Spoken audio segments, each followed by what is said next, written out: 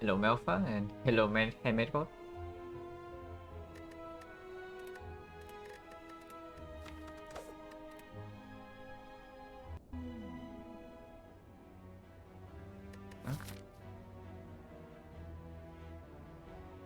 Oh, slime boss.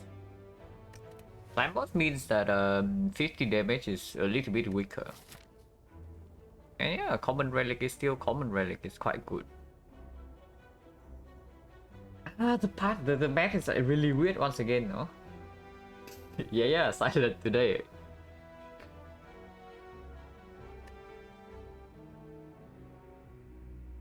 Yeah, the map is like really weird. Either I am forced into a 4-6 elite, or there's only one elite in the app. And if I want to take 3, I have to go to 4-8 burning elite. So it's probably a 4-6 elite into only 2 elite path. Now a low value path like this actually suggests that maybe I wanted the rare card instead. But rare card before an upgrade also doesn't really help me take a 4-6 elite.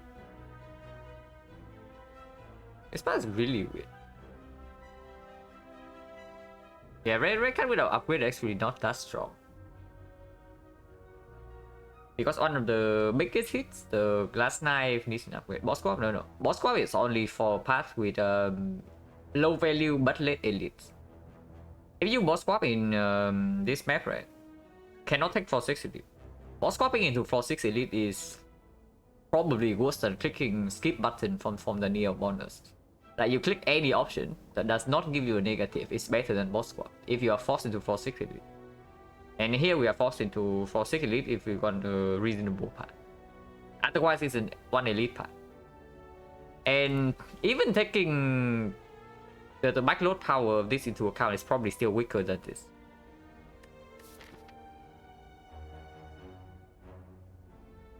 Boss squad will only happen when the map layout allows for it. I will say it again. Hello Miracle. So basically, if the map layout doesn't allow for the boss squad, I will never click the boss squad. Like playing the 52 runs, like, basically tell me that. Because the number of times I die on, I die in the very first elite, like 4-6, 4-7, because it's a knock with bad draw order is way too much. It happens way too often, and no matter how you try to play around it, simply cannot, because your deck starts with 10 base cards, and drawing 5 on turn 1 simply doesn't help you get around this. But yeah, choose a rare card. Now, rare card does get slightly better into a slime boss act, because even if you completely brick, even 1,000 cards, it's pickable.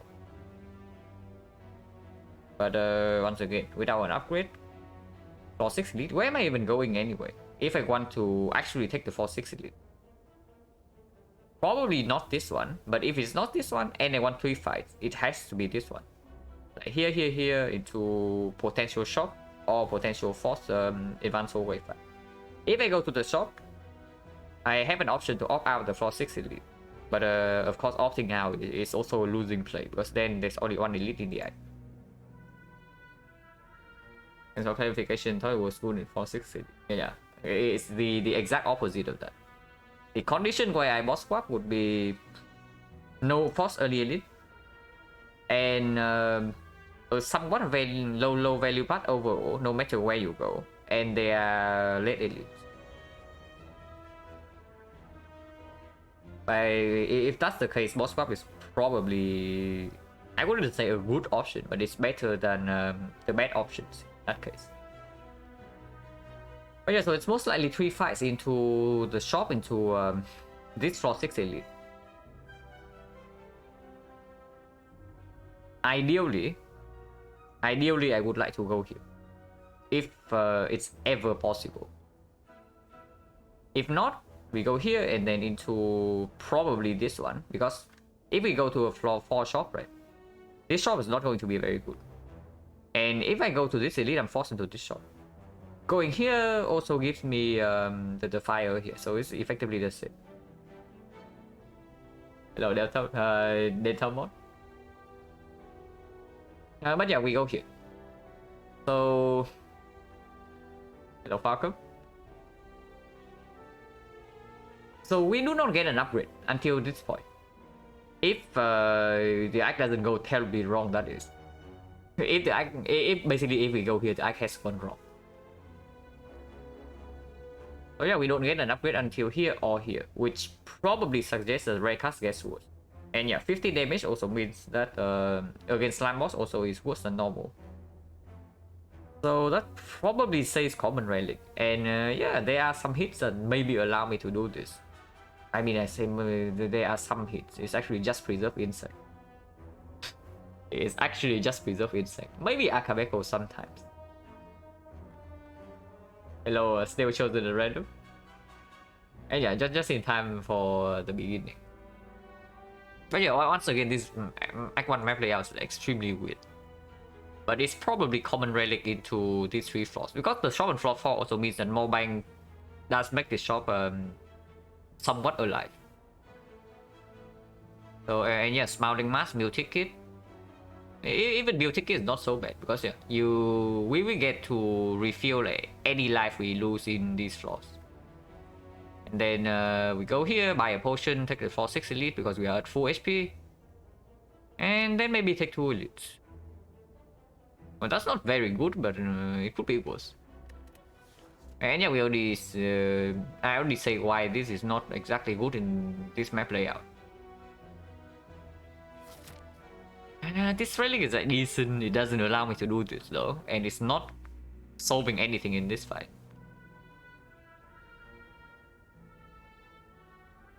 We still have to go here because I want this. I want this. I want to go to this floor. And if so, starting here is absolutely. I mean, I guess if we get something like Meal Ticket, this is also reasonable because any life loss here gets refilled here, and this can give gold.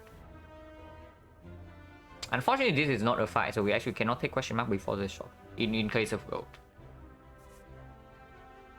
But yeah, we go this way, then only 2 fights before floor 6 elite without an upgrade, and this relic does not really help. Yeah, we have a hard relic now. We also have a Hexaghost relic or the Guardian relic. Unfortunately, this is not Hexaghost nor Guardian.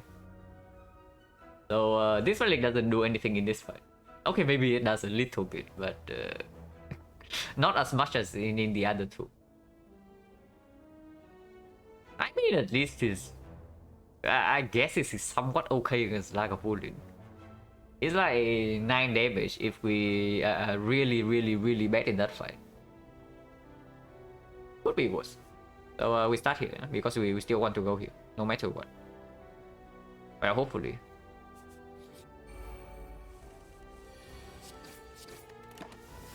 Okay, this can actually make up for the 6 missing damage on turn 1.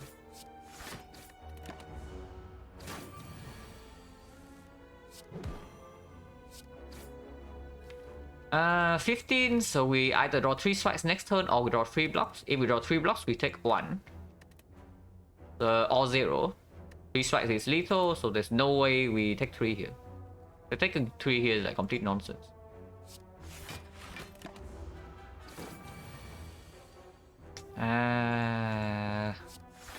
So we got the worst possible draw. 2 strike, 3 defense. But yeah, even the worst possible draw, we still only take 1 damage. It was never correct. Yeah, 11 go, no potion. Like, why am I not surprised? Always low roll go in the first floor and always no potion. Into the early shot, that is. So Dagger Spray is probably the best cut into the slime boss. But it doesn't get an upgrade until here. We just fought the cultist. So the chance that the Dagger Spray plays in one of these fights is slightly higher than usual. It is very bad against the Lagavulin. Yeah, it is very bad against the Lagavulin. It's good against the sentries, it's decent against the North. The Sticky Strike is not exactly very good either. This card is actually quite bad into the slime boss because any combo card gets worse in the slime boss fight just because of the slimes. And against the Nob, it's probably just straight up worse than this thing. Unless you line up the draw with the Survivor, or maybe you see a deck throw after this. Against the Sentry, it's straight up worse. Against the Lagavulin, it's slightly better. But this card alone doesn't kill the Lagavulin, so we still need more. Which probably means I should pick Dagger Spray here. Always get baited by Sticky, pick up this card, yeah. Honestly, this is not a terrible attack. This card is probably always picked over nothing in this spot, but this is not nothing. Into Slime Boss is definitely not nothing. We only have at most one upgrade though. I mean, if we end up dodging the floor 6 elite, then I guess Dagger Spray is just a better pick. Because yeah, if we avoid this, then we have an extra upgrade. And if we only take one elite in the act, then we better pick up some cards that are good upgrades. Because that's all we are going to get in this act. Have to be Dagger Spray because Slime Boss? Yeah, it probably is, but it's more than just a Slime Boss. It's also for the fact that if we are avoiding for 6 elite, we are forced into a fire. So we pick the card that is the better upgrade.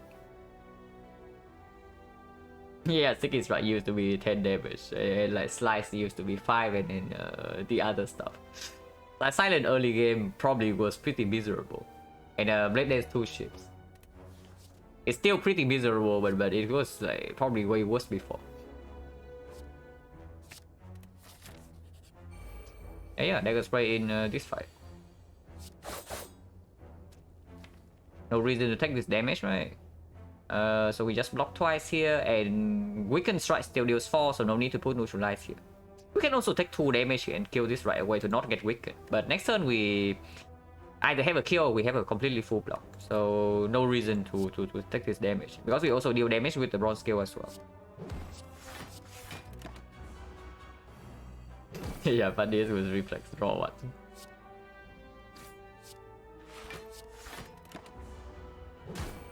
Can never attack this turn and we kill into.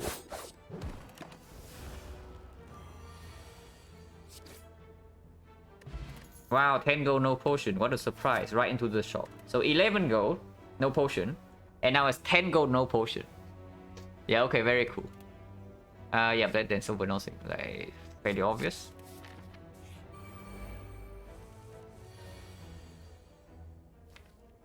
Now, we do have bronze scale, so even if we triple block here, we can still deal damage. The only problem is that bronze scale deals 3, and this thing deals 8. So it doesn't kill this. Which means that if both of them attack next turn, happens like 56% of the time, we get wrecked. So instead we probably should just take 2 here and move on. Which one do we attack? Now it's probably this one, because attacking this one means a neutralize plus defense still takes 0 from this. Otherwise, neutralize plus defense takes 1 from this if we decide to go for this one first. Even though this one rough strength, so usually is the higher priority target. It doesn't matter in this case. Because we always kill before the buff strength becomes ever a problem.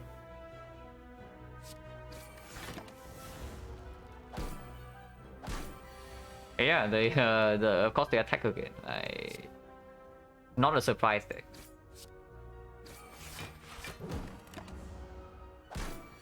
It would have taken 2. Yeah, we would also have taken 2 on turn 2 though. When we draw like that. Double defense and... No, we would have taken 3. Yeah, we would have taken 3. Because this was 8, it was 7. Weakness goes down to like 13 and we block for 10. So even in the best possible draw, we still would have taken 1 more damage if we did not do only 2 defense on turn 1. So that was fine. Oh my god, are you serious? Yeah, you also see what's happening, right? We take 3 fights before the shop, and what did we get? 11 gold. 10 gold. 10 gold. The gold range is from 10 to 20, by the way, if you are wondering. So we are rolling like almost the lowest possible gold after 3 fights. Yeah, after 3 fights, we actually have enough gold for the average of 2 fights. So effectively, we take like 1 empty floor, gold-wise. Oh, that's pretty cool. For reference, we can have up to 159 gold here. Now we have 130. Yeah, not just fumes if we are avoiding elite.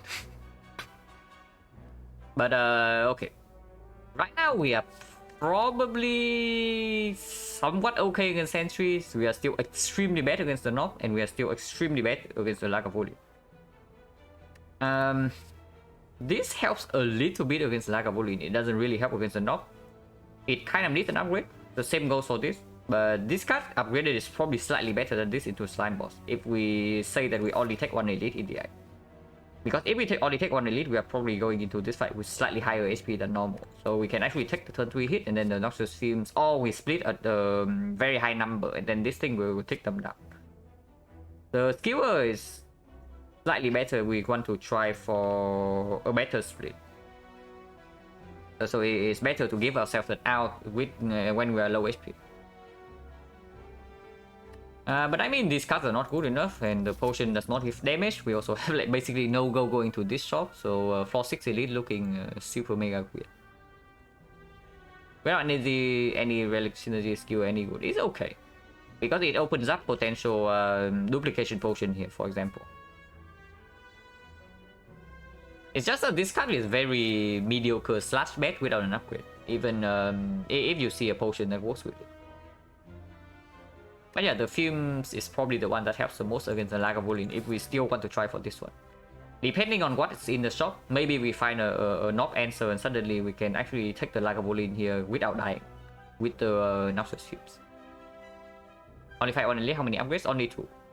Like it's here into here. So, but it's still, this is still pickable.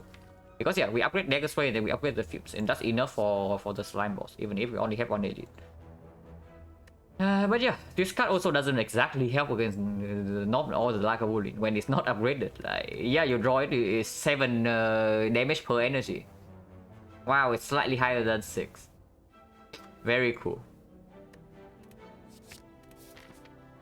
But yeah, we if we run here, it's probably suicide. So we still have to go to the shop, even if we might not end up taking this. Goodbye, Frozen Eye, and there is no damage potion here. So we do not get a damage potion.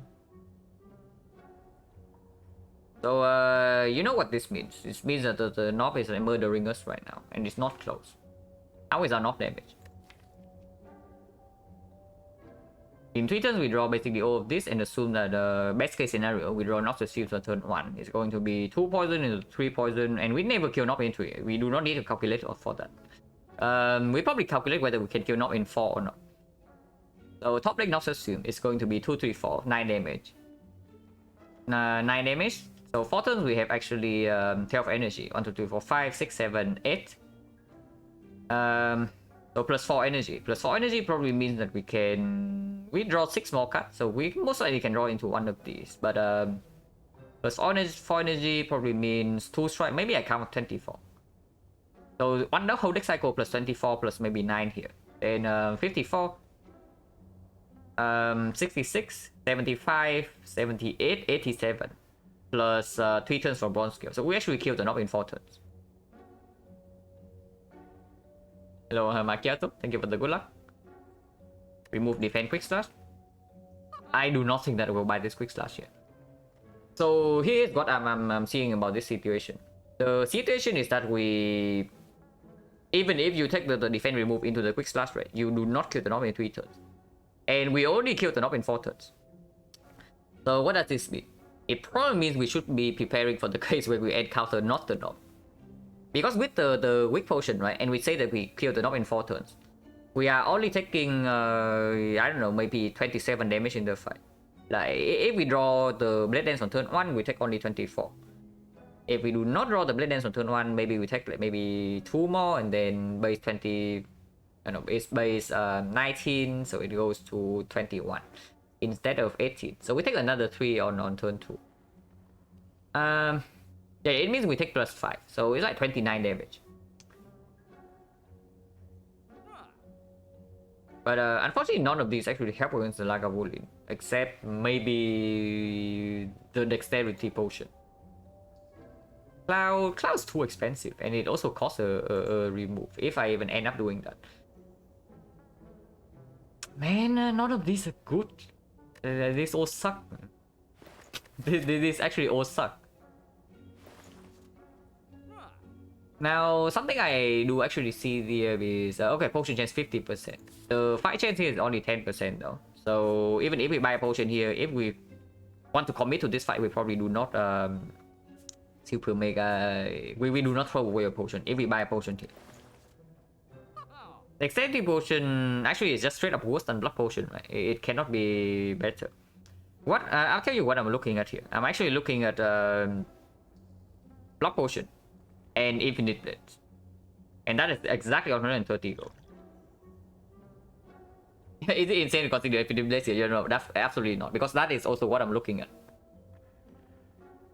Am I winning? I don't know. But it is slime boss. The pathing is extremely weird. Like either I take for 6 elite or there's only 1 elite in the act. And the first 3 fights I got like 11, 10, 10 gold, and only 1 potion, no damage. So the deck kind of sucks. So I don't know whether I'm winning or not. Not exactly a very good start.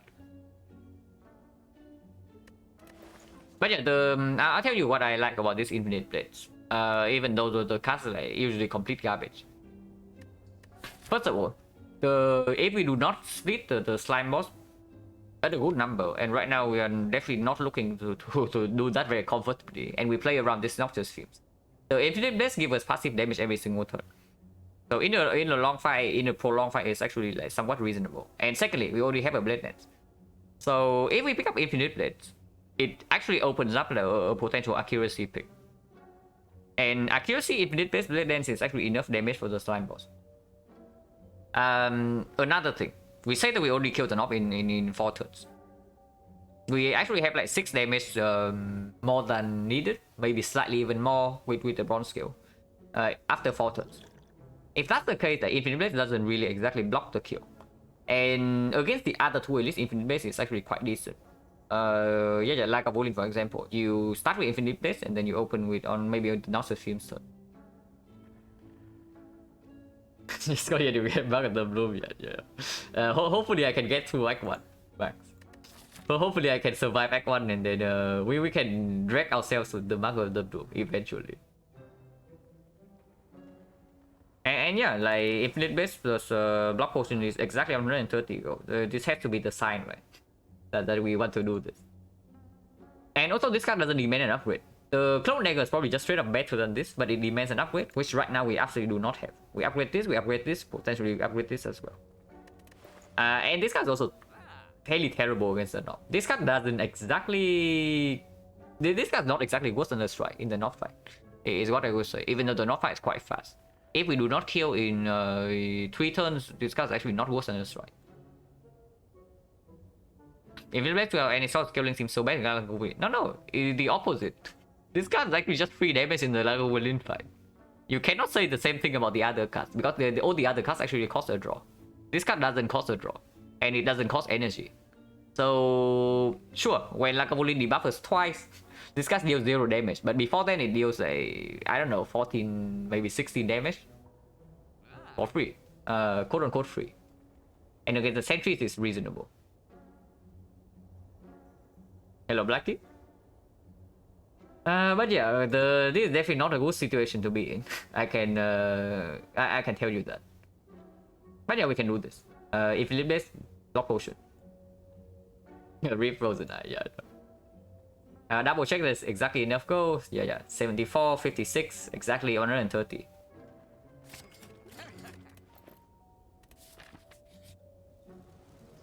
Wow, lose 0 gold.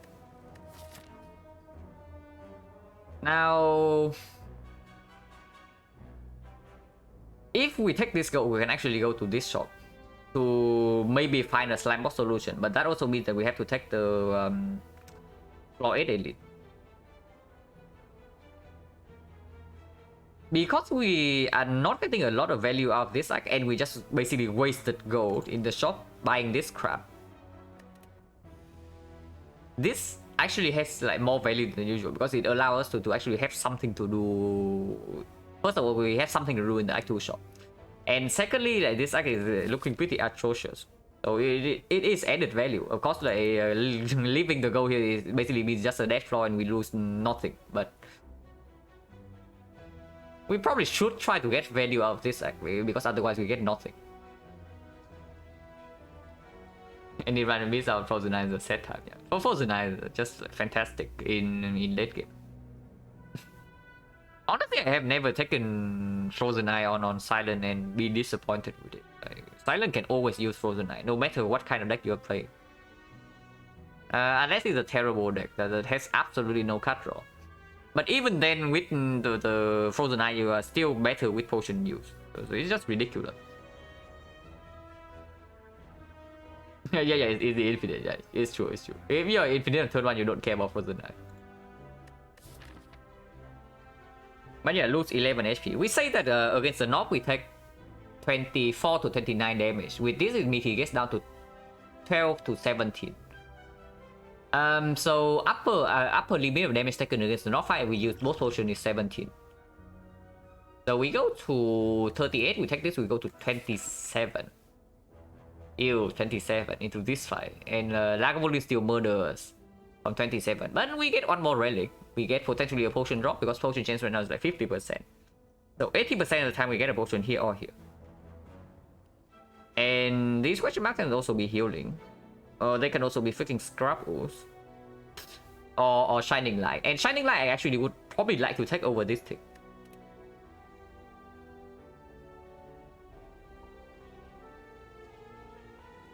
So Zero go to the 5 to the right. So you want to take one elite and also lose the gold here. That is probably the worst possible line. Either we lose the gold and then run into this elite, or we take the gold and go here. The choice of like losing the gold and then going here is just delaying your death. Hello, Timoran.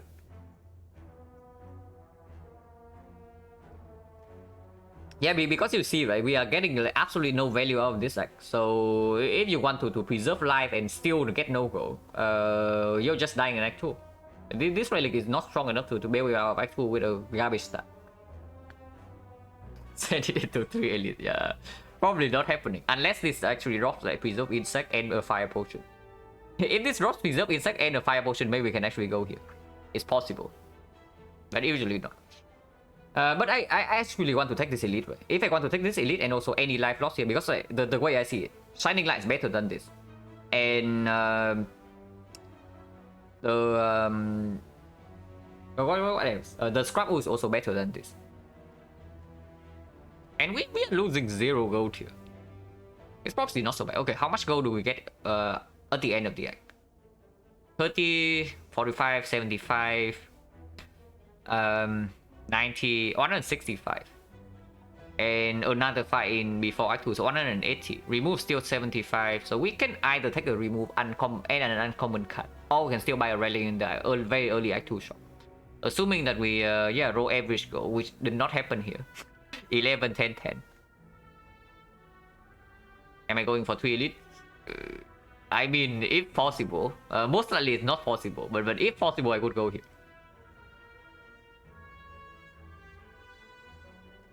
3 minutes in the run, you in Act 4, yeah. We can be in Act, we can be on floor 0 like fairly soon. Yeah. We will lose the gold here, just simply because the fire is not between here and here, and 27 HP into advanced hallway into a second elite is actually not good. Because we need to spend life against both the Lagavulin and the Knob. Even with 2 potions. So we lose the gold here and we run into floor 6 elite. Hello, Byron? Yeah, we lose 0 gold. No, my gold. Yeah, 87 HP now. We say that we are taking 2 hits. We already know how much damage we are taking in this fight. Unfortunately, we don't draw Blade Dance on turn 1, nor the Fumes, but we draw Infinite Blades. So this is dealing 12 damage here. So it's just straight up better than the strike, so we play it.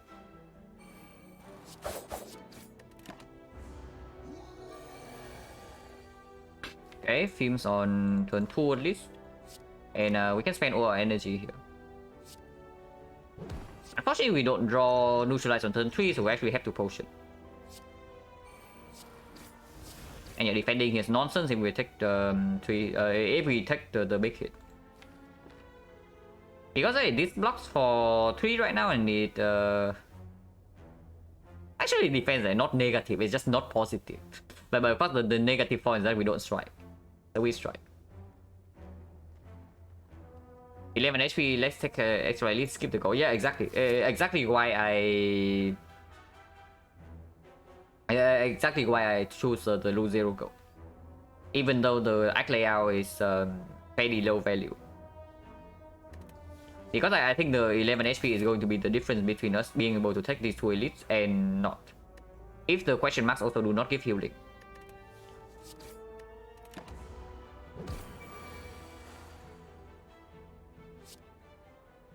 I mean, they say that we kill the knob in 4 turns, but is that even true? Looking at this draw, I don't even know if that's true or not, because we float energy on turn 1. We did not float energy on turn 1, but we float mega float energy on turn 3. We did not top deck the fumes, and we floated like 2 attacks. And yeah, like we actually don't have enough damage, right? If we don't draw into attacks next turn. But regardless, right, Survivor is not negative, even if we do not kill next turn.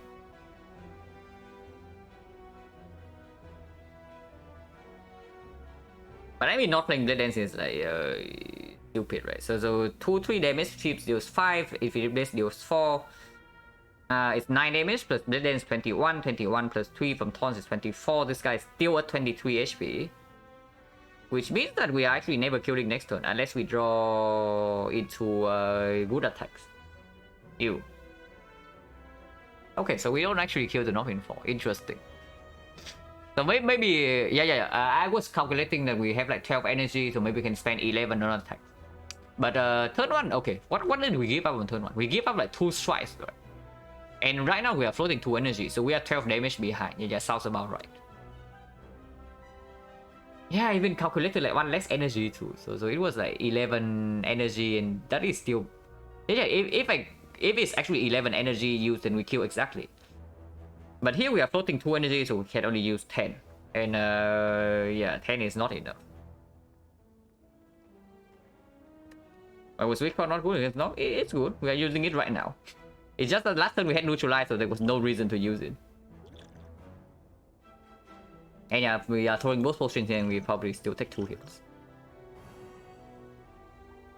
This allows for maybe for a kill next turn. If I don't play this, I might not even kill in... So, okay. How much damage do I take extra if I play the Blade Dance? This guy's base is like 16 right now. He goes to 19 regardless because I am playing Survivor. So base 19 is 21. If he goes to base 22, it's 24.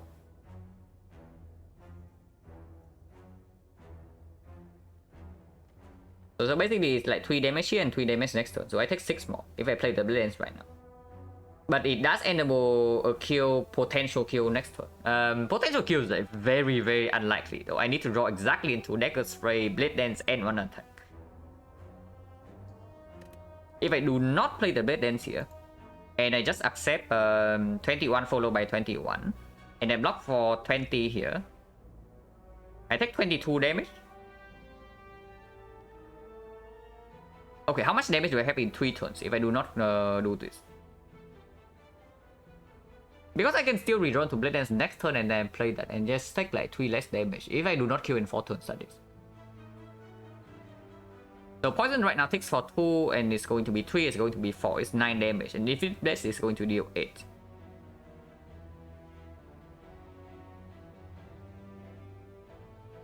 Infinite Blast dealing... Wait, is it 8? No, next turn Infinite Blast deals 4, the turn after is another make it Infinite deals 4 again, and the turn after that is the turn where we kill. So Infinite Blast is actually going to deal 12. And poison takes like 2, 3... No, it's like 2, 3, 4. This is already the big hit. So Infinite Blade deals 8. Infinite deals 8 and poison deals 9. So it's 17. 17 plus 6 from taunts is 23. This guy is at 24 HP right now, and that is without playing the Blade Dance. But that's talking for in like killing like in 3 turns. So we can actually always do that. Which probably means I don't even play the Blade Dance here. Yeah, I do not even play the Blade Dance here, accept the 21 damage and move on. Hopefully I don't draw into Blade Dance next turn, because that would be super awkward.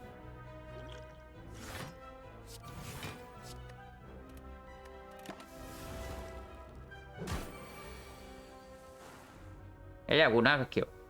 We would be 3 damage off. If I play the Blade Dance last turn. So another question, like how many strikes do we have to play here? Misses while we not Blade Dancing? Because even if we play Blade Dance, we would need 23 damage in our hand, ignoring the ship. So the chance is extremely unlikely. So we change our plan and try to kill next turn instead of this turn. So playing the Blade Dance only means that I take 3 more damage last turn and 3 more damage this turn. So it's like +6.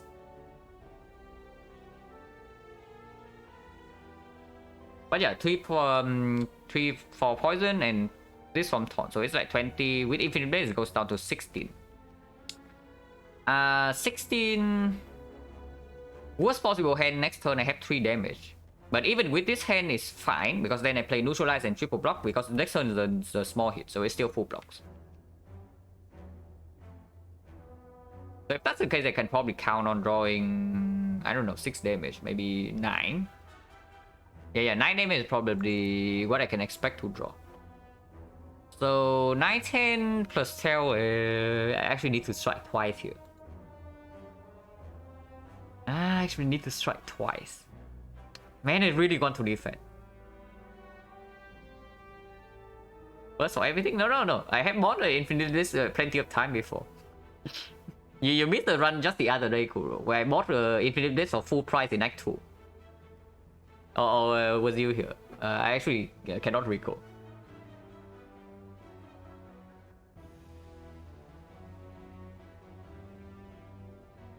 But yeah. We actually have to strike twice here. Okay, how bad can it be? If I play double defense here. Okay, double defense probably too greedy. Because double defense means that I actually need 20 damage next turn, which never happens. Yeah, 3, 4, no, 16 damage, but 16 is too much. 16 is too much. 10 is probably a lot more reasonable, because it's like 2 strikes or 1 single Blade Dance. So if I defend once here, he goes to 6 strength, so the next turn is 14 base damage without vulnerable. It means that if I play triple block in that case, because I failed to draw a kill, then it's going to be 23 and then block for 18. So I take another 5. But in exchange, I save. If I play defense right now, he goes to base 14. No, it's not base 14, it's base 22. Yeah, base 22, so weakness vulnerable is goes to 24. So I save 2 HP. And next turn I might lose 5, but fairly unlikely. And then if I draw the neutralize, also full block. So I have to miss both the neutralize and 2 attacks. Yeah, I can play defense once here. We bought Infinite Blade. Yeah, we bought Infinite Blade for full price. And honestly, the very next floor being World of Whoop, right? Buying Infinite Blade was actually correct, because like, if not, we are going to be very sad right now with without an Infinite Blade in the deck and also with no gold. Because even without the... Actually no, without an Infinite Blade, I probably could actually take the gold and then go left. Yeah, because the whole reason I bought the Infinite Blade is that I want to commit to the 460. Oh, yeah, we can defend once.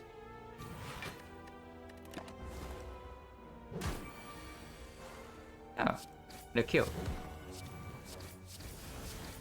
So we lost yeah, if you did that instantly validated. Not that this thing is no damage, no potion, are you kidding me? Yeah, no cut, no potion, man. And another elite coming up. We are still complete garbage. Yeah, Kunai is the win. But honestly, Kunai does make this cut slightly better, and it does make this cut slightly better. Like, absolutely. And in the second fight, dexterity can play. Whatever this is. But yeah, potion chance right now is 60%. And I would say that we are also not spectacular in advanced whole wave 5. So I don't even know. I don't even know where we go from here. Hopefully this is a freaking healing event. These are not pickable. But how much HP did we lose in the fight? We took 1 damage in the first turn, and we took 90 damage in the second turn, right? So we took 20 damage and 2 potion use. Yeah, minus 20 and then 2 potion use, and we did not really get stronger. So that is problematic. Una and Catalyst, just avoid the edit. Yeah, I would also do that if we can avoid this guy. If we can avoid this guy, that would be great. Unfortunately, this guy is unavoidable. Started fight at 44? No, not really, right? We started at we started at 40. We started at 49, right? No. What did we start with? Like, we did not lose gold here. Okay, the first turn the knock attacks for... Wait, no, we lost more than that. The first turn the knock attacks for 6. We took the full 6. Okay, so we lost 26 in the fight. Yeah, we took 26 in the fight, not 20. And 26 and 2 potion use. Holy fuck, that was bad. Yeah, it was 55. Turn 1 we took 6, and 2 we took 1, and we turn 3 we take 19. But that's A20H, Ascension 20 plus the heart. Yeah, H is the heart. And yeah, of course, like at least not pickable here. I'm just thinking like where we are going. Because without any potion, right? Potion chance right now 60%. So if we absolutely need a potion before this fight, we should take 2 advanced always. But these 2 advanced always can also straight up kill us. So I don't even know. Okay, fight chance here 20%, 30%. So the chance that one of these is a fight would be 44%. Yeah, 80, 70 is 56. So 44% one of these could be a fight.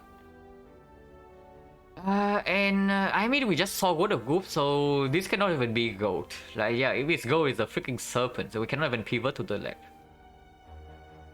Yikes. Yeah, this fight not dropping a potion and then not dropping any damage is really awful. But I mean, of course, it's unpickable, so we skip this garbage. And it's probably is still question mark first. It probably is still question mark first, because right now I don't think we actually have a good matchup with any of the more difficult advanced hallways. We just lose 20 HP. So if I have to lose 20 HP, I would rather lose it here. And if I lose 20 HP here, I know to actually avoid this elite. Oh my god, then the path to guarantee my survival is actually to 2 shops. Oh god, this is going to be terrible. Now to get Phoenix Transform, we pick that on floor 2. So this is going to be awful, yeah, unless it is healing. Woo! Healing. Healing is here, medic. We got a medic, guys. So, okay, we at least on the table. We can use our life now. Film's banned in slime boss? No, not exactly. Film's actually a very good card in the slime boss. Especially if you cannot have a very good split against the slime. Yeah, Films is very good against the slime. And yeah, we are committing to this elite now. This is still out of the question, by the way, so don't even try to suggest it. This is not happening. Okay, this fight is also very tame, so hopefully we don't lose a lot of HP here. Double defense obvious, but the third card is actually not so obvious. We can take 2 here, deploy the Fumes, and hopefully take no more than that, or we can read and take triple defense. Now this is a play on site, and we deal 3 damage passively right away. So we have like 11 AoE, this is down to 14, this is down to 16. With the Blade Dance plus 1, we can kill one of them, and the other one, we have 1 dexterity afterwards.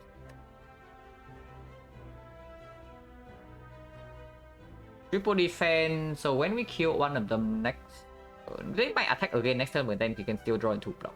And if they both attack next turn, even if we deploy the Fumes, nothing happens, right? This is not a threshold.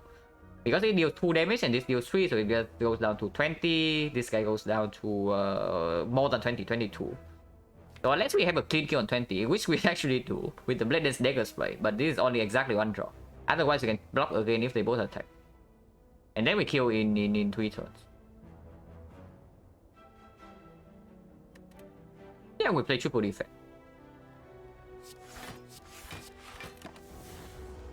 And when the base pick up, I bought it in the shop for full price.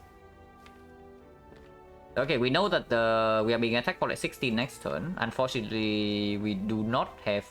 we can block for 12 though, so we take 4 damage. We cannot kill next turn, or can we? Because we have 8 damage here plus 6, so it's 14 on one of them, which means 2 ships here, and then we can put everything else on here.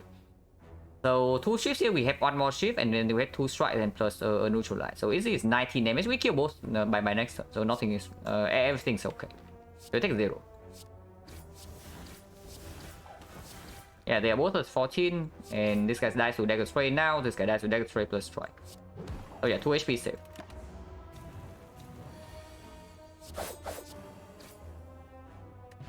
Ah, no potion. 70% now, man. Propulsion change 70%. Backstab we pick. Backstab is already a very good cut, and backstab is now with the kunai even better. Of course, backflip with kunai is cool and all, but not exactly the cut you want to have in your deck in the slime boss fight. I mean, maybe it's okay when if we want to sit out with the infinite blitz and the noxious fumes. But against the elite, backstab is still also better. Like if it's Lagavulin, we can sit out wait for our powers. And then maybe kunai can save some HP. And this guy's still positive in the deck. So we can just not open on turn 1. Again, the sentry is straight up just better. So yeah, we take the elite because we are healthy. Hopefully we're still healthy after the question mark. Yikes. Infinite Blades will also add this in the deck. I bought Infinite Blades for full price in the floor 4 shop.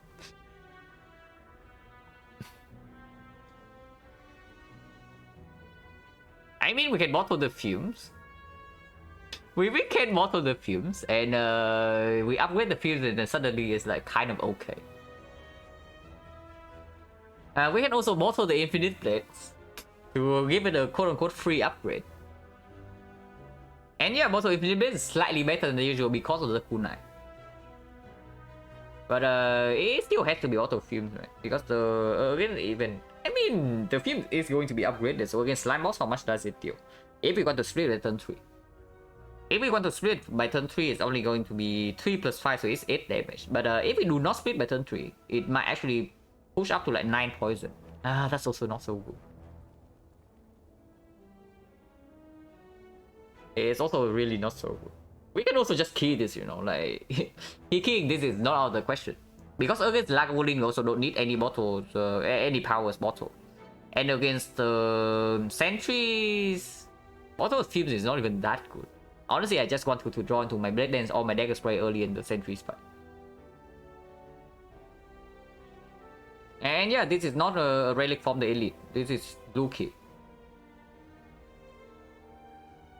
We can probably key this. I don't mind too much.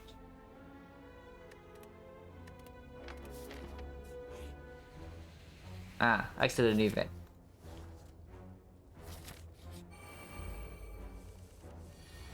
And yeah, kunai prop. 23 damage. So 17 or 16. And 16 is kind of a threshold. It does enable Dagger Spray plus 2 ships. Now 18 is... Wait. No, that's 16. But yeah, 23 here, so is this 16 here or 17? 17 is Dagger Spray, Strike Neutralize, but 16 is Dagger Spray plus 2 shift.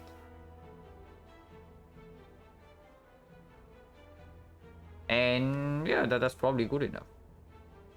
And it's 1 damage difference is not going to matter that much after the powers are down and we have like kunai props anyway. So I need to make sure that this guy dies next turn, basically. Hello, Kaskas. Thank you very much for the good luck. And yes, Dragon, this is the first run.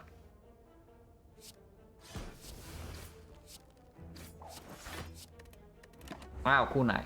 Save 1 HP. Amazing railing. Game winning.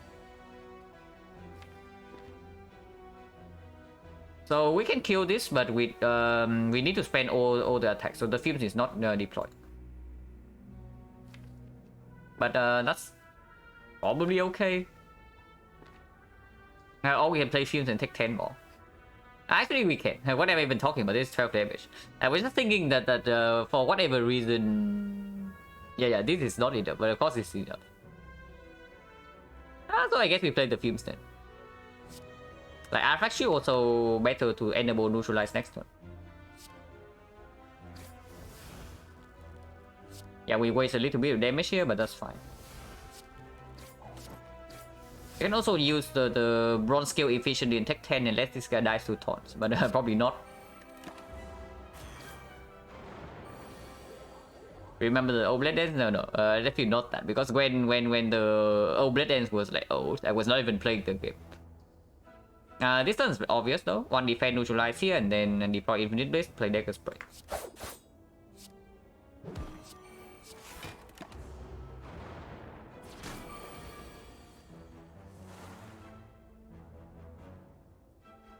We full block this, hopefully we can kill this next turn.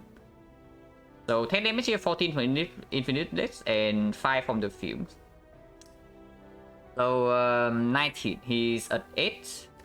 8 means that one dagger spray will kill, blade dance will kill, any 2 strikes will kill. So probably can target this guy.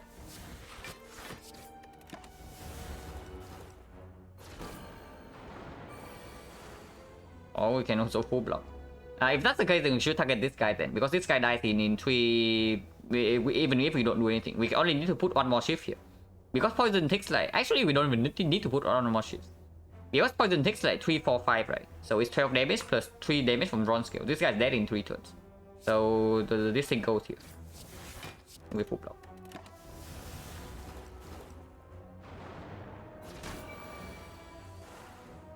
Yeah, we have full block again. This guy's dead next turn. This guy's dead in a few turns. By a few turns, I mean now.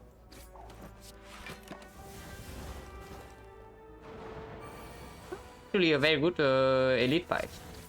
Now, Lagavulin would probably hurt a little bit more than this, but Anchor is like okay. Man, could have more power with Anchor. Yeah, Blur with the kunai. GG. This is like mega GG, guys. I don't know. Is Flying Knee good enough? It's definitely not prepared here because we have too many things to upgrade already. We need the Fumes upgrade. We need the Blade Dance upgrade with the kunai now. Outblock Laga? I don't know about outblocking Laga because you saw how slowly we actually gained dexterity in the Centuries fight, right? We got 2 dexterity in the first 2 turns and then we stopped. So with only 2 decks, we are absolutely not outblocking Lagavulin. Yeah, that's also Blur Anchor, it's true. It does play a little bit, but not against this fight. Yeah, we need this upgraded, we need this upgraded, we probably also need this upgraded. We only have 2 upgrades. So the Fumes probably go first, and then maybe it's the dagger spray. I think Flying Knee is probably not so bad.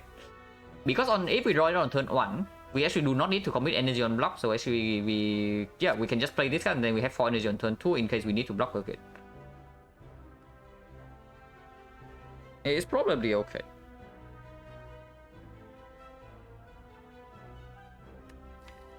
Man, it's sad. Honestly, I would rather just pick up like more Blade Dances with the kunai, like, of course, but I don't know, are we that scared of slime balls? We probably should be. Honestly, we probably should be, and I don't even know if we can upgrade twice or not. Because right now we are not exactly splitting the slime balls.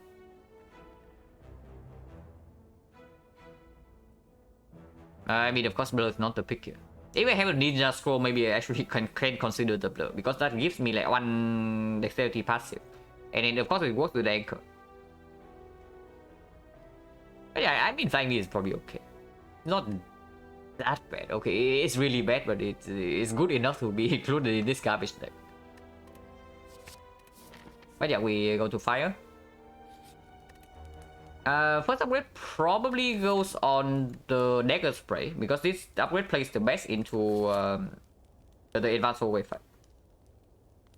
Especially with the turn on anchor, any fight that only has 1 single target, we most likely are doing somewhat okay against, unless it's the big slime that doesn't attack on turn 1. But any blue slaver, we are fine. Any red slaver alone, we are probably also fine because we also have the backstab. So the fight that we are scared of would be the fights that deal Yeah, the AoE fights that deal way too much damage for on turn 1 for the anchor. Like for example, Jawworm +1, the Thief +1, the Slaver +1, the Gremlin Gang, and in all those fights, the Dagger Spray upgrade is going to play. And yeah, this upgrade is also good against Slime Boss, like for sure. Wow, potions. Oh my god, are we just kidding, man? Ah, at least he attacks. At least he attacks on turn 1. Otherwise, this could be pretty sad. But we just take 2 here, yeah? It's backstab 2 attacks and defense. Potion chance right now is... Okay, this fight drop a potion. So it's like 7 wait. 1, 2, 3, 4, 5, 6 fights. After 6 fights, we got 2 potions, right? So it's 60% here. Yeah, it's still 60%. Which means that we can actually use a potion. But this potion is guaranteed to give us damage. And whatever potion this fight drops might not give us damage. And right now we're only losing 2 HP, so probably never potioning here. Goes for 2. No. I'm talking about the upgrade potion. If I even use it. Because upgrade potion saves the HP right now and also gives me some damage. But upgrade potion has to be better than in the slime boss fight, right? It's just straight up better in the slime boss fight. Hopefully we don't have to use this in the slime boss fight. But if we have to, we have to. But yeah, do we deal too much damage here? It's like, not really, right? It's 29 damage, plus the taunt is 32, so it doesn't split.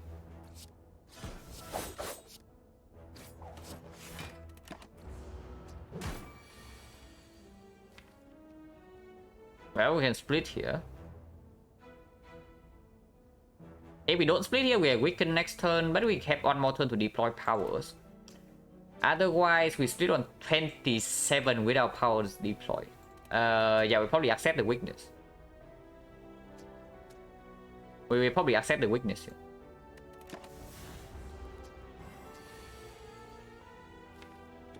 Could be worse. This does not actually split. So we can take 3 damage here to have a better split. Or we can just flying knee split right now on 31, but we have powers deployed. I mean, this is clear. This is always played. And these 2 are always played, no matter what. So yeah, we either split on 31 or we defend. If we defend right now, we are forced to split next turn. Because this guy is going to be torn. So he goes to 34, that's already the split. It's 33. 34 is 32 here, 32 plus another shift is 29. And 29 plus this is at least, it's like 25. But most we can be attacked for like 24 after the 2 slimes split. Currently, we have 0 slimes in the deck. If we defend here, we are going to have some. And we have 4 energy next turn if we split right now. So we can actually block.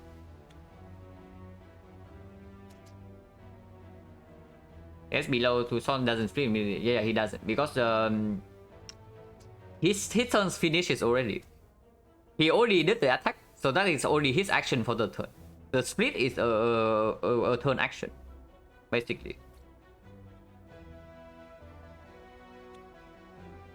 Or maybe that's wrong, but I think that's how it works. But regardless, I think we play Flying Knee here, just because we have 4 energy into next turn. So we can block in, or maybe we can kill 1. Actually, we can never kill 1, but we can probably block. Because we have 0 slimes in the deck, and Dagger Stray Plus is still here. And yeah, they can also just attack with only 1 guy, and then we are fine.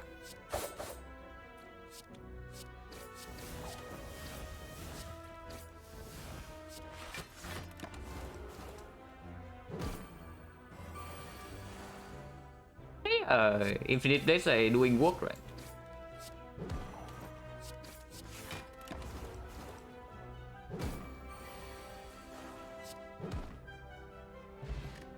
Okay, we got back the potion, we just toss away for these 2, so of course we don't pick this up.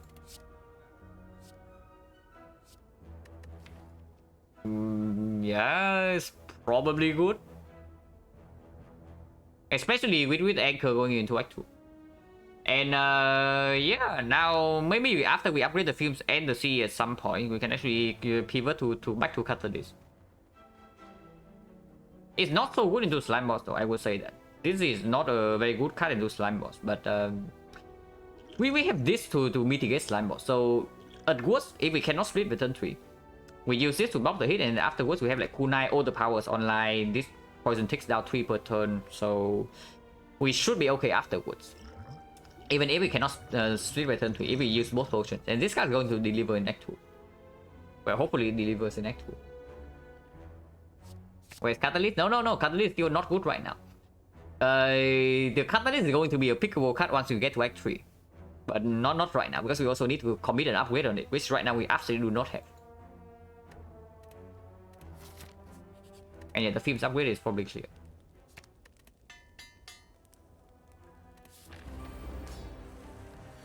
Yeah, who needs to bottle this, right? We just get it anyway. Now, this doesn't line up though. So even if we upgrade the neutralize here, we cannot get it for the turn 3. So turn 3, if we do not split, we most likely have to use this. At least we'll get one Kunai proc right away. Okay, just bottom deck the Fumes.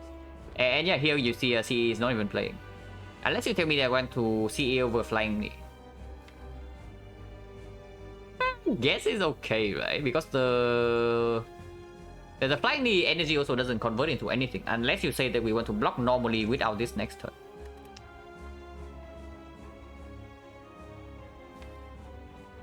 Let's say we use the upgrade potion and we draw 2 blocks. We are going to have 2 dexterity, so with this it's actually going to be 5. This blocks for 10, this blocks for 13, we take 15 damage to our face. But then we preserve this potion. Maybe possible. Wait, no, Catalyst is still a garbage card here, like, do not be tricked. Catalyst right now is still worse than the Deadly Poison Binders, like, do not be tricked into thinking Catalyst is a good card at the moment. Extra decks relevant from second Kunai proc. You mean using upgrade port here? Never. We will never use upgrade port here for 2 Kunai procs. Yeah, we do not do that.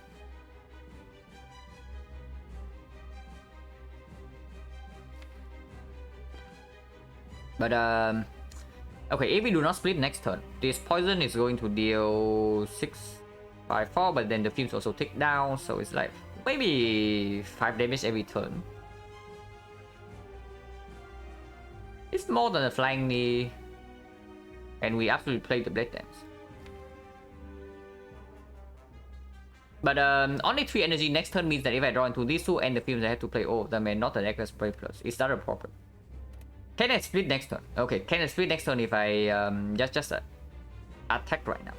Because Flying Knee is going to deal more damage than C. C is like 11 damage over 2 turns, but this gives me 1 more energy, which is easily more than 3 damage.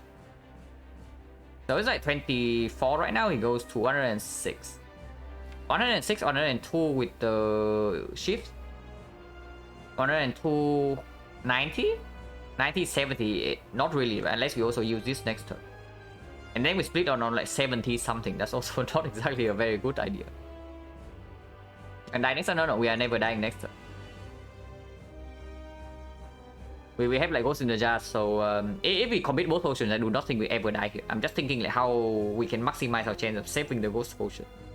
Because the Ghost Potion is like so freaking good. Yeah, we want to preserve the pot, absolutely. So right now I'm thinking like, what is the best line that preserves the potion. But Flying Knee splitting next turn is also complete nonsense. If we split on 70, right, even with the Fuse Plus online, we probably still have to use this at some point. Because 70 split, yeah, eventually we just face at 36, and we also have 5 slimes in our deck.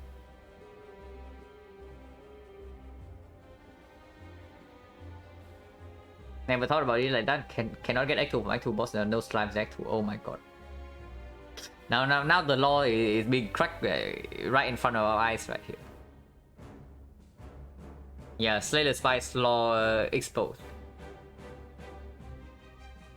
But yeah, we probably don't split next turn, which means CE Blade Dance Shift. And yeah, dexterity is relevant because we might upgrade these 2 next turn to block it if we draw both of them.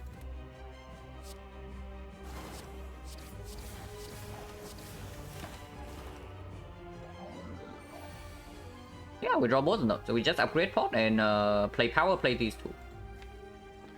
Also upgrades the strikes. Oh, are you telling me that we don't even upgrade to save 6? But evening in Thursday? Do we split next turn? Ideally I want to split next turn, it's true. Because I do not want to have 5 more garbage slimes in my deck. So right now, as of now, the damage I have next turn is only 28. Poison is going to go to 7. So he takes 3 damage from taunts. Right now we deal 4 plus 3 plus 5, so it's 12 damage. It goes to 96. 96, 7 poison next turn. So it's got 89, 89, 24. It's a 65. If I use the potion next turn, it's going to be 59, but I also lose 6 HP. Missing boss squad, yeah, not really. I mean, I could click boss squad when it's reasonable, but I am honestly not looking forward to the runs where I'm forced into boss squad. Because if I am forced into boss squad, it probably means that both the map and the Neo options are complete garbage. And that is like not a very good spot to be in right at the start of the run. But upgrading this run is also not so bad. And it also gives me 2 damage immediately. So honestly, I'm only losing 4 damage after split, but also save 6 immediately. That has to be good.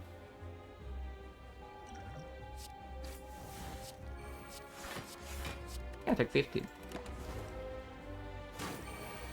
And include pyramid and P-box has to be better. I mean, it's like plus 4%. Without pyramid and P-box, it's like plus 4%. And I also know that I play fairly sloppy. I would say though, like optimal boss swap play probably can get to 75 or maybe even higher. But I'm not exactly super interested in like mega min-maxing the boss swap. I will click the boss swap when I have to. But fortunately we have been getting pickable Neo options, so we don't have to yet. But yeah, drawing into 4 attacks right now. The deck is full of slimes and full of defense, which probably means that I should just split. Which probably means that I should just split. Because otherwise the split is not going to be like, exactly good either, and I get 5 more slimes in my deck. So this right now and do not accept the slime. It's 28 here. So it's split at 59, right? And yeah, 28, 35, 59 split. And we get another deck.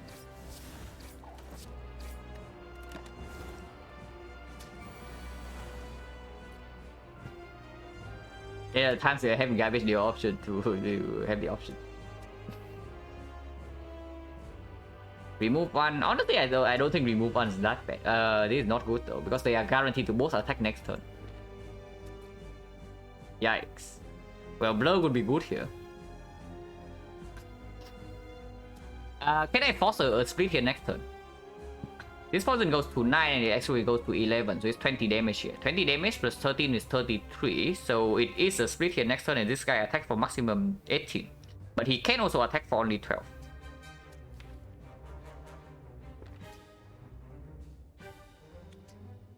And yeah, we are weakened here no matter what, so better prevent the guarantee 18 damage. Because this guy can also just attack for 12. And we can actually block next turn. We do not need to commit any energy on attack in order to split this next turn.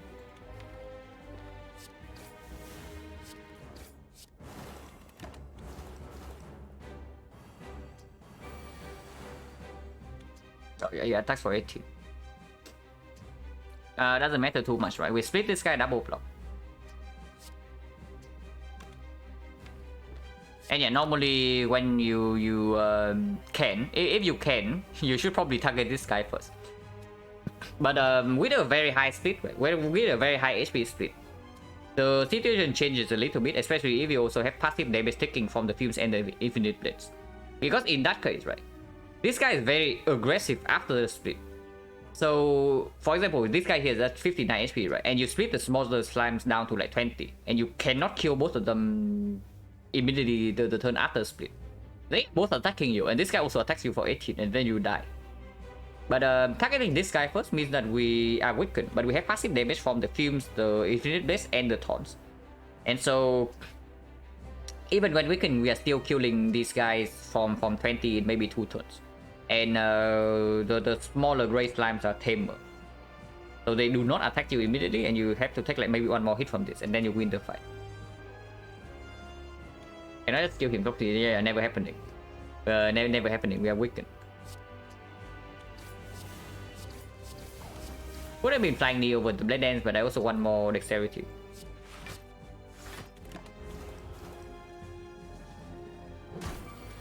And yeah, they are very tame, like exactly this. They do not attack. Next turn they both attack though.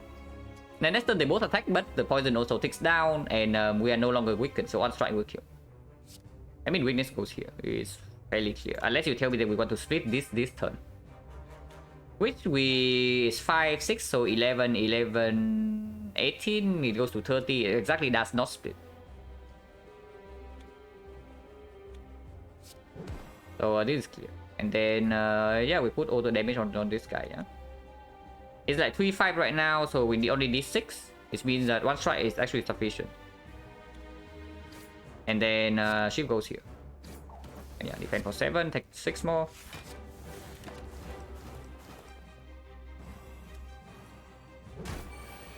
Okay, attacks again. But we can kill this guy and then split this guy. We can also just not split him. Wait, he split already. He's at 27. So, yeah, the turn is clear then. By the turn is clear, I mean that we double attack here and then defend against this guy because he dies through taunts and we take 0 damage.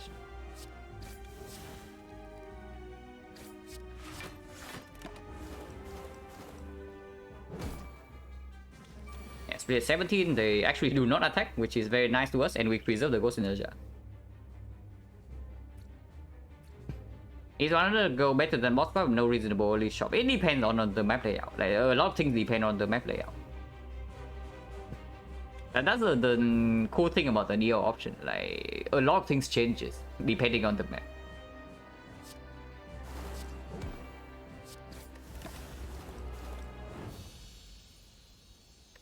And no potion. Bullet time with this deck not exactly good. The deck is not that good for Snecko, but the anchor does swing a little bit for the Snecko. And if that's the case, the bullet time gets slightly better. But die effectiveness goes down a little bit with Dagger Spray Plus and the cost explosion in the deck already, but it's an attack that exhaust. Doppelganger probably complete crap. Yeah, die is mediocre with spray and the cost for sure. But it's probably still better than skip. I'm just thinking whether it's actually better than bullet time. Going to be 10 cut P-box if you get P-box. Yeah, but P-box also... you also see the problem with P-box, right? It immediately kills this relic. The P-box basically kills this relic on the spot. Until we pick up like actual block cuts like backflip or maybe deflect. Because if you P-box or 10, you probably get like 2 block cuts. Speculative bullet time without any card draw in our deck currently, honestly, I don't like the idea a lot. And then because like, okay, usually, right, speculative bullet time somewhat can work because on turn 1, if you draw 7 cards, so even if you do not have anything that works with the bullet time, if you draw the bullet time on turn 1, you still get value. But in our case, we have a freaking backstab. So turn 1, we only draw 6 cards. And we don't even need block with the anchor. So, yeah, any block drawn together with the bullet time also wasted. So I do not see that bullet time is ever the pick here. The only reason you pick the bullet time here ever is that you already played the seed and you know what boss relic is coming. And then the boss relic is good for the bullet time. Okay, how many boss relics would make the bullet time good? Pyramid. Yeah, for sure. Pyramid means the bullet time is very good. Snecko Eye. Pyramid, suddenly bullet time is very good. But that's just it, right? There's only Pyramid or P-box, or the Snecko Eye. Everything else, not exactly. Okay, Wrist Blade. Are we picking up Wrist Blade or not? Because we do have a backstab, we do have an anchor on turn 1, and we do have Infinite Blade and Blade Dance. P-box doesn't have bullet time, not exactly.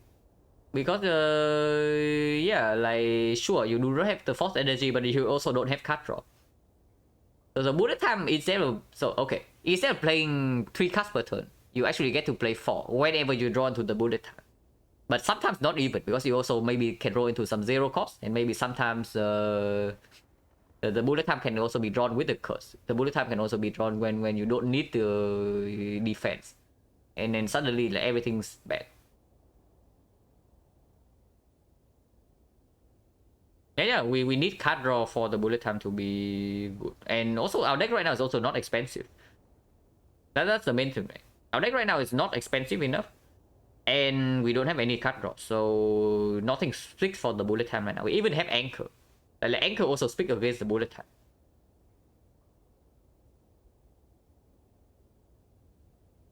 Which is 4 strength technically. Yeah, technically, but it doesn't affect this. And this only works 1 turn later. But it is good with this, it is good with this, and it's reasonable with Anchor. With Anchor, we can maybe play with 3 energy if the boss relic is good enough. But here I think it has to be die over bullet time. Bullet time makes no sense. Which relics are the hits? Astrolabe, Fusion Hammer, Pyramid. Fusion Hammer for what? If you're just talking about bullet time, it's only Pyramid and the Snackle. And I not redundant new crop? No, because you can also bottom deck this thing. You bottom deck this thing against the Gremlin leader, and then you suddenly you wonder what's happening when she just keeps resummoning and you have nothing to do. And honestly, this card exhausts as well, so it doesn't even get in our way in the late game. So it's fine. Regardless of the pick, there are plenty of things that can be hits. There are also plenty of things that can be misses as well. So we'll see whether we see it. We will know when we see it, because like, honestly, it doesn't affect this pick. Yeah. We get to pick between Philostone and Fusion Hammer here. It's definitely not the back, because we can play in 3 energy, but we still appreciate 4. Because 4 energy immediately enables us to pick up card draw, and yeah, with 10 base cards, I better have card draw eventually. And yeah, no Alchemize, so this is not even good. It works in 1 fight with this, but that's about it. Philostone, we do have the Dagger Spray, and the Blade Dance, and the Corpse Explosion against the birds. So, and the Anchor on turn on, and the Taunts. Okay, so Philostone, we have like perfect counters against the birds. So that's not a concern. The only problem with the Philostone is that it does make the kunai slightly worse. And right now we do not have a weak chain.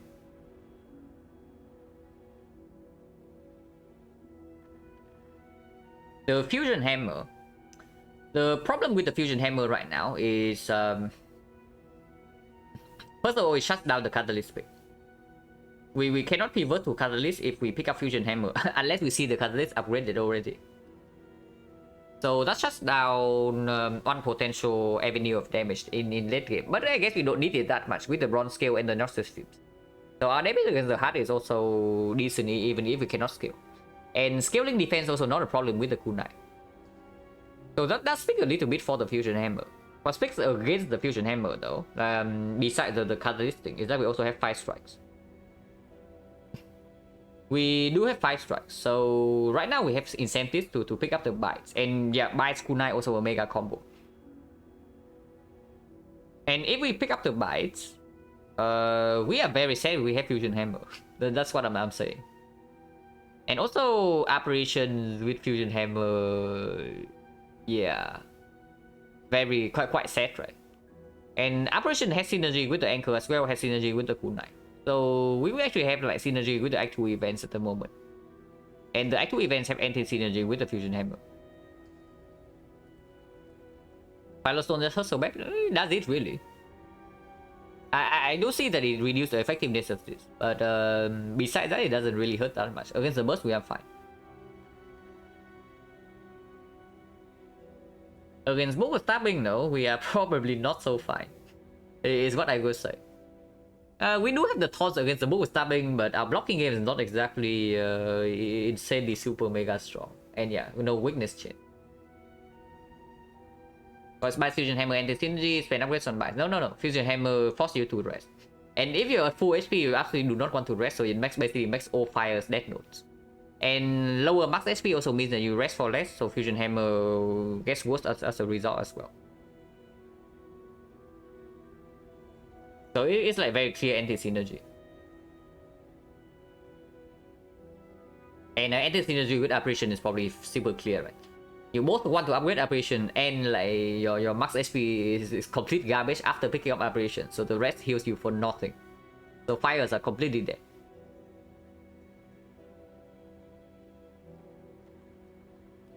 I mean, with the anchor, Philostone definitely gets slightly better. The kunai makes it slightly worse, but the moment we see like a single, yeah, okay, should not talk about the freaking Malays because Malays is rare. We should not count on getting a rare card, because if I count on getting rare cards, I can just say that yeah, I get red form apparition and then Philostone no downside.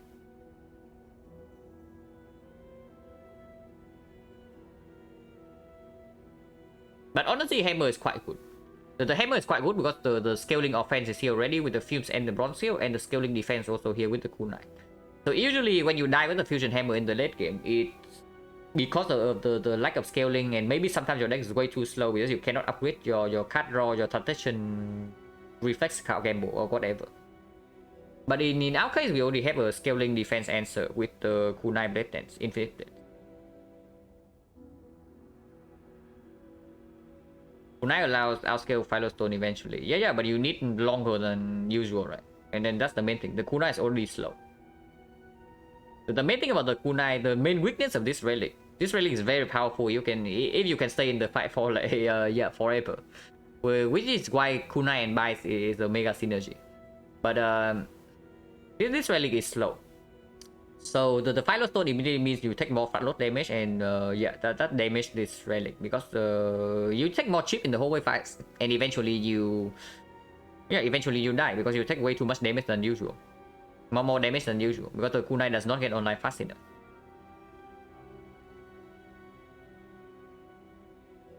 Of course, with the Philostone, the moment we see a single Malay, the Philostone downside is gone completely. But Malays is rare, and we do not have a Malays in our deck right now.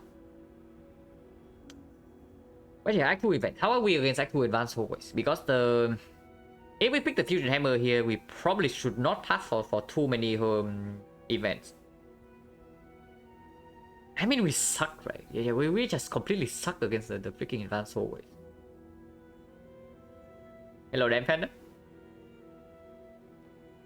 And upgrades, I guess we can also upgrade Neutralize to mitigate the Philostone a little bit. It's not so bad, because the Neutralize upgrade also gets better with the Kunai pick.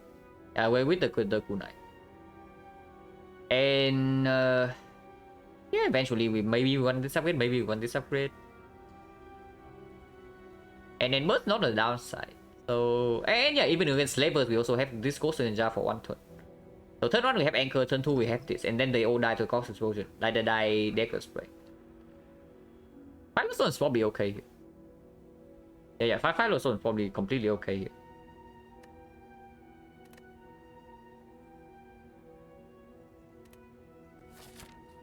Yeah, the champ, so Philostone not super relevant there, but it can be. In theory, we should be completely fine against the champ with the kunai. In practice, I do not know. Right there, we have 5 strikes. Cannot go to an early shock though, which is slightly sad.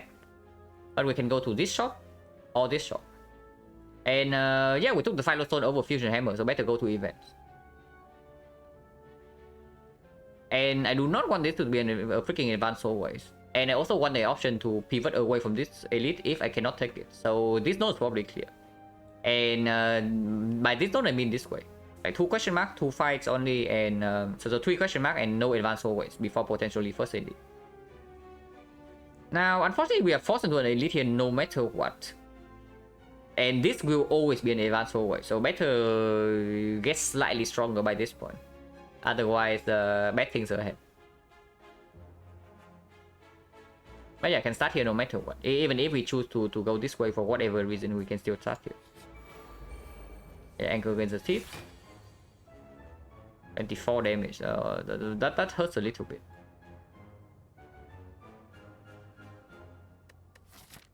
Right, then left from first elite. Yeah, we can go here, but I say that this one cannot be avoided. I say that I mean that we cannot avoid all the elites in Act 2 no matter what. So at least we have to take one. Of course, after we take this, we can dodge this one. But we cannot dodge both this one and the other three.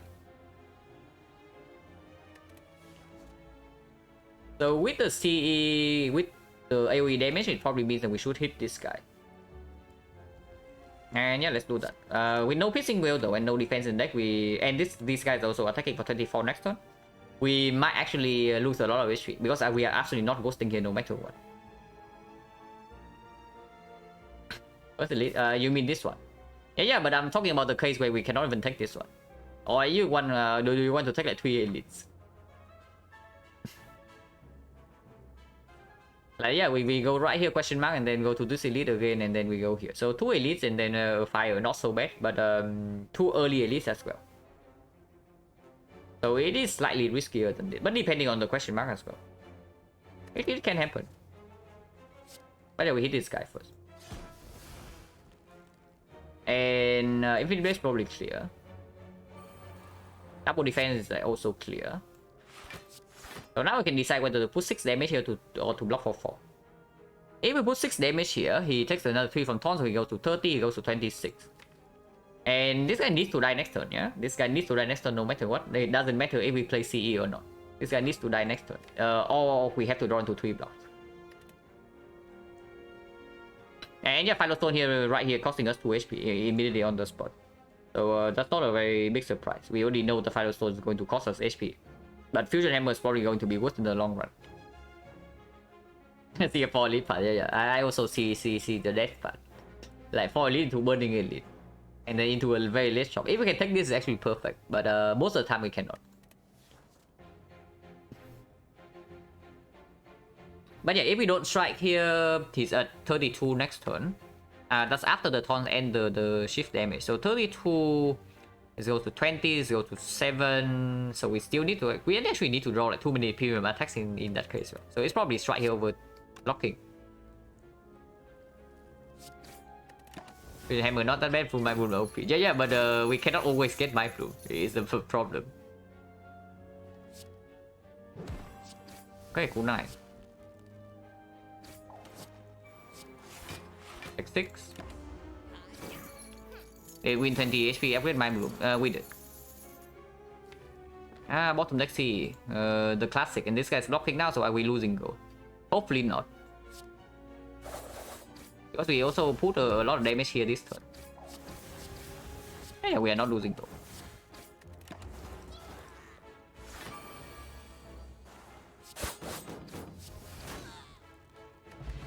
No potion, 16 go, another backstab. Works well with the anchor, works well with the kunai. Does not work very well with 4 energy, but it's good. Could have been Sucker Punch as well, but unupgraded Sucker Punch, not too interested, right? I probably would absolutely okay. I always prefer Leg Sweep anyway, but Leg Sweep right now is like so much better because both the kunai and the 4 energy Philo Stone. But yeah, we lost like how much did we lose? Like 14 HP, right? In that fight.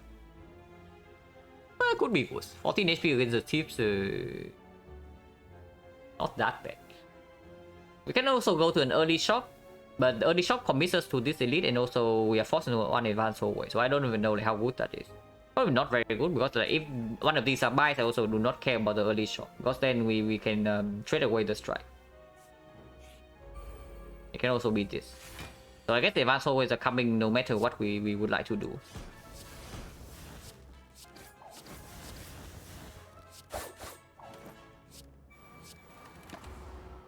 Deck turn 1, honorable turn 2 is root, and we do not have a guarantee kill on turn 3. But we might also draw into some blocks. If it's a big hit next turn, honestly, we might even have to go to the jar. Hopefully it doesn't come down to that point. But okay, 3 damage here and 5 damage from poison from the fumes, and so 15 damage. We have 15 damage because 4 from Infinite, 3 from taunts, and 8 from poison. So this guy's at 23 right now, which means that we need to draw into die plus 2 attacks. Other than that, maybe we can draw into some blocks. So what I'm saying here is that we can probably block twice. Because with 3 dexterity, like if this guy also not doing the single big hit, right, we can actually block next turn with like some block cast instead, and we kill into. The chance that this guy deals the big hit next turn is only 40%. Okay, it's not only 40%, it is 40%. Maybe weaken. No, weaken never comes next turn. Next turn is always the attack. Either multi-hit or the big hit. The weaken is this turn. So attack pattern of Chosen is that this turn, Chosen has 50% chance to either weaken you or do this attack, like 12 base damage and vulnerable. Turn 3 is like 40% to do 24 base damage attack. It's actually 24. It's actually 23, right? No, it's 21. It's 21. Yeah, it's 21. 21 base single hit, which is the big hit. With vulnerable, it goes to 31. Or the other case is that it's the 6 times 2 multi attack.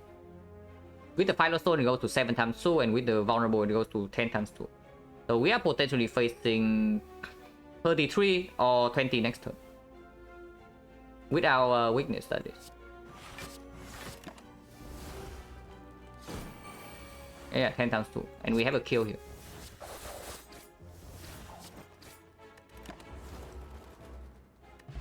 Kill potion, so 40%. Oh, it's green. I mean, it is green, and we do have 4 energy. It's mediocre, but it does have some synergy with the Flying Knee, especially if we play Flying Knee and then we have Quick Slash the turn after. We have 5 energy. So Quick Slash can convert our energy into something. And yeah, it is significantly better than the strikes in our deck. It is basically the same as this, and it's better than this. Yeah, it is green. There can also be all attack, but all attack with the dagger spray, with the die and with the cost already, I don't think can be better than this. We have CE against these fools, and yeah, we draw CE on turn 1. Finally drawing CE on turn 1 in some fight. CE still goes on bear, yeah? Even if Taunts deals damage to this guy, we don't really care.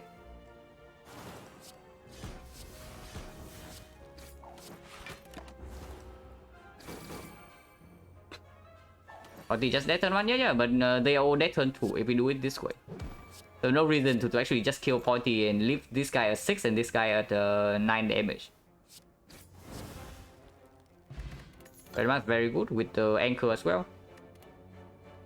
This is complete trash.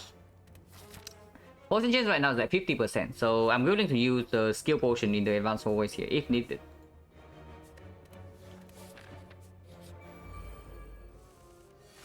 Okay, maybe needed. It might be needed next turn, but it's probably not this turn, because this turn we're only taking 2. But 9 times 3, not exactly easy to block. And poison's not down. Yeah, it's nonsense to use this turn, right? It's just next turn.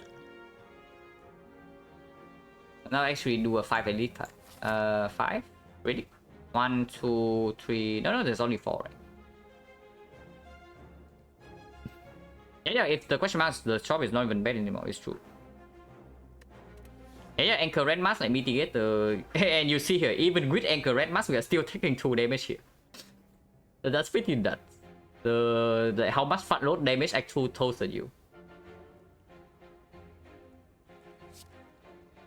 3, 4, 5, 6. So we can actually get can we 1, 2, 3? No, we cannot. We don't have enough energy to actually bypass this malleable ever. So it doesn't matter the attack order here. As long as we play this last at this. Because yeah, here it goes to like 6 malleable and this deals no damage.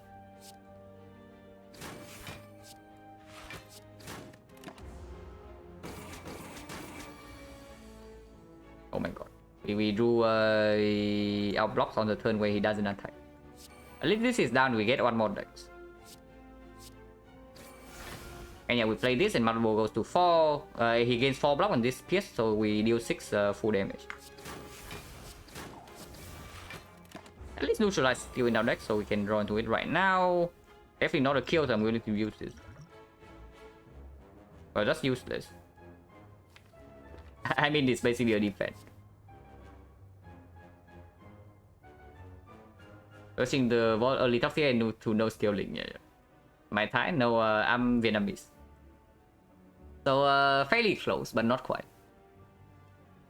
Yeah, this is completely useless. We just pick the burst as the defense.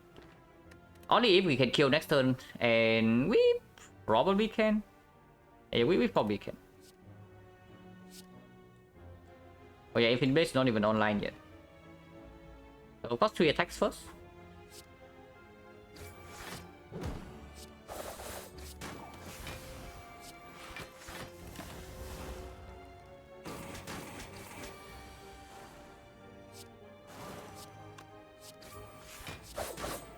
So potion save 6 and no potion drop. So 60% potion chance now. Okay, so I get to choose. Blade Dance works absolutely well with the kunai for sure. It adds basically doubles the kunai stacking speed. But backflip, kunai like mega synergy. Backflip has synergy with the energy from Philostone. And backflip is probably just a better cut into the champ fight. And something else that can be talked about is that we do not have anything that makes the Blade Dance scales damage at the moment. So if we pick up this Blade Dance here, and the next fight also drops the Blade Dance, we are fairly set. Because there are 3 Blade Dance, probably too many. But if the next fight also drops the backflip, we are not set at all. We can just pick up like more backflips. It doesn't really matter. Kunai just crit every Blade Dance, I think. You probably do not pick more than 2. If you pick a third Blade Dance, you better have a damn good you better have a damn good reason. Because usually, right, you pick 2 Blade Dance and then you pick deck cycle fast enough to actually cycle back into your Blade Dances. Is a way better way to build your deck. Rather than picking like any Blade Dance you see. Because it just breaks your draws if they also do not deal like huge amount of damage. Yeah, if you have after image, if you have like Wrist Blade, if you have strength from Giria, if you have maybe 2 accuracies, then you can do it. It's probably just backflip in this spot. And yeah, question mark first. Oh god. Well, that's not good. This is minus 21. Necroproc, no, not at all. So Necronomicon's a completely dead relic, which probably means that we should just skip this. Because even if we get a good book here, right, we go to 13 HP and then what? Yeah, afterwards we are forced into at least one advanced hallway into an elite, and then we'll get to the fire, which is not freaking happening. Right now, honestly, what I'm thinking is that I just skip this, go here and rest, and then I try to take 2 elites. It's my preferred line here. So we go here and rest, we take these 2 elites, we go to 3 late question marks. And question marks are better now that we get like 1 useless event out of the way, and late question mark also means that operations on the table. Forgotten after we take all the elites also it can be mitigated, and then we go into a very late shot. Would book be any good at the moment? Like the Necronomicon is actively harmful because it does nothing and it gives me a curse, while also costing 21 HP. The Nereus Codex is good. Basically, Nereus kills the champ, but it's slow. And then if it's slow against like these fights on 13 HP, we are also probably kind of screwed. The Enchiridion is probably the best one we can see, but it's random. Yeah, we skip this garbage and then we go here. I think we actually rest here over upgrading. It could also be upgrade corpse for potential book stabbing fight. But against the book, I am hopeful that this can do something. And potion change right here is also 60%. This fight can also cost a lot of HP.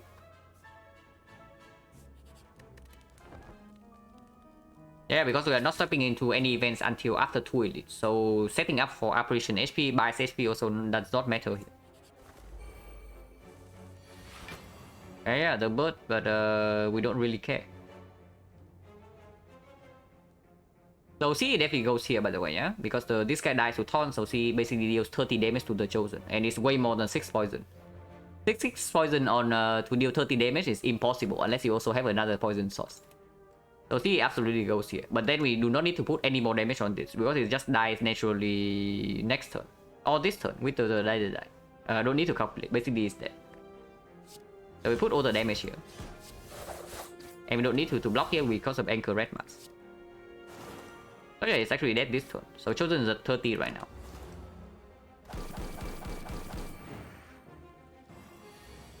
Wait, this time not vulnerable. Poison deals 3, shift deals 3, so Chosen's dead next turn. So very good advanced wave 5. But I would think this guy did not come with the Countess, because Chosen Countess would be way worse than this, I can tell you. Like Chosen was nice enough to come with the bird, and then we also draw C on turn 1, so we completely wrecked this fight. But if this guy came with the Countess, it would have been a very different story. Oh my god, it's also green. Yeah, green dodge and roll with the kunai, man. It's a green dodge and roll with the kunai, and then it's next to a blade dance. Like, at some point, you also need to pick up a second blade dance. I can tell you that. At some point, we still need to pick up a second blade dance, and right now it's even better than before because of the explosion. I think this part is actually blade dance over dodge and roll. Yeah, I know it's green, but we are fighting an elite right now, guys. So is dodge and roll going to kill the elite or what?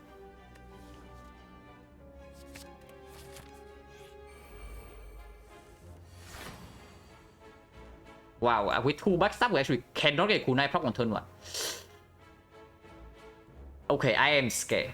So we draw all our blocks on turn 1. We do not get the kunai proc, and we do not get any of powers down. We float 4 energy on turn 1. Oh my god, man. Like, what the hell is this? Potentially huge news? Not 100% sure. But what's up?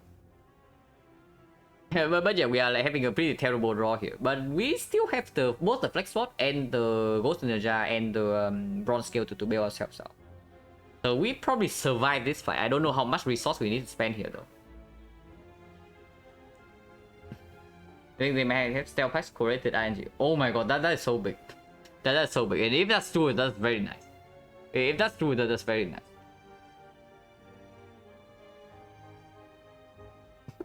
Because I'm just like completely tired of getting the garbage like wheel or match and keep into like, another force combat. I got 2 shrines in a row.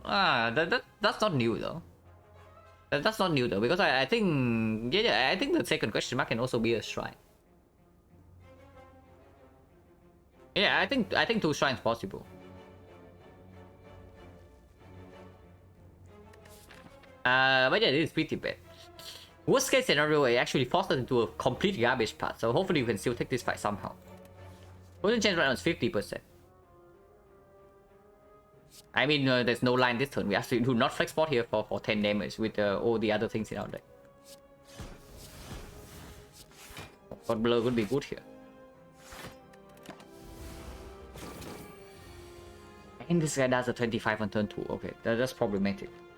If we flex spot, we probably flex this turn. So yeah, bad draws and bad attack pattern. At least we are healthy. And then also no powers are down yet. So no poison, no nothing. Flex spot right now deals 6 instant, so it's 30 damage. In order to get a better... In order to get more than that, we need to take a lot of damage next turn. Because if we spend any energy on block, we actually cannot line that up. Because this is 3 instants, this is 2 instants. So we need to actually play 2 more attacks. It means that we need to spend 4 energy on attacks in order for this to be more than 30 damage. So yeah, we just flex this turn because I am actually scared that we are straight up dying here.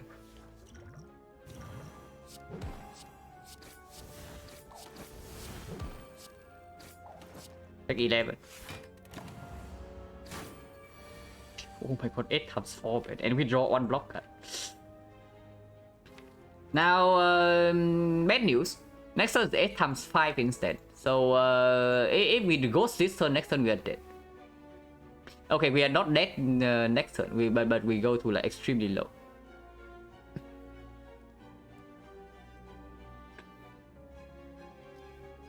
Five energy, so we can play... Cause Explosion is 6 damage every turn with the Fumes as well, so it's actually 6 damage every turn. The Infinite Blade is 4 damage every turn. So technically CE has to be better than Infinite Blade.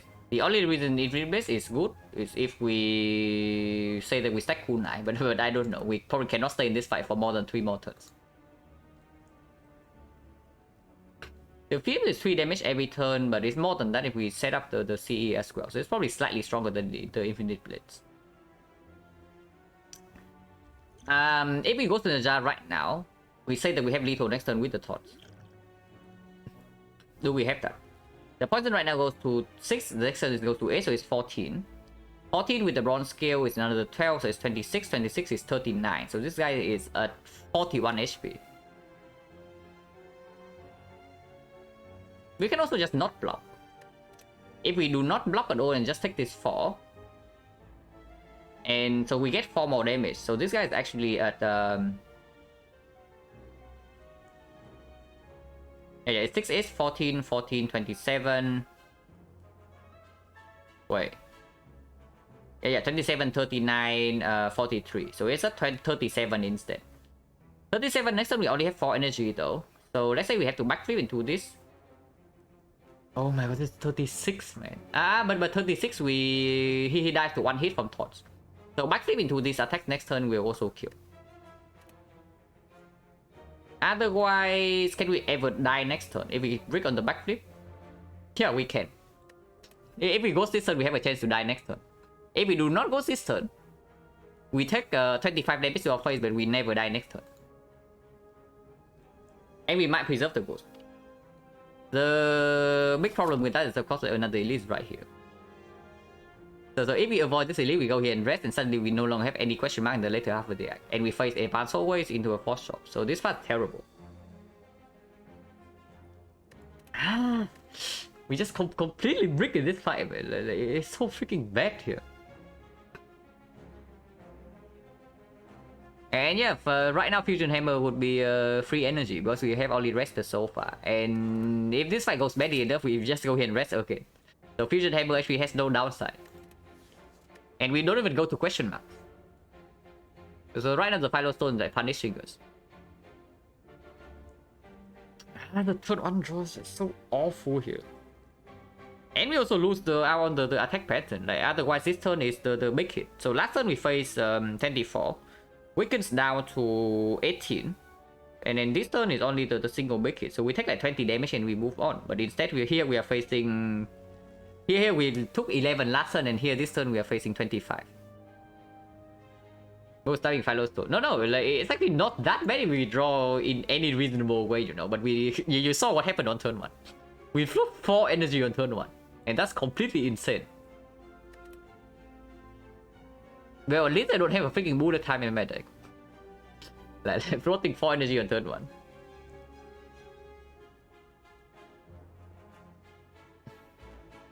And yeah, we even lost the attack pattern on turn 2. Like this guy deals the single attack on turn 2 was also bad. The bad pattern. Also, you use ghost this turn, you actually can die next turn. If we do not use ghost this turn, we never die in this fight. Yeah, Strength Book would find us 4 energy, like mega combo. And it's doubly bad, you know, because we first of all we float 4 energy, and then we also do not have the block cast for these turns. Because honestly, even though this guy is doing 32 this turn and 40 next turn, if we actually have block cast in our hand, we are going to have 3 dexterity by this turn. Because turn 1 we actually gain dexterity. So with 3 dexterity and with these guys we actually can block, and we take like yeah, a little bit of chip, but then broad scale will kill this. But now we are stuck in this crowd. Maybe single hit attack. Okay, he cannot do that. The attack cycle of this guy is always like 3 turns. He can start the cycle at any time, and so he can decide to do single hit at any point in time, but only the first one. And then afterwards he just like 15%. After that he's just like 3 turn cycle you. Okay, can we actually die next turn if I go right now? Because if I go right now, like, it's only for 25 HP. Yeah, only for 25. But even against slavers, right? Turn 1 we have like Red Mask Anchor. So even if we go here, turn 1, this Ghost Ninja is not going to block for 25. And even if we do not block at all on turn 1. Red Mask Anchor, okay, how much damage are we taking? The slavers can deal 14 weakens to 10. The mid slaver is like 7 weakens to... Yeah, 7 goes to 8, so it weakens to 6. The 16 and the final slaver is 15 weakens to 11. So we face 27. Yeah, what a coincidence. What a coincidence. 27 minus 10 from Anchor is 17, which is the HP that we are going down to right now if we do not Ghost. But okay. If we completely brick on our block on turn 1, we actually kill one slaver because we also have 2 backstabs. So either we draw one block card and then we do not need to Ghost in the jar to not die on turn 1 against slavers. Or we draw into lethal on them on turn 1. And then afterwards they have CE, we have Corpse Explosion for the turn 2. So honestly, even 17 HP, if we can preserve Ghost against a slaver, we still do not die. And not Ghosting right now actually give us a chance to kill next turn without using the Ghost at all. So maybe I want to do that. Actually, it's not been true. Because if I don't Ghost right now, I actually need to not play this card.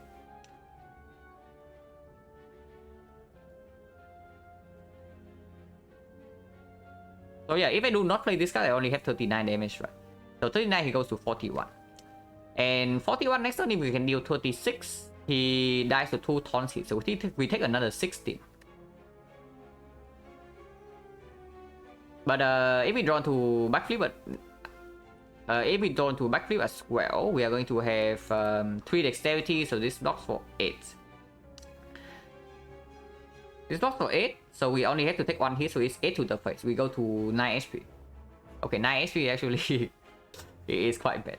And also we can just completely brick on these and then we have to Ghost next turn either way. But if that's the case, Ghost next turn is just saving more HP, right? So there is absolutely no reason to Ghost this turn. Unless you say that we have a very high chance of killing next turn, but we do not. The only way that we actually kill next turn is that we draw exactly into all these 3.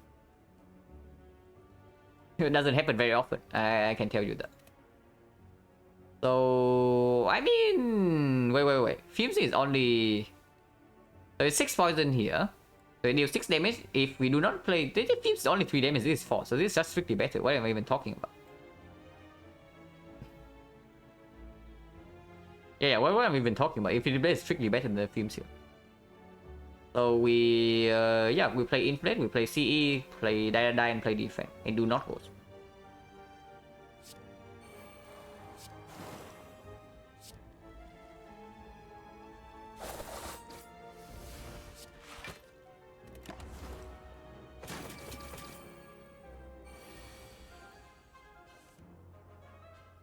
I can still draw into Quick Slash.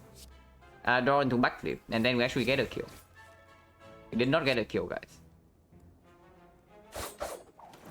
Actually, we do. We do get a kill, we go to 1 HP if we save this potion. Because this guy dies to 2 taunts hit. We are 1 damage off, by the way, to save it. So everything goes wrong. So do we go to 1 HP or not? Because with 1 HP, Red Mask Anchor doesn't... Red Mask Anchor still means that we have to go turn 1 against slavers here.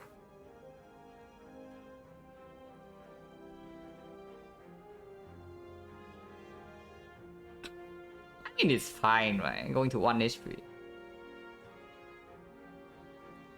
Yeah, because here's the thing. I don't even know if we are still taking this elite or not. And we go to 1, if we go to 1 HP and we go here and rest again, I absolutely want the Ghost in my belt. If that's the case. And with Anchor Red Mask, we also do not die from 19 HP in this fight. Yeah, nothing lines up here, man. Like, every single draw is bad. It's actually crazy. Every single draw is bad and the attack pattern also doesn't line up. And yeah, we take this damage, right?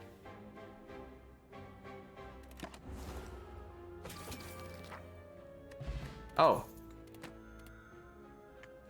Well, that's nice. That's not quite a decent tail, but maybe it can make us save the Ghost against the edit. And yeah, these cards are garbage. We actually do not pick it.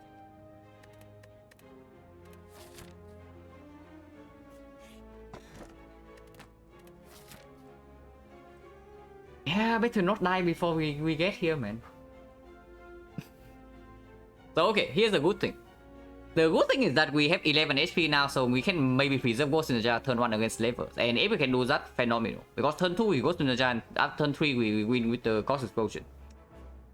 The bad news is that right now we see Forgotten after here, we are forced to take a curse. That's the bad news. What's the chance that the question marks are also fights? This was a fight. What about Gremlin Leader? Turn 1 we have Anchor Red Mask, so we probably never die against Gremlin Leader on turn 1. And I mean afterwards we still have to do this to mitigate one turn, because she doesn't even attack that often. And we do have plenty of AoE damage in the form of Dagger Spray, Dead Die, Noxious Fumes, and CE. So I think Gremlin Leader is probably easier than Slaver just because how slow the fight can be. And basically this potion advanced the Gremlin Leader fight by 3 turns. It only advanced the Slaver's fight by 1.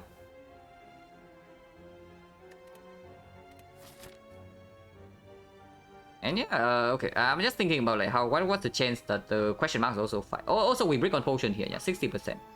So 70% potion chance now. Is that even true? 1, 2, 3, 4, 5 fights. 5 fights we got 1 potion, yeah, 4-1. So 70%. We lose if she attacks back to back. She cannot attack back to back. She can only attack on turn 1 and then turn 2 she never attacks. So turn 3 she only has 25%. And turn 1 we most likely full block normally with the Anchor Red Mask. But yeah, this was a fight. So 10% fight here, 20% fight here. 20, 30, 40, the chance that we dodge a fight in all these 3 question marks would be 80, 70, 60. It's 56% times 60 is 30%. So 70% of the time we have also an advanced hallways in one of these nodes. But we have Anchor Red Mask against advanced hallways, and maybe we don't even need to Ghost Potion if this is not Slavers. Like going here is just complete trash, right? Like we have 5 strikes in our deck, and then we have to like rest twice. We do not get to high roll Colosseum, we do not get to high roll Apparitions. We do not get to high roll Bites. We go left, right? We absolutely go left. Yeah, of course. Okay, CE turn 1 at this. CE turn 1 is very nice, especially with Die, so we only need to kill this guy and they're all dead. But do we have to ghost this turn? It's 27 right now. We have exactly 27, so we do. We are forced to ghost in the jar right here. Because we only draw 1 defense. Because yeah, with the defense right here, it goes exactly to 27. Because defense blocks are 6, and we die exactly without the ghost. So we have to ghost here. Wait. No, it's not a kill, it's not a kill. But backstab here is strictly wrong. Backstab should always go here. Okay, I'm calculating whether I like, just screw up and toss the ghost in the jar away or not. Hopefully not. Okay, I did not. Okay. Everything's fine. Everything's fine. We are 1 damage off. Because we have 12 damage right here. No, could have killed. Yeah, the left one would die to toss. Okay, I just tossed the ghost in the jar away for no reason. So don't mind me. Hopefully we don't die in the question mark now, because I would be sad. Yeah, I would be really sad. Yeah, that was bad. So the double mess up. Whatever, we pay the price.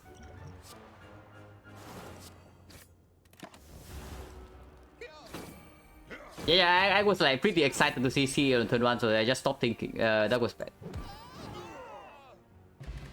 Frozen egg. The left one, no, they kill all of them because I have die. Actually, it would not kill the middle.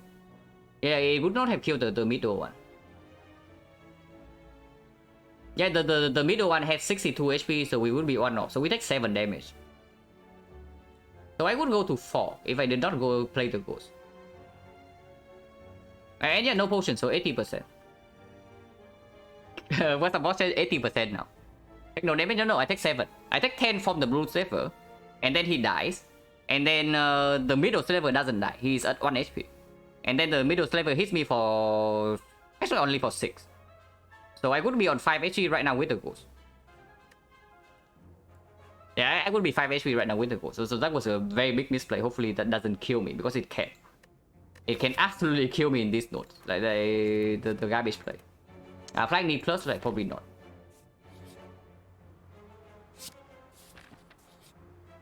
But that was an easy choice. And yeah, good thing we did not go right at this. Like going left is absolutely correct. Result-oriented gaming, by the way. We can do mutations into double backstab. We can transform too, but that's instantly shuts down the bites. Yeah, transform 2 operation into like apotheosis plus 1. Yeah, Jax also goes on HP with app. But yeah, transform 2 strikes like the obvious play here, but that makes the bites event here really sad. And bites operation actually fine because we have anchor red mask on turn 1, so we never die on turn 1, even if we break on operation. And then afterwards we like basically full heal because we actually don't have sustain. With operation you still want a very small amount of sustain, not very much, but a decent amount. But yeah, transform strike probably clear because this can also be not bites. There are a lot of events still left. Can we actually take Forgotten Outer here if we see it? Like, or are we forced to take a freaking curse? I mean, it doesn't matter either way, right? And yeah, also, we have Courier Frozen Egg now.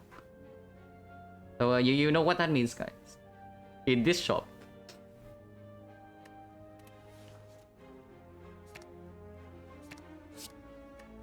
Good transforms. This is absolutely better than Strike, and this is also absolutely better than Strike.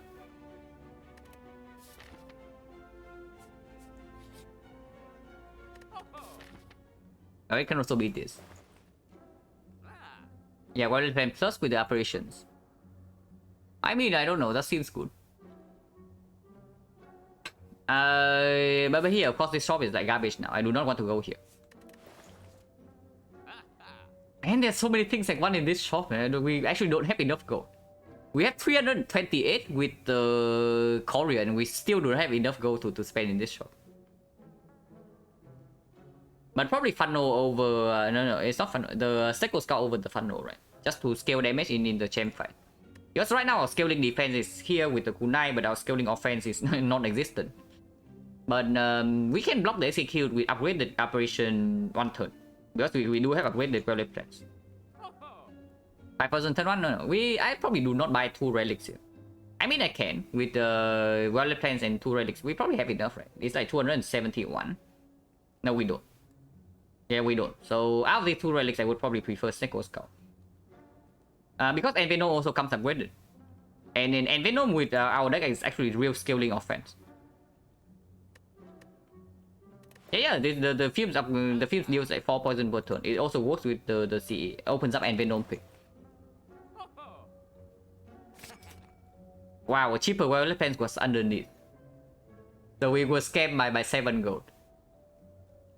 It's regen pot? Yeah, probably. I probably buy the regen pot after the Second Skull. I mean, we can buy the... we can buy the Second Skull first. We can also buy the regen pot first and then see. We can also buy this Blessing of the Forge. Blessing of the Forge is actually very strong against the champ. I would say that.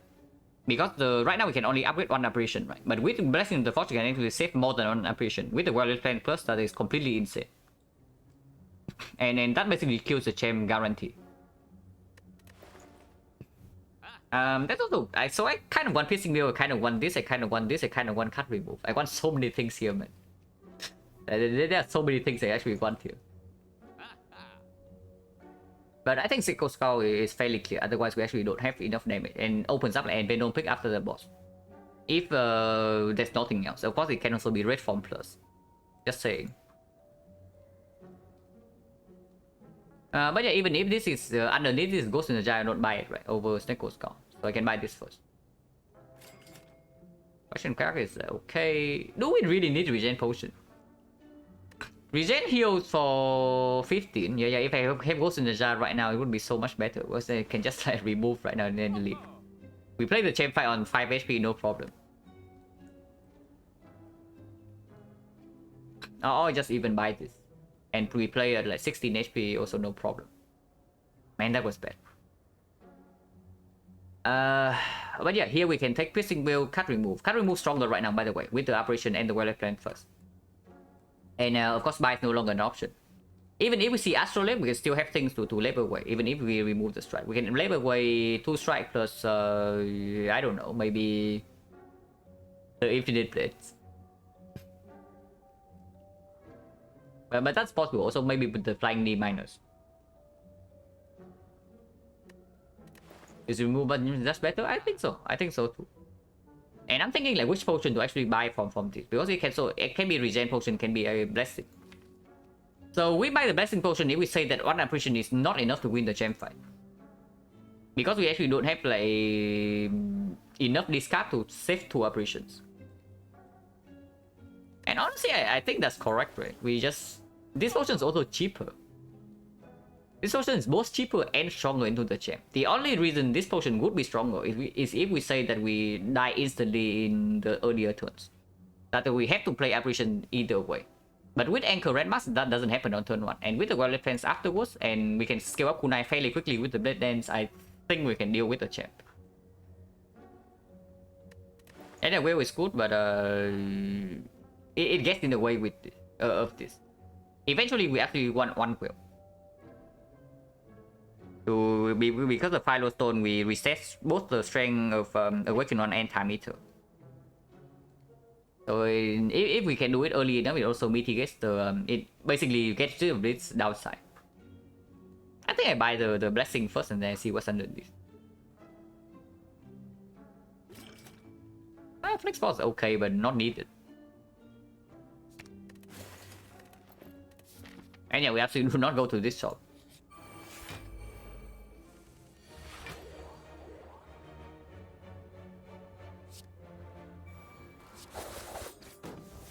We can die next turn. Hopefully we don't, but we can. And this guy can be stored, right? Yeah, we have apparition to block the initial hits, and then afterwards we scale up Kunai. Infinity Blade is online already, and we have the Noxus Fumes and the CE to kill him with poison. So probably should make sure that this guy dies next turn. And yeah, if that's the case, like 3 days is like, who cares?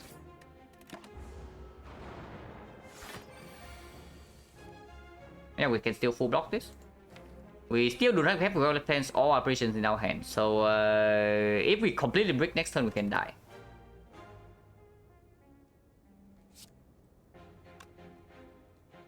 But this hand is already full blocking and we do not waste any apparition. So I don't know if Gamble can ever be reasonable here.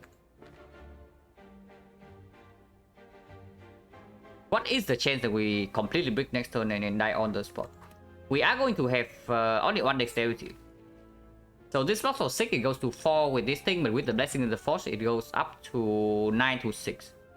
So we only need to draw 2 blocks. So either we draw apparition with full block, or we draw 2 blocks and we block with this potion, and we go to 1 HP. But the block density is not very high, I can also see that. But yeah, Game Link right now is also like kind of complete nonsense, right? Because we have to play 2 defense regardless. And we have to play like 1 more card. So we gamble for like 2 cards only. And we have only 1 energy to play unless we also don't play the Dagger Spray, which I can see happening.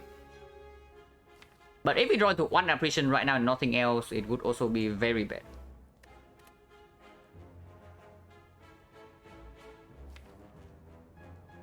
And yeah, next turn we can also backflip into apparition and quick slash into apparition. We can also draw into powers only and die. Oh yeah, Philo Stone, so 24. Okay, 24 means that 2 defense do not save us then. But we can also draw 2 defense plus the Blade Dance. And then it goes to 10, now it goes to 7, so that saves us.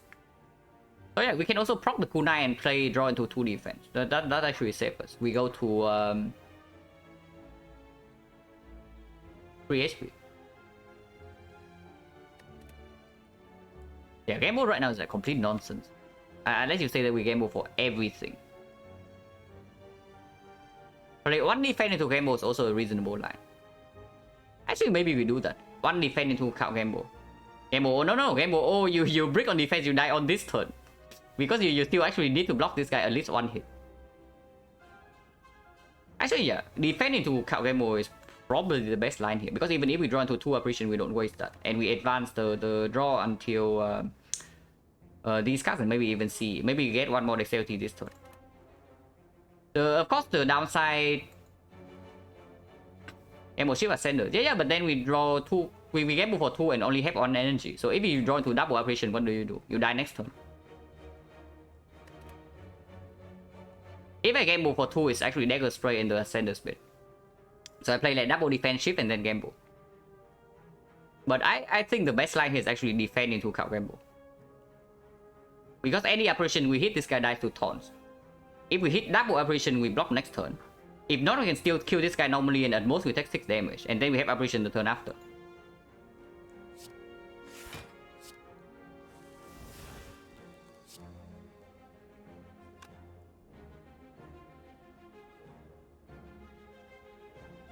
So we can draw here, we can also not draw.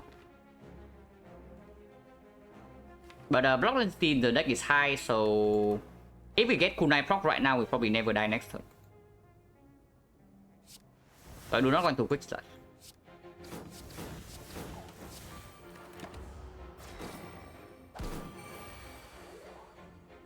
Yeah, everything's fine.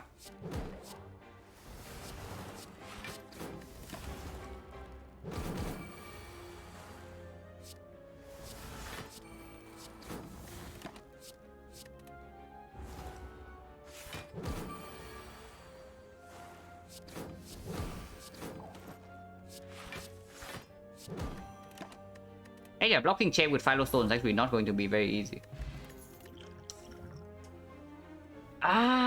Potion chest 80% and then we get like completely trolled like this. So we just bought this potion for basically dosing. Okay, maybe you can use both in the champ fight, but that's pretty annoying. The potion chest is still 70% by the way.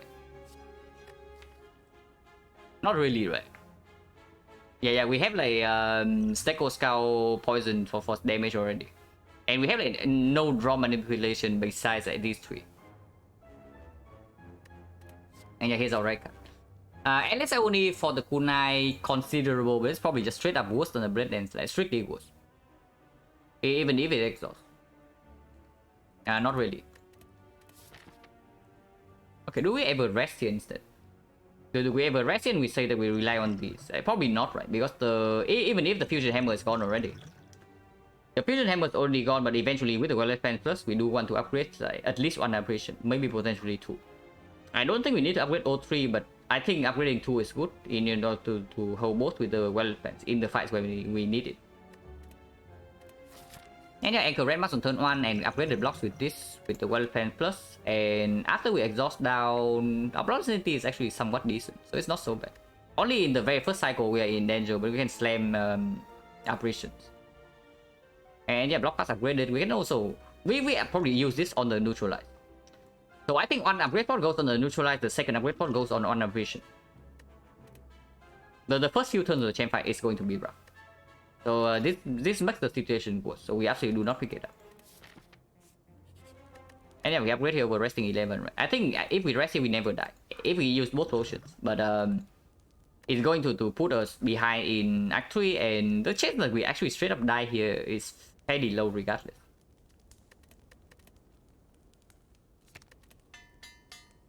This way you can also just not upgrade the operations with the potion. Yeah, Wireless Pens on turn 1 very good. And we only are facing 4 damage. We get like 2 dexterity immediately. Upgrade pod they absolutely not used on this hand. So yeah, -4. Hopefully we don't die next turn because we can, but usually we don't. And yeah, I want to stack up kunai first before deploying poison. And exhaust this. Can also do this to playing strike here is strictly better, right? Because we hold these 2 for next turn and this maybe get us 1 kunai proc next turn. We are going to deal too much damage before the thing though, but we are going to have a lot of dexterity and we can save like 2 operations for the execute. So we don't actually need a heal split. We do not need the heal split to actually win this fight.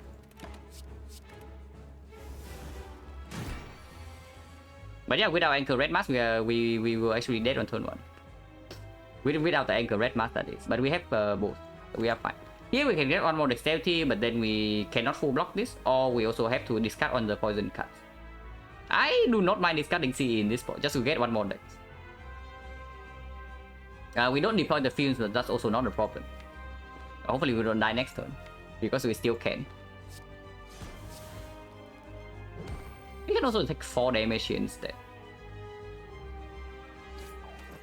Take 4 damage and hold the defense for next turn. Probably not, right? Next turn we are vulnerable and this guy's not weakened though, but we have a lot of block cast and we still have 3 apparitions.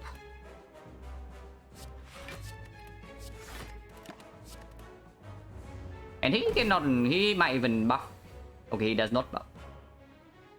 I did say that one upgrade goes on the neutralize, but in this case we probably just keep the neutralize around, you know, to upgrade next turn when we draw into the other apparitions.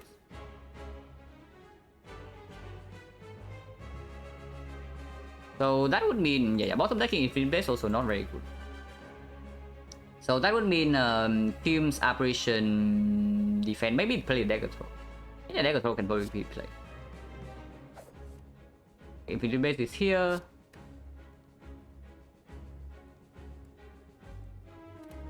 Play this.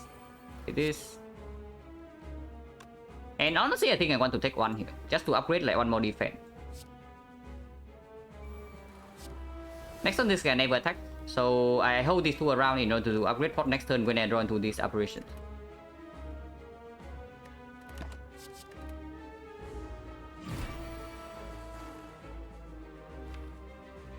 Backflipping right now is probably good if I hit the apparition. If not, it's still fine. Because if it hits, the defense is basically the same as upgrading this. Okay, very good. So we get to save 2 apparitions for whenever we decide to. Not having defense slightly set, but it's whatever. We can still use the other potion if we need to.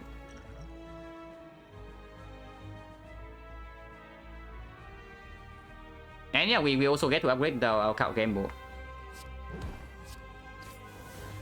Now we only need to hold apparition defense in our hand. And this one's to be exhausted. And I also don't want to deal too much damage, but maybe this can be kept around, but probably not. Yeah, with 2 apparitions upgraded already, we don't actually need to have a heal split.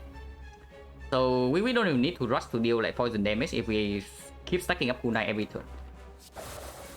So exhaust this and keep apparition defense in hand.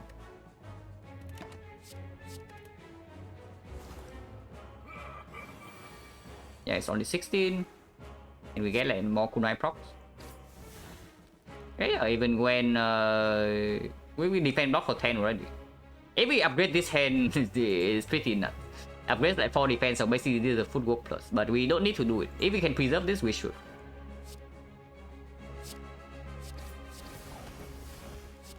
Focus. Yeah, do not play this because it's unnecessary damage. We don't need to. Honestly, you should probably keep 2 block cards here instead. Because the next apparition is here, and we are not playing this in the first phase anyway. Unless we have to, but with 2 defense, with 2 block cards in our hand, we never have to.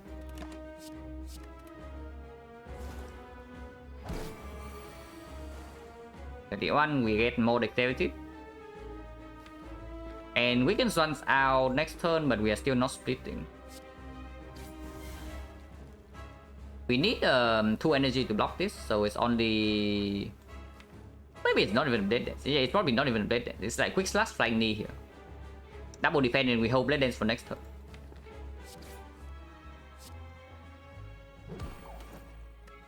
Yeah, it's exactly full block.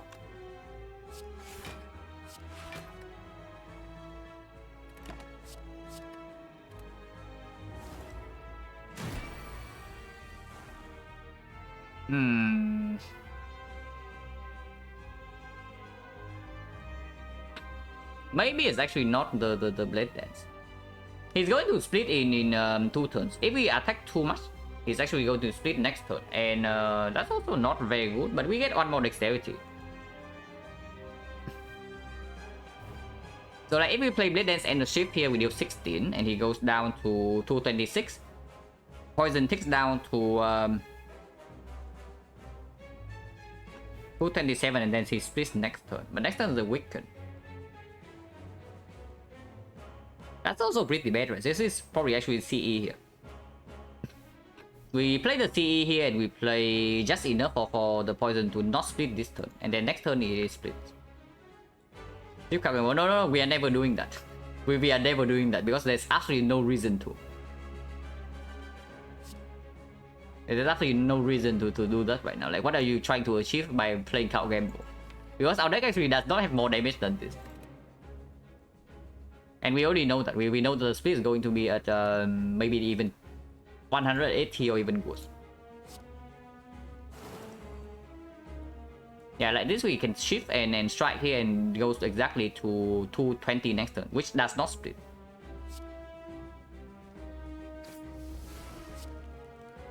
Yeah, this does not split. And we hold Operation Blade Dance next turn, because next turn is the Weaken. We are not dealing any damage because he is going to have like 27 block. But we get one more dexterity and we hold Operation for the execute.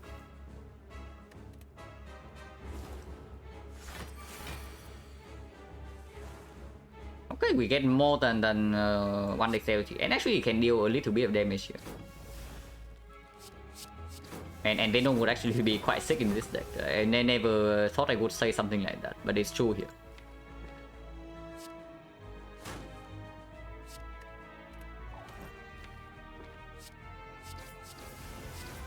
We have 11 dexterity now, and we are not going to be frail.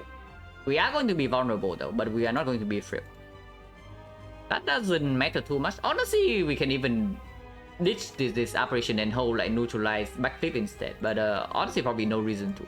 I think I want to hold neutralize over operation though, in case I can block normally without intangible, the executor.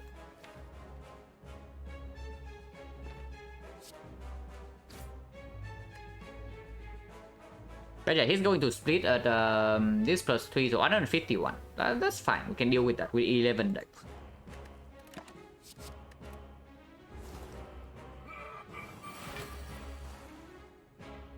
Yeah, we get one more dexterity. Running into exactly this is not that good, but it's also not that bad.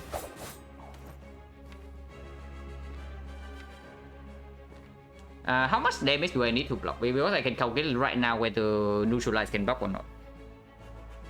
This guy does not have any strength, so he's at 23 base. 23 base with weakness vulnerable is +2, so it's 25. We are facing 50 damage, and we are not fail. So 3 defense will do it. But we only have 2 in here. So the only case where we would use this operation is if we hold defense neutralize and we draw into the other 2 blocks. Which always happens, we never brick. The only problem with that line is that we can brick the turn after. We absolutely never brick next turn because even if one of these 2 bottom deck, we still have Calculable Plus. Otherwise, we easily full block it with neutralize triple defense. But the other case, we have to operation next turn. But then we still have one more operation. It's probably okay.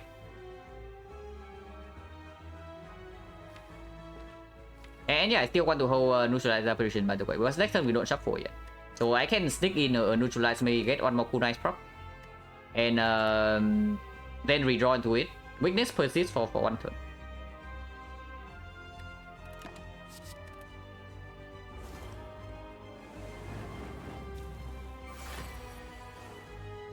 Yeah, so survive a bottom deck, but doesn't really matter. Because like even if we did not hold the operation, we can still gamble into it, and it always fully blocked. Here I wonder if I want to take 2 or not, because taking 2 also means that I get to deploy C and get another kunai stack.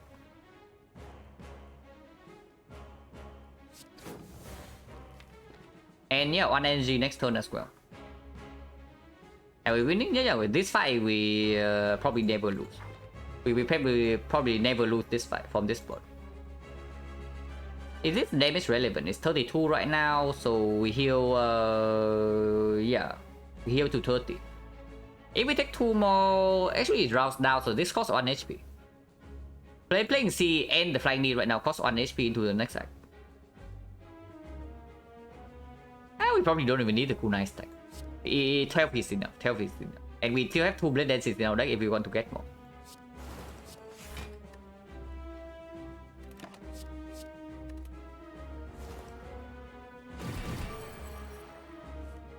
Yeah, 20, like 1 defense is full block. So no problem.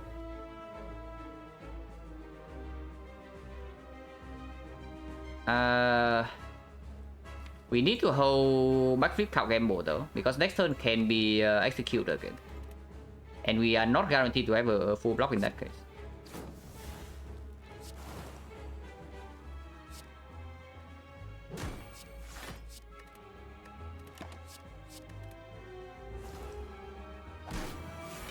Okay, next turn is the execute.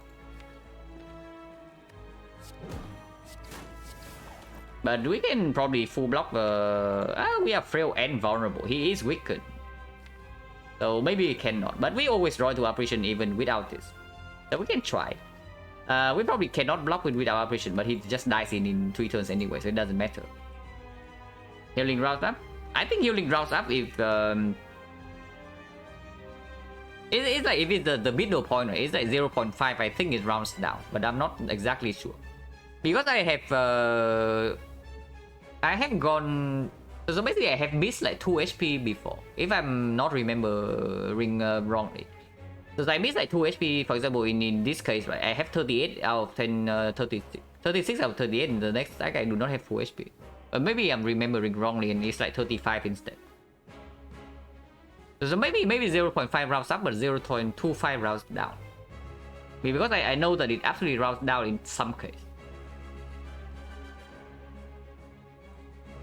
Yeah, maybe it rounds up from 0.5. But that doesn't matter, because we win this fight regardless of what we do. And our HP amount stays the same. And yeah, don't need to hold count game mode here because we draw 5 cards. If we break on operation, we can backflip into it.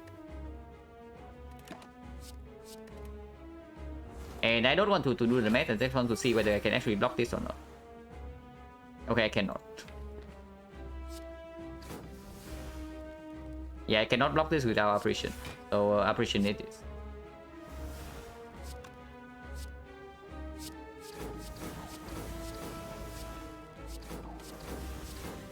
Even with a 15 dexterity, we cannot block this hit. But he dies next turn.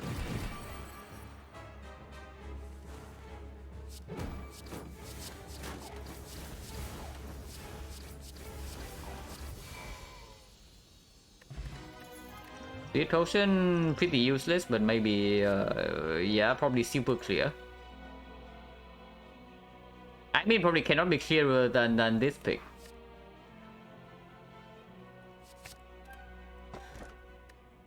Reaper mega synergy with the operations. And Blackstar kind of trash with force pathing. Kurski, yeah, not as strong as the Reaper, right? Even if we have this thing already, it still costs on relic, and with operation we don't even want to rest anyway, if we can help it. So now we cannot rest, so we don't even get a choice. Heavy question mark before the Burning Elite is fine because we have Red Mask. And we do get to go to a shop here, skipping 1 elite, potentially, but that's also fine, because we have the courier, and potentially by this point we have a lot of gold. Would I buy an acro for 300 gold? No, 300 is like way too much. Let's think for it. No, we rest for 11. We rest for 11, so it's like okay. But we can also just see like any sustain relic, and the moment we see a single sustain relic, the Coffin Reaper is like insanely free with the operations as well. But yeah, probably more question marks better, right? So, and this is also advanced Soulway if I take this path. I don't know how much I like advanced Soulways like super early on. Even in deck 3. It's probably okay, but not a huge fan. With the Frozen Egg, maybe I should. With the Frozen Egg, maybe I should though, because any powers also are green. Like right now, our damage is also fairly mediocre. But any accuracy will be upgraded, like accuracy plus. And suddenly our damage is suddenly okay. Or Envenom plus. Yeah, actually looking for Envenom right now. Probably more than accuracy, but it's a rare. Yeah, you can don the red mark. So that is why I want to go to 2 more question marks. And we get enough fights regardless, right? We can even go here and short forecast if we are needing that many powers.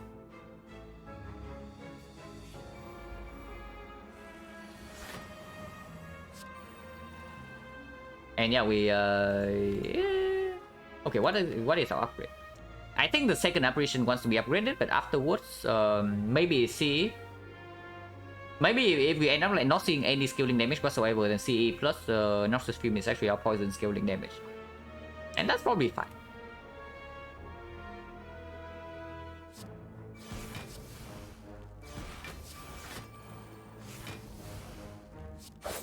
The turn 1 is quite good.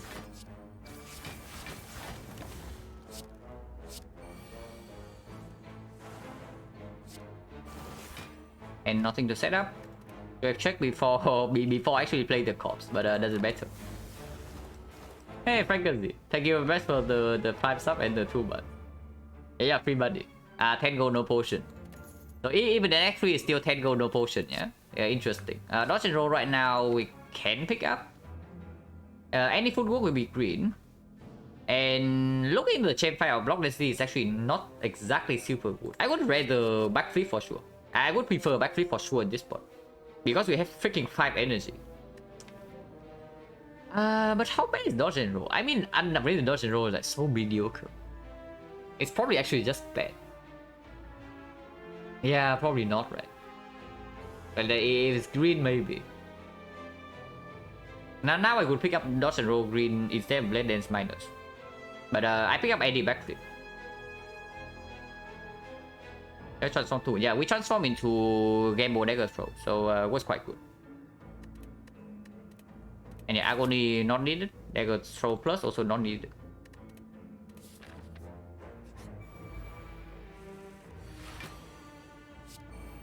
And with 2 backstabs, they actually like cannot get 1 dex on turn 1.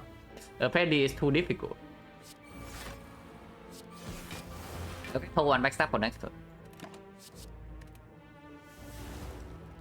But yeah, this deck also needs a quick chain, so Lex Sweep would be nice, but I don't know. Maybe right now I could take even a Sucker Punch, and maybe I upgrade this. We do have a lot of upgrades in this deck, like 1 here, 2 here. Maybe not that much, only 2.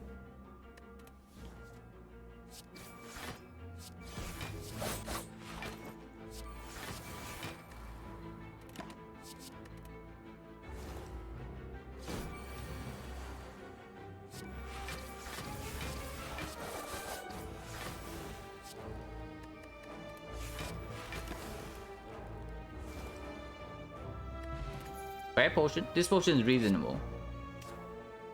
Yeah, it just keeps trying to advertise itself. It's still bad. Hardening potion, I don't know whether it's stronger than which one of these is stronger. Blessing has to be stronger than speed, right? Because anytime we draw into block cards, it's also upgrading for like 3 already. So it's like minus 2 decks at most, and at best it saves operations. Or upgrade neutralize. We do not have any dexterity right now, so this potion doesn't perform. This potion is absolutely better than this because it knocks out 3 with the AI and also gives 1 dex. I think dodge and roll upgraded. Yeah, probably. I don't know. Maybe, but of course with 5 energy right now, would like any backflip, any acro, and then of course they are not here. We have seen 1 backflip in this one, and that's our card draw.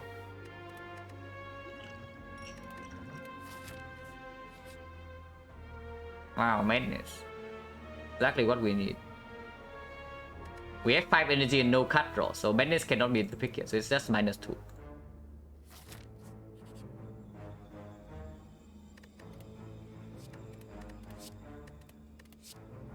Cycles. Clear.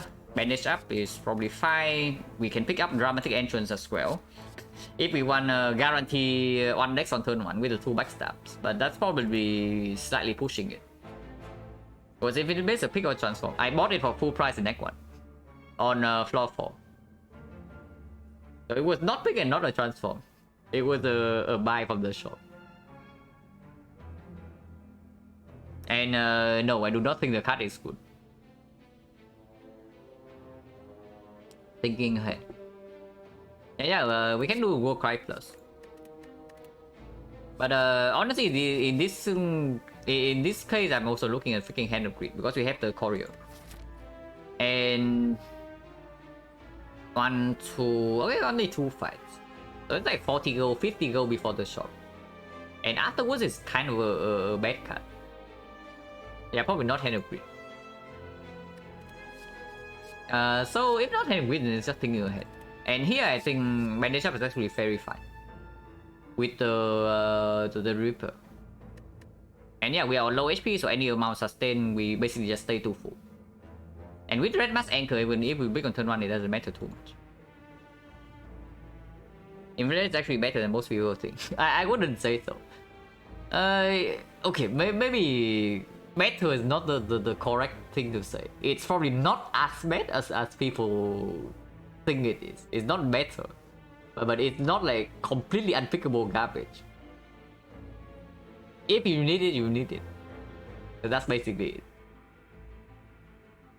Bandage Up uses for Bloom. Yeah, I don't know how much we are blooming here. I mean, maybe Bloom is okay. Honestly, Bloom's probably okay in this deck if we see one more Echo, one more Backflip. And then Bloom's actually fine. Because turn 1 we have Anchor Red Mask. And then we have AI for Guarantee Block. And then we have the Apparition Well Plan Plus. So if we cycle fast enough to set up these powers, we are completely fine with the Bloom.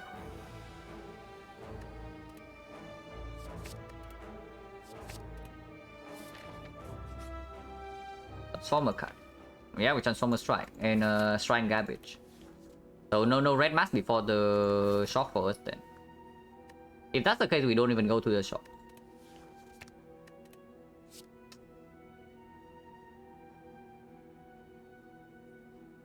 It's green, guys. So we have one in our hand guarantee on turn 1. Basically, we just brick our hand on turn 1.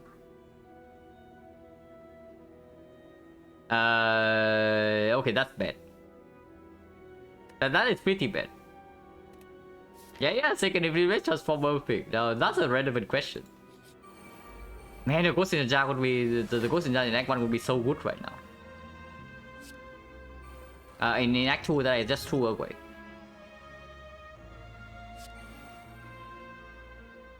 We cannot even play Quick Slash right now because we would draw into Apparitions. And yeah, we need Apparition for next turn. That's pretty clear. We have seen this fight though, so only need to target one of them. Could it be worse? I don't know. This is one of the worst possible transforms for sure.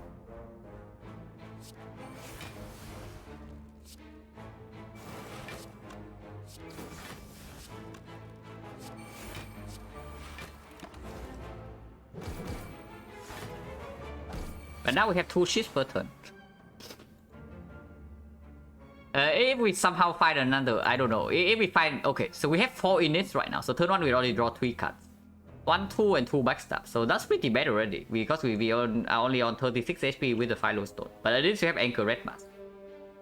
But the way the double Infinite Blast can work is that we find another AI. But if we find a second after image, turn 1 draws 2 cards. So I don't even know how good that is. Get remove and shot, remove one Infinite Strike. It's probably still the strike. Because honestly, you see it right here. Like, in max on turn 1 slightly worse, but we have Anchor Red Mask, so we don't care too much. And we have Bandage Up for some sustain right now. Speaking of Bandage Up, I would really like to draw it right now, if possible. So we can fish for it or... Oh my god, this game's so easy, guys. This game is like so easy.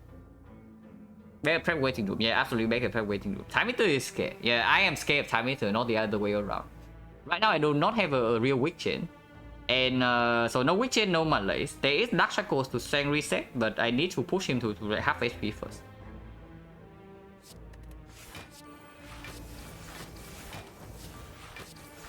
Yeah, they all die already.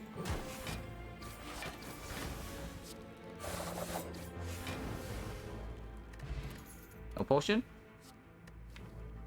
With 2 infinite blades, we actually do not pick this up. And don't even start talking about the choke. Transform to it. Bandage roll to it. Yeah. So maybe a card that we should pick about right now would be Red Form Plus, because yeah, any Red Form we see right now would be upgraded from the Frozen Neck. And maybe after the Red Form, the Nightmare would also be somewhat nice. Yeah, just saying, just putting it out there. But yeah, potion change right now, we got on potion drop from 3-5, so 50%. They absolutely do not pick this. Drag Nemesis. Holy crap, like 12 times 3 or third one. Okay, I'm worried. I'm actually scared here because like the card game was in my hand and Weapon is not here yet. And yeah, even when weakened, this guy's dealing 36 damage when not weakened. Like the multi-hit.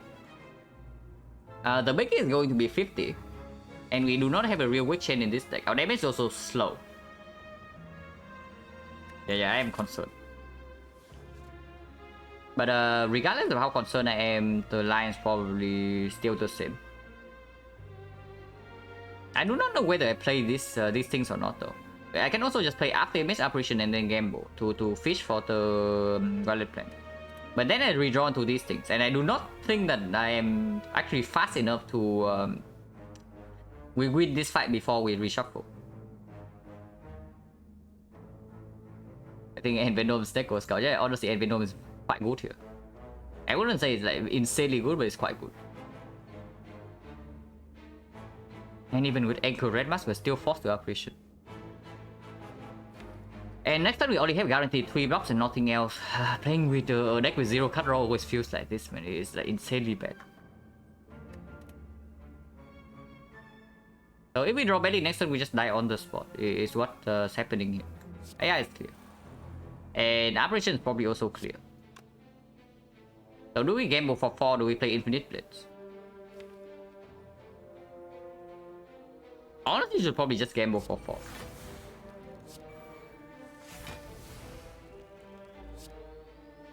So I guess we play this then.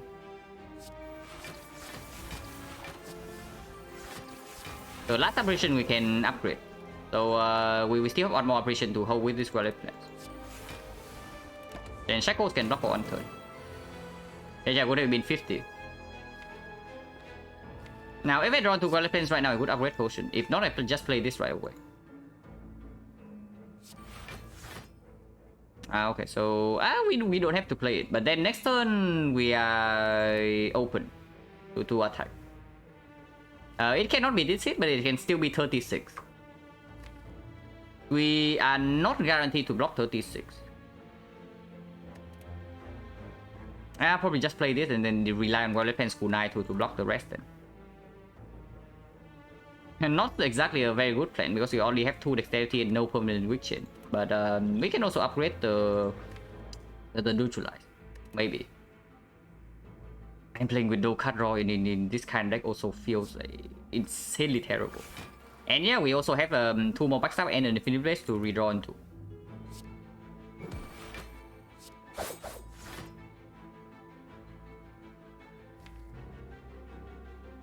Probably intangible here, right? Yeah, next turn we have no guaranteed block and Violet Pen is also not here yet. And even if we upgrade right now or discard it to save, we still need to redraw into to apparition in the first place.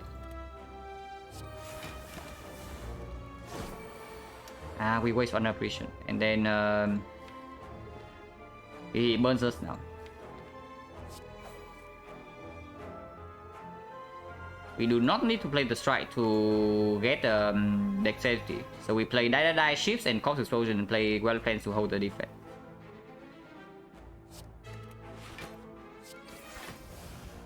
Honestly, I'm scared enough of this fight that I probably just use this potion right away for like one dexterity and deals damage, because if I am forced to use this next turn, I also deal 15 less damage.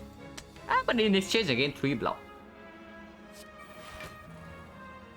In exchange I do gain 3 block. The Fuse is not down yet, so passive damage also not coming in very quickly. This blocks for 9, and multi-hit we need to block for 36. Big hit we need to block for 50. Oh my god, that is so bad.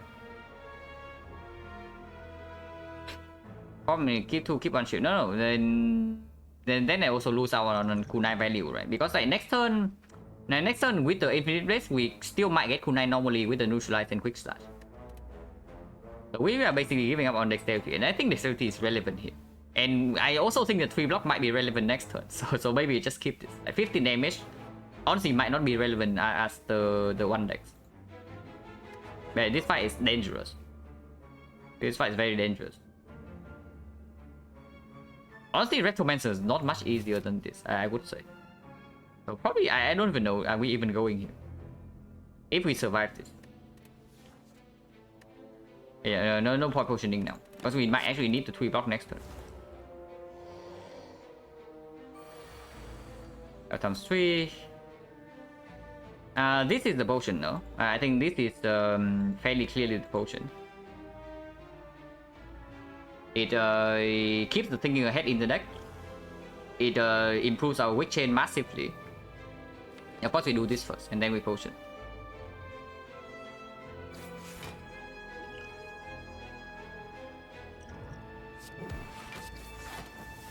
And yeah, this is full block already. Play the fumes. Honestly, should play thinking ahead here. To shuffle it back in. Malays are missing. We are missing a lot of things. We are missing Malays, we are missing card draw, we are missing damage. So 3 things. Put this on top.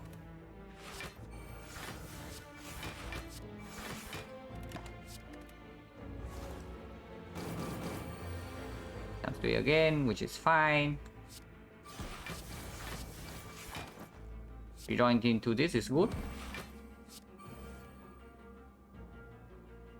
And put on top should be honestly defend plus, and we just play backflip defend right away to full block.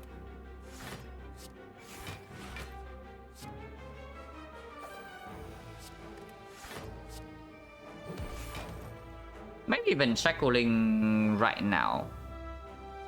Shackle blocks for 1 turn, but it's just as much as this, and if the next turn is the big hit, then defense blocks for way more. So I probably don't even want to hold this in my hand.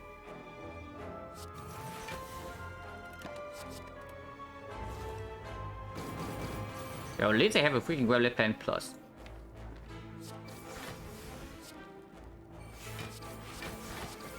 We have the well left hand plus, this would be like so much worse.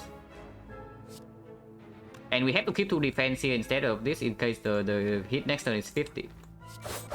And we have the fumes passively ticking down, so damage not that relevant.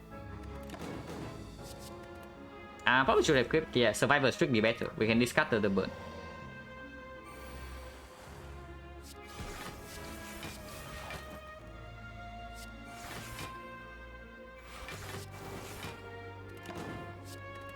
At least this guy's like friendly. Wow, blue candle. Speaking of Malays.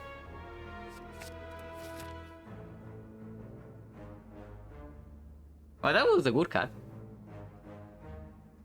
We still need card draw and we still need damage, but Malay deals with a very big problem. That is the weakness chain.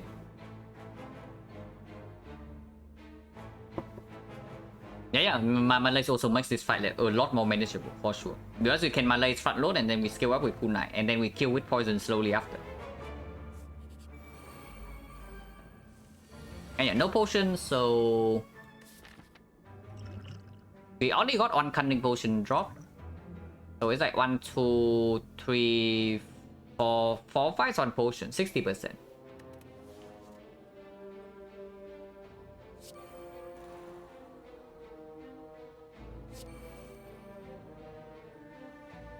Oh, we could put defense on top.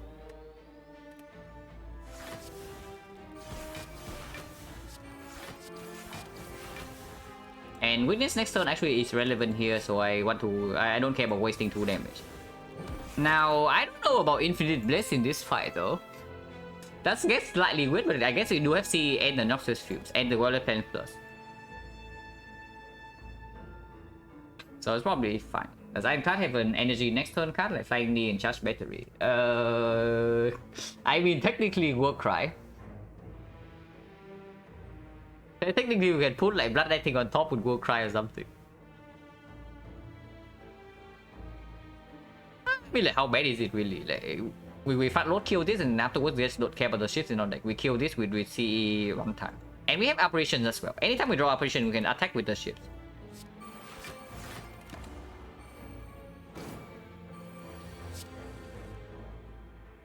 Pretty rude spikers, I have to say. Well, we're very rude in fact. We cannot actually block this. Can we?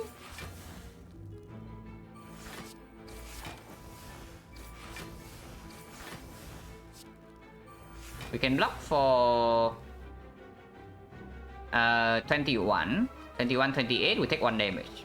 1 damage is fine. Next turn the guy explodes, but with two chips from the thing, it's guaranteed to die.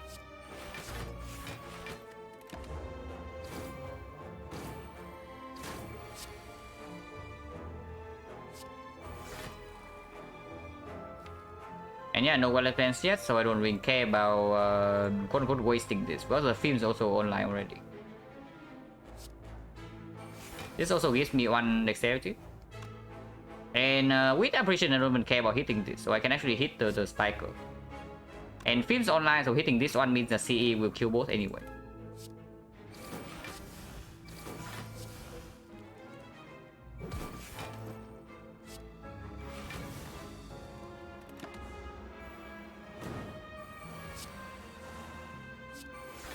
Yeah, Volcano can use as Sensor's Bane now.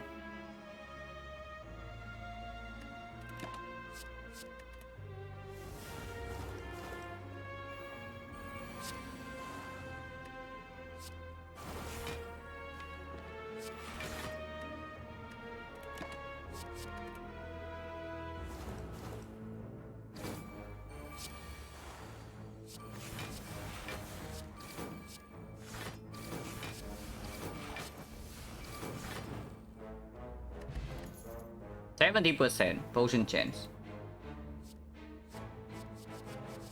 Has to be expertise in this spot, right?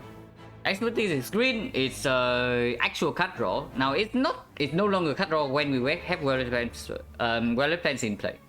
But if we have Violet plans in play already, the fight is already somewhat under control, and even then, sometimes it still can draw. Yeah, other times it's just freaking good. The expertise plus. And we have the Malaise already and the Dark Shackles, which makes the Piercing Veil slightly less effective.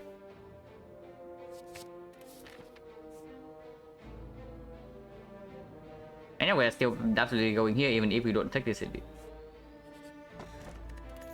That goes fine. Open up Concentrate. No, we are not picking up Concentrate. Concentrate not in this spot. We have 5 energy already. We already cannot spend our energy. So Concentrate opens up exactly 1 combo. It's not even good. This upgrade, we can upgrade like Countable Tinkerhead for actual cut draw in longer fights. But in longer fights, we also have Violet Pen Plus and we have the Kunai stacking up. So if the fight goes long enough, we are probably already fine. And we're still good. Yeah, but we have Dark Shackles already. We have Dark Shackles and Malaise. Is the I would say that I picked the Whale over nothing. The Whale over nothing I probably picked, but the Whale over an actual good card probably not. Yeah, we can upgrade second Infinite Blade. Now, without the Malaise, I was going to upgrade the Neutralize, but with the Malaise, is it actually operation in this spot? It's not, honestly, not even that good, because our front load box is also somewhat non-existent. So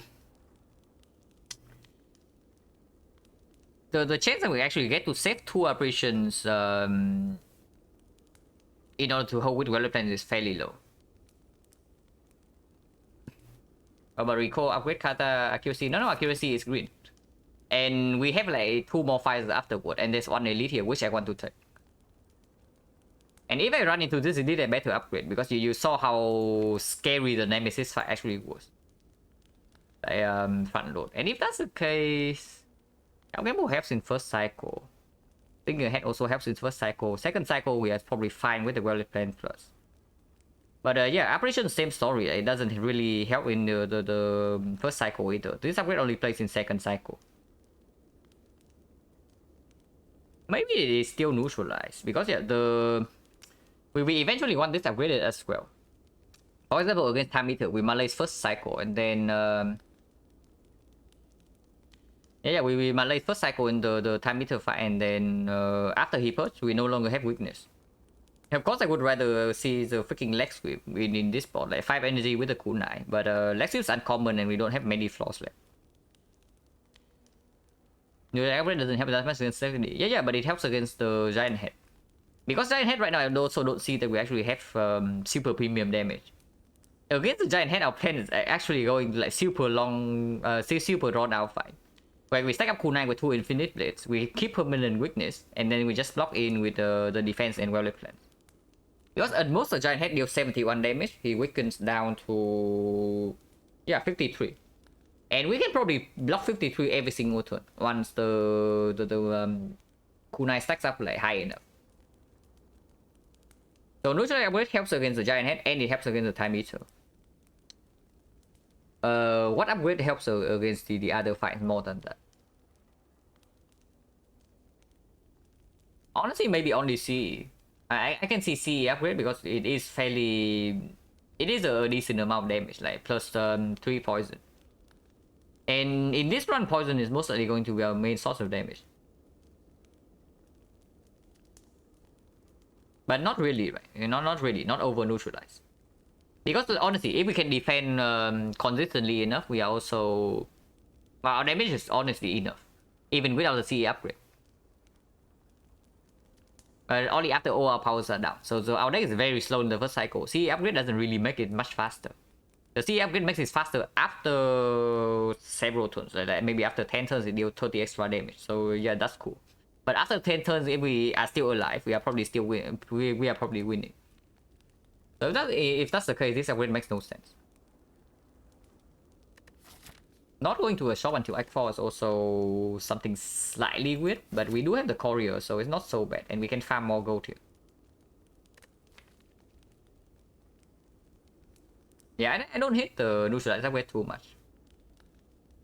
And it's not like neutralize upgrade doesn't help against Snake Lady, because yeah, we can kill the minions like maybe twice with the Dagger Spray that and the CE, so we can kill like two instants of the daggers. But against the Snake Lady herself, we also need to block, like our poison takes up a little bit every turn. So we probably still have to drag that fight out for like maybe 10 turns. And if that's the case, this upgrade will play. Because sometimes we also need to spend energy on the on killing the daggers, and we cannot malaise her for a lot. I don't hate the neutralize upgrade here though. And yeah, I do want to take edit before over the shop. Dagger Spray Akabeko? No Dagger Spray Akabeko. I mean, of course, we only draw 3 cards. But could have been something good. So she summons this turn, we can only kill 1 dagger. But I can potion and kill 2. And I probably want to do that. We backstab here, I potion and play 1 shift plus on this. And then the other shift plus with the backstab perfectly kills this. So no wound, and she might still not resummon. She might resummon again next turn, which is honestly what I want, because before the Well-Lit Plan is in play, I am always scared. Because we can just break on operation in any one turn and then we die.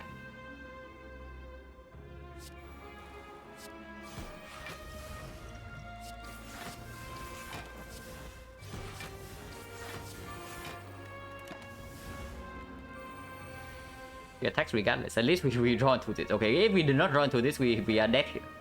Just saying. Maybe we are not dead because this also weakens and we can kill one of the daggers. But would have been very scary. We still need to kill the daggers regardless, right? Maybe otherwise next turn we get right. That is fine.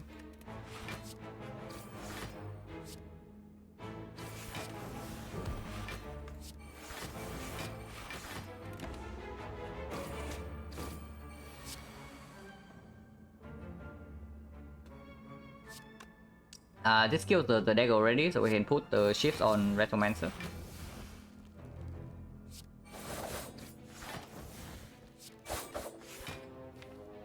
And expertise here and thinking ahead the operation and full block with Dark Shackles. And also draw into nothing. So I guess it's Fumes and an operation here over one more decks. We need to play the Fumes, otherwise she does not die. And Dark Shackle is actually a good draw in the deck later on, so we can play this.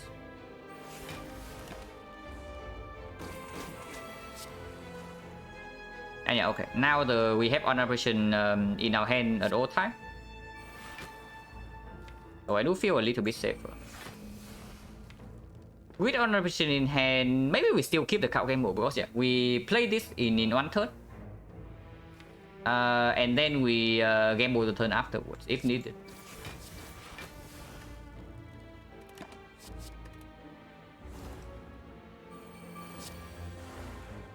Like yeah, this turn.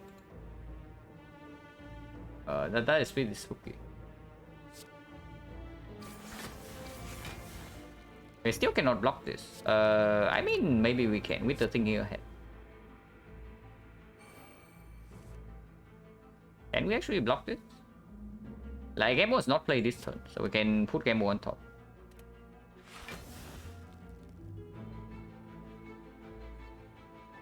So okay, we can play Blade Dance Flying Knee. Blade Dance kill this. Blade Dance kill this, we Flying Knee and then we get 2 dexterity. So this will block for 10, they actually block for 11. So we block for actually 22 more. 22, 25, 25 plus 4 is 29, 29, 30, 31. 31, 32. We block for 32, she's weakened. Yeah, that's actually full block. That's actually full block. And we can save operation. And that's pretty good.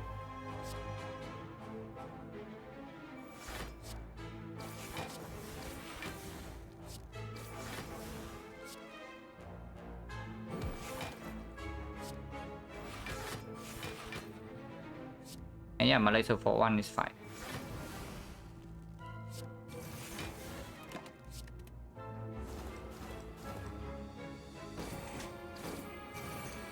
Attacks again.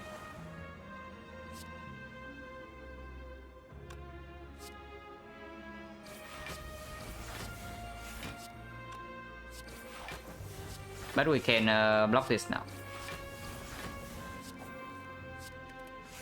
And save this around if she resummons, but honestly poison is ticking up and we still have on operation. So we can just play this right away in full block with this. And keep like 2 block cards around.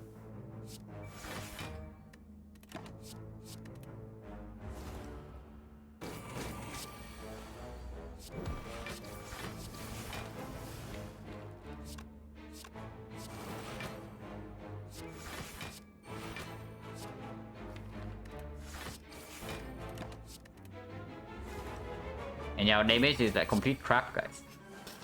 Not unexpected.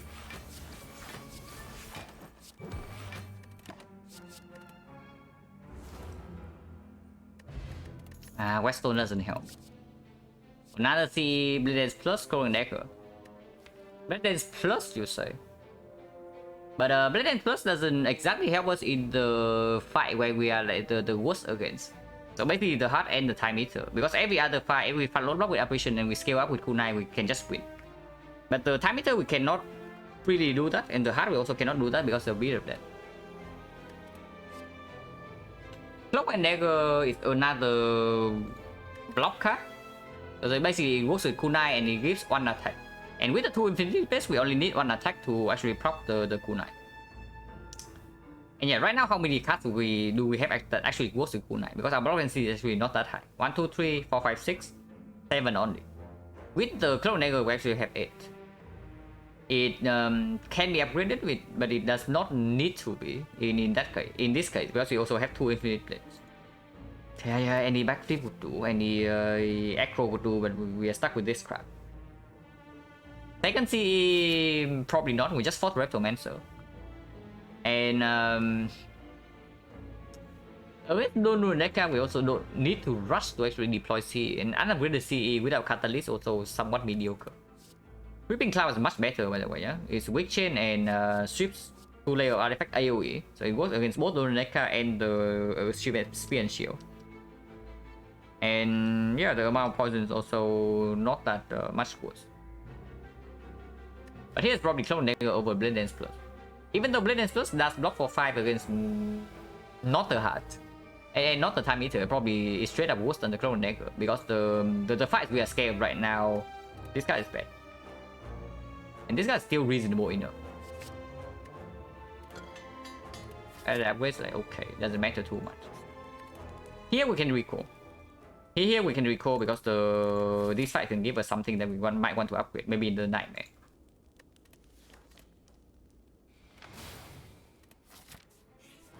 And yeah, Giant Head we should be somewhat okay against. I sure hope we are actually okay.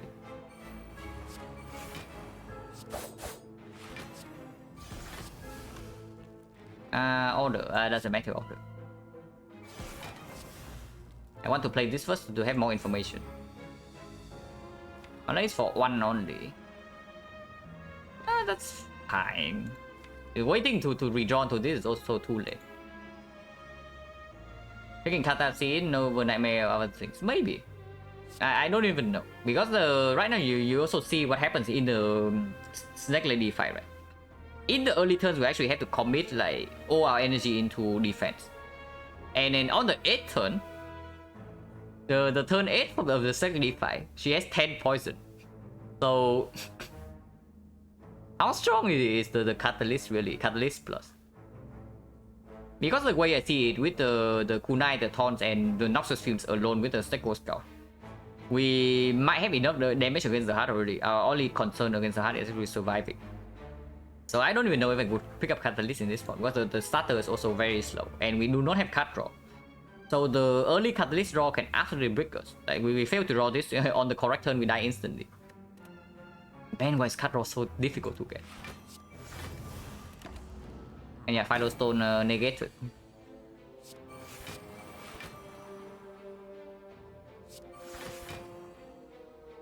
Probably should hold the neutralizer around. Can also hold these 2 attacks around to guarantee a Kunai proc next turn. Yeah, because we also still have 3 apparitions in the deck. Maybe we should just do that. Because if we are not stacking up Kunai quickly in this fight, the fight is also not going to go so well. And yeah, Clone Dagger can be kept. Dark Shackle is not very useful in this fight though, so I want to exhaust it.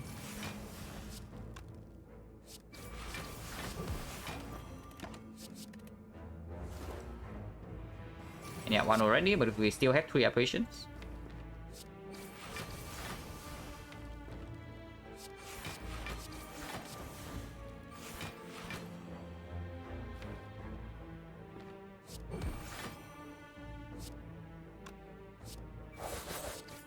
Yeah, wrong order.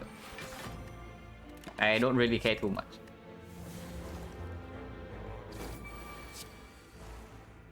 To unupgrade the operations, we can save them both.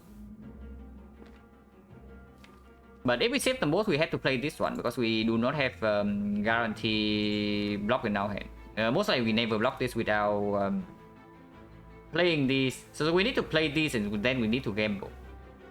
If we want to save operation right now. So probably just play both and use the time to stack up more kunai props.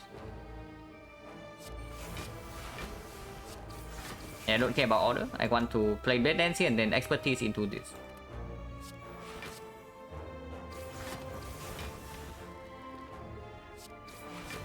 To get like more kunai stack.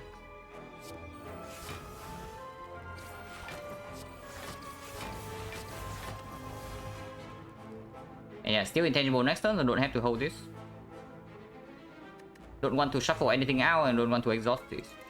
So we can keep the these two around. Maybe we should have kept thinking ahead instead. Because this turn we are guaranteed to full block still. And yeah, we can think ahead the operation instead then. That's fine. Not if I play this.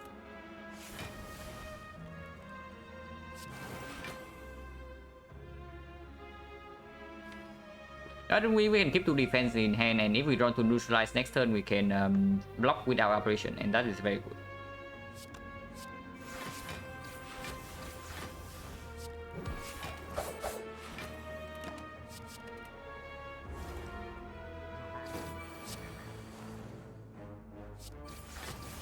And we can full block this without the operation, that is.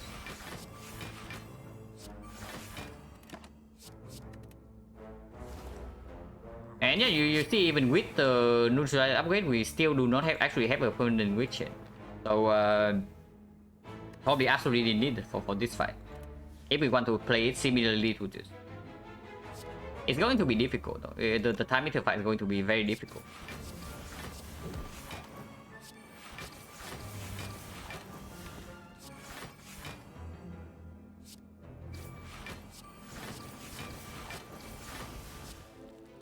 It's full block. He dies next turn.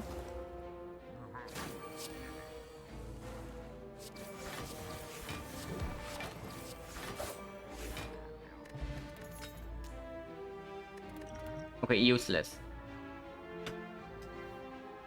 Okay, pick up second infinite blade. No, it was a transform. I transform a strike into it, and I actually want it out of my deck right now, if possible, but cannot be. I mean, I shouldn't say this useless, because maybe I just take like 20 damage from Time Eater, and suddenly this helps me not to instantly die in the second fight. Honestly, PK not even good, right? The PK.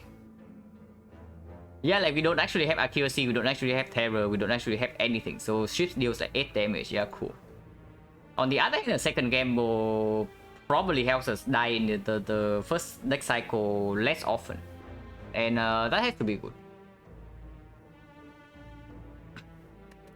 Man, this boss scout lane to the heart is going to be a super bit. I don't even know how well we are going to do against Spear and Shield. Accuracy for unturn. It's weaker than that. Accuracy plus 6. This is only plus 4. And also it doesn't get out of my deck. Transient. This guy should not be too difficult, but he also can be. I can stack up Foot 9 right now. Probably should. Don't need to operation, so can Malaise for 2.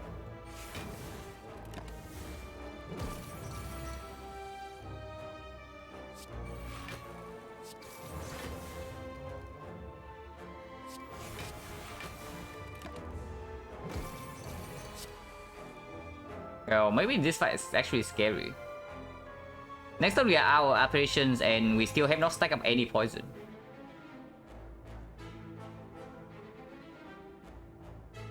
I am slightly concerned.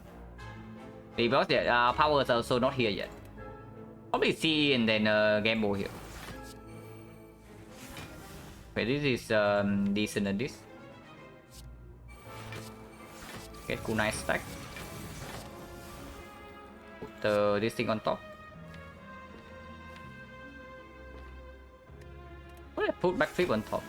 This is probably not a very good card in the deck.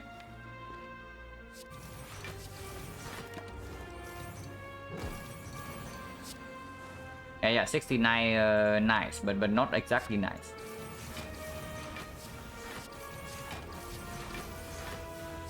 So damage is actually so freaking bad.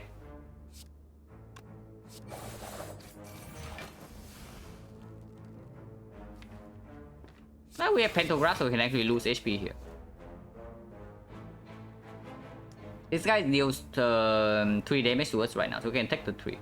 And we hold the Shift Survivor for next turn.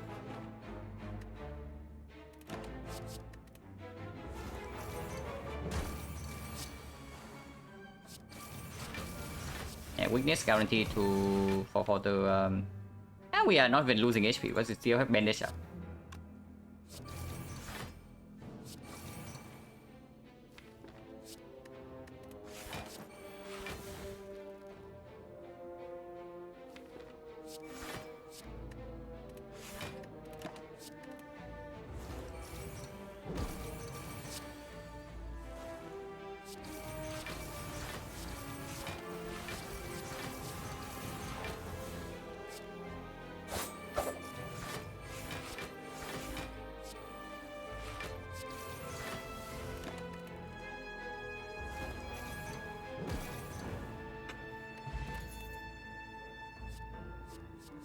I mean, we pick the clone dagger minus. So here's the clone dagger plus. And a piercing wheel. I mean, it's not the bin. I can definitely tell you it's not the bin. But is it clone dagger or is it piercing wheel? Because it is still the first piercing wheel. This is still the first piercing wheel that we can get. Of course, we have malaise and the dark shackles, but here's the thing. So we malaise first cycle in the hard fight, and we use one aberration to block the big hit. And then second cycle, we strip artifact with the fumes plus maybe one card, and then we deploy. Maybe you don't need to wheel second cycle. Third cycle, we have shackles for. And fourth cycle, we can apparition again. So actually, we actually don't need this wheel. The only reason we need this wheel is just to just increase the chance, because we actually don't have the enough card draw to guarantee that we have malaise on turn the first cycle. No apparitions. So basically it's basically just more front load block. We do not have tungsten rod, we do not have a duplicate on the after image. So the clone dagger is also not super free to play, but it will be free after we get enough kunai stacks. And then it generates kunai stack for us even when bid of days is 3. Which is honestly quite good. Yeah, not free to play. Honestly quite good. The thing. Now, okay, I'll tell you what I'm scared of. I'm scared of of course I'm scared of the time meter instantly killing me on like the first few turns, but the thing I'm more scared of is probably, okay, not more scared, but the other thing I'm scared of is probably having to waste the next spot in the time meter fight. Because right now I see the next spot as being quite important in the hard fight. The second fight of the boss gauntlet, whatever it is, I do not think that we have a huge problem. Awakened one is probably slightly easier than the Dono Deca. But if we do not draw insanely badly against Dono Deca, we also do not have a huge problem in that fight. But Awakened one is clearly a lot easier. I mean, we can still die in the Awakened one if we draw badly enough, but that happens in every fight with this deck like this. So if possible, I do not want to waste deck spot. And if I do not want to waste deck spot in the time meter fight, I better have a way to stack up dexterity quickly with the kunai. And that's says Clone Dagger Plus. Because Clone Dagger Plus is also, it's also a reasonable amount of front load block. The piercing will only works when he is doing the bounty hit. And ideally I get a malaise with a decent amount of energy spent. Speaking of malaise, I probably actually upgrade the malaise right now over other cards. And in Act 4 maybe upgrade the second apparition. How does that even do damage? Not just fumes. Not just fumes, Deco Skull Broad Skill. Honestly, the thing I'm more scared of is not scaling damage. I'm more scared of the fact that we are just lacking front load block. We are just lacking front load block besides aberrations. But yeah, this is actually not real front load block. Actually, in Spear and Shield it might be, but we also have a 400 gold shop into Act 4. Yeah, we also have a 400 gold shop into Act 4, and we can just buy this card maybe. How many cycles will it take to kill the hard? Honestly, the hard fight might go faster than you think if we get there. Because we do have broad scale and the poison doesn't go away.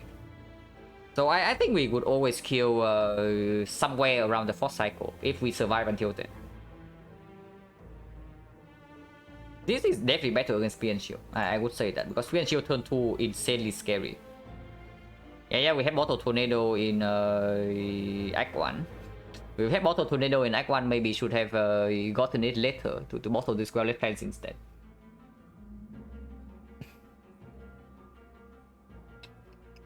But okay, Well-Lit Plans... should I have bought the second Well-Lit Plans? Because looking at these fights, I'm always so freaking scared before I get my first Well-Lit Plans in play. Before I get the Well-Lit Plans in play, like apparitions or not. So I was laughing about the second Well-Lit Plans being on sale, being cheaper after I bought the first one in the shop in Act 2. But maybe I should also have bought the second one.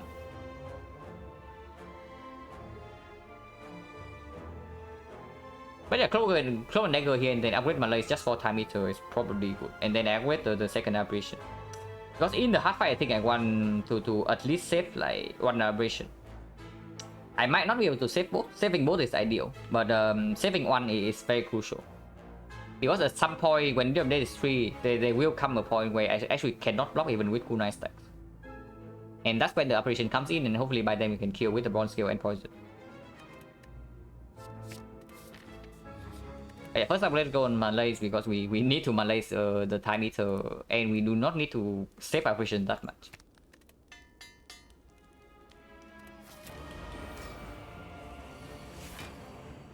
Okay, well, plans turn 1 at this.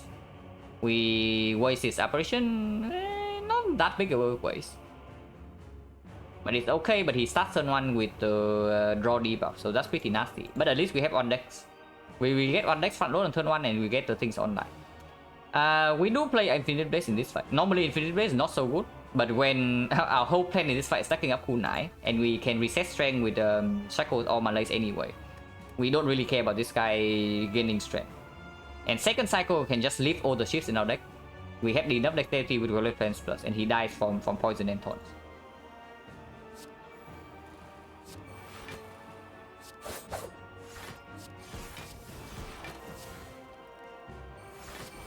Seven cards already. We have 5 cards to block next turn. 9 times 3. The second apparition is here.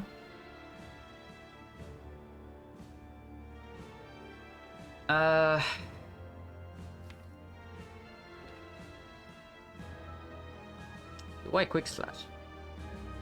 There are a few lines here. I can do Apparition Corpse Explosion and have 3 cards to block next turn.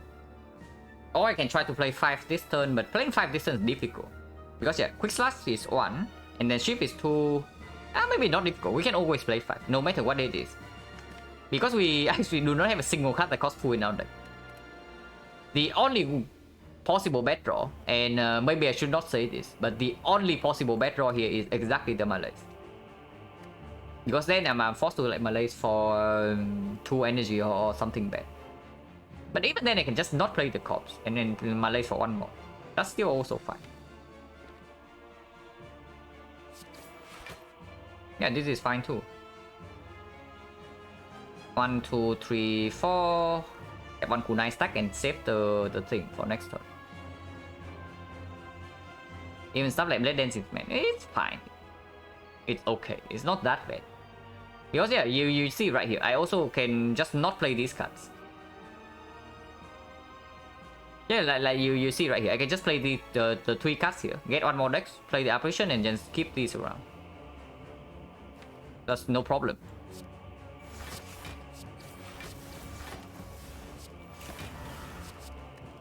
Shift in the deck, like who cares?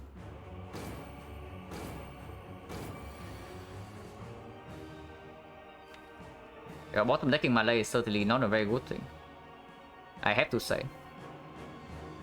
So we are facing some damage here, hopefully not too much. How much damage are we actually facing here? We are going to have 3 dexterity on this, but 4 dexterity on this. Cards play 1, 2, 3, 4, 5, 6, 7. Actually, no. We only have 3 dexterity on both because this is not upgraded. We're not saying who can join on 4 draw with 2 slap, yeah. But hopefully at some point this fight improves. To play the Bane. Yeah, we can also play Ascender's Bane. For I don't know if it's relevant or not, but yeah. 1, 2, 3, 4, 5, 6, 7, 8, 9 cards. So we have 3 more to block next turn. Apparition still in the deck. We have no more block card in hand, and he's not weakened. Yeah, max 11. We cannot proc here. How much are we blocking now? 1, 2, 3, 4, 5, 6, 7, 8, 9 cards. So we block for 9 and we block for another 10. No, we block for another 11. So 20. 20 plus 12. No, 20 plus 13. So we block perfectly here. But we have no block cards in hand. We have 3 cards play and he can still attack again next turn. That is slightly problematic. But we do not have any other line, right? I think AI twice? No. 9 from AI, right? So 9 cards from AI, so 9 HP. And this is 3 dexterity, so this blocks for 9 again, so it's 18. No, it's 3 dexterity, so it's 11. So 9 plus 11 is 20. And this has 3 dexterity is plus 13, so we block for exactly 33.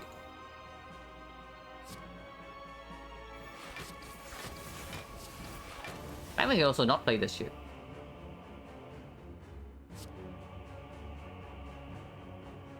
Do we leave another shift in the deck then? And save ourselves like 4 cards.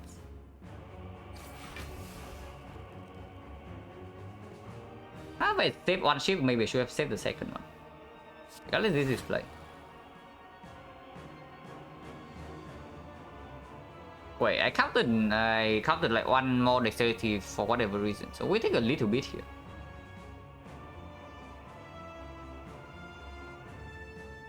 Yeah, oh, okay. I double counted the dex. Yeah, I know that looking at this, like these blocks are only 11 and not 30, so I definitely counted the dexterity more than it was. We don't need to play the cost with the films in play already, and yeah, I don't want to play unnecessary cards. I also don't want this to flop my deck. So maybe just survival and end turn. And we take 5 damage. So even if the next hit is a big hit, it only hits for 35.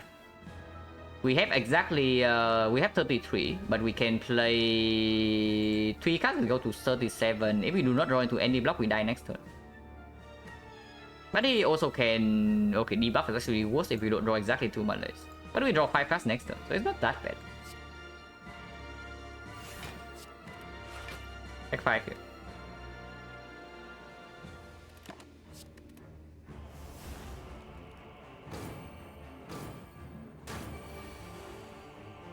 We have the malays. So we can do... I mean, malays has to be played here. So it's just like defend malays 2 shifts then. 2 shifts, defend malays for... We are still taking heavy damage here. So maybe I should seriously consider using this.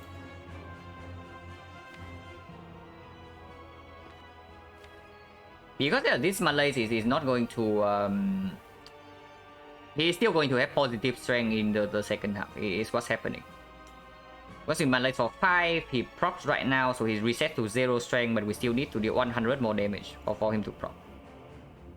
Malay can be playing next turn, yeah, but then we don't have weaken, and then do you want to take like 20 something here or what? Because he's going to deal 37, and we block for 13. So we take 24 to our place. Okay, how bad is taking 24? We go to 7, but with the pantograph, we heal back to 32, we don't take any more damage. And we get 1 more dexterity immediately.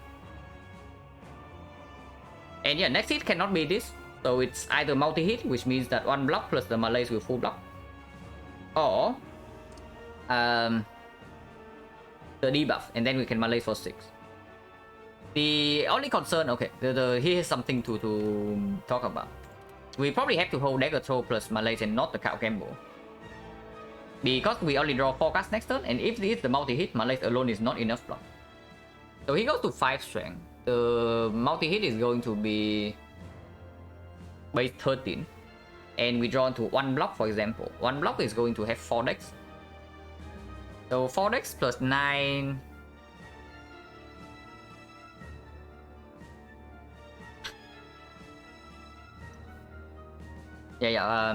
for 4 decks plus base, so this blocks for 9. So we play 1 block and then we malays for 5. The base goes down to back to 8 and then it's 3, so we take 9 more damage. So 24 plus 9, we die next turn if that's the case. So if it's a multi-hit, 1 block will not, even if it's a multi-hit, 1 block will not do it. So we need 2 block cards, all the operation, all the dark shackles. Regardless, it's bad. We probably have to honestly, we probably have to export now. I think the line where we malays next turn can be used, but only if we play the dexterity pot. But Malay this turn also not winning. The main problem with Malay this turn is also we do not get any dexterity and we just progress the counter. So second cycle we are still getting wrecked. Because if he continuously do this hit and he does the debuff at some point, we also cannot block. If our dexterity is not like through the roof. So yeah, better next spot now than die, right?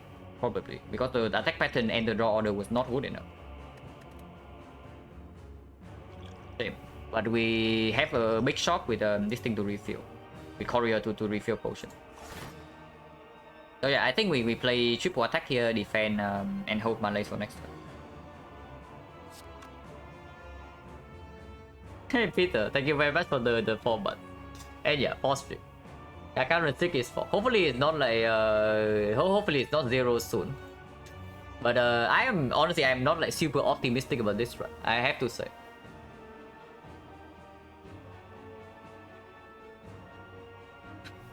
Honestly, if you ask me if this run is looking better than the 20 HP Mount the Bloom run, I would say 20 HP Mount the Bloom run is probably more winnable because it does have Nightmare Red form, so we just need to draw well. With this deck, I don't even know if drawing well saves us. It is the main thing, but it's fine. We are still alive here.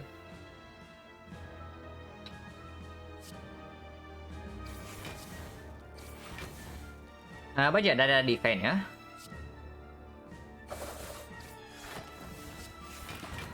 Like 22 instead. Multi hit. So defense Malays goes down to 6 times 3, so we block for 2 here. We will block for 12, 13, we take 5 damage. Yeah, we had 17 decks that time, now we only have 5, and then it's also stacking up like very slowly. And yeah, bottom decking neutralize the Apparition Dark Shackle, so not so good. Because honestly, if I draw into maybe Apparition right now, I can do something like Apparition Flying Knee, get on more decks, and then Malay's next turn. If we double defend Malay and full block, that is also not very good, right? Because he actually has 1 strength over. And unless you also commit the Dark Shackles in the halfway point, he's going to have like maybe 2 or 3 strength going to the next phase. But I mean, I guess committing this in the middle way point is like also not so bad because we still have an operation and we have like 6 decks already. Double defend Malay is probably good enough.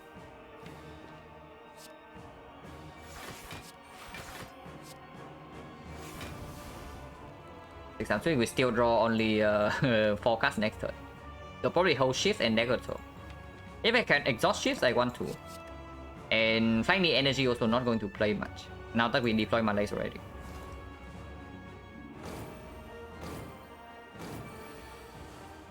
Debuff, but we have operation for next turn. And we can get 1 more dex from this.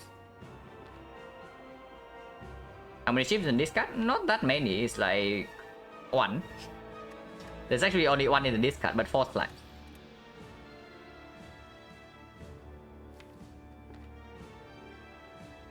Probably triple attack in bandage up is clear, and we use 5 cards to block next turn.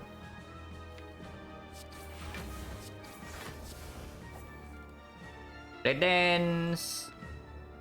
not really, right? Or are you telling me that we play Blade Dance right now? So we can discard backflip, play Blade Dance right now... not really, right? Because we are also playing the second Infinite Blade.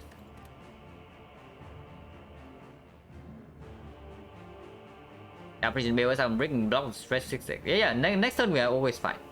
The only concern is that whether after the next turn we are still fine or not. And yeah, at least I've read the neutralize. Like, imagine this fight without neutralize upgraded, it's going to be probably not winnable in the second half.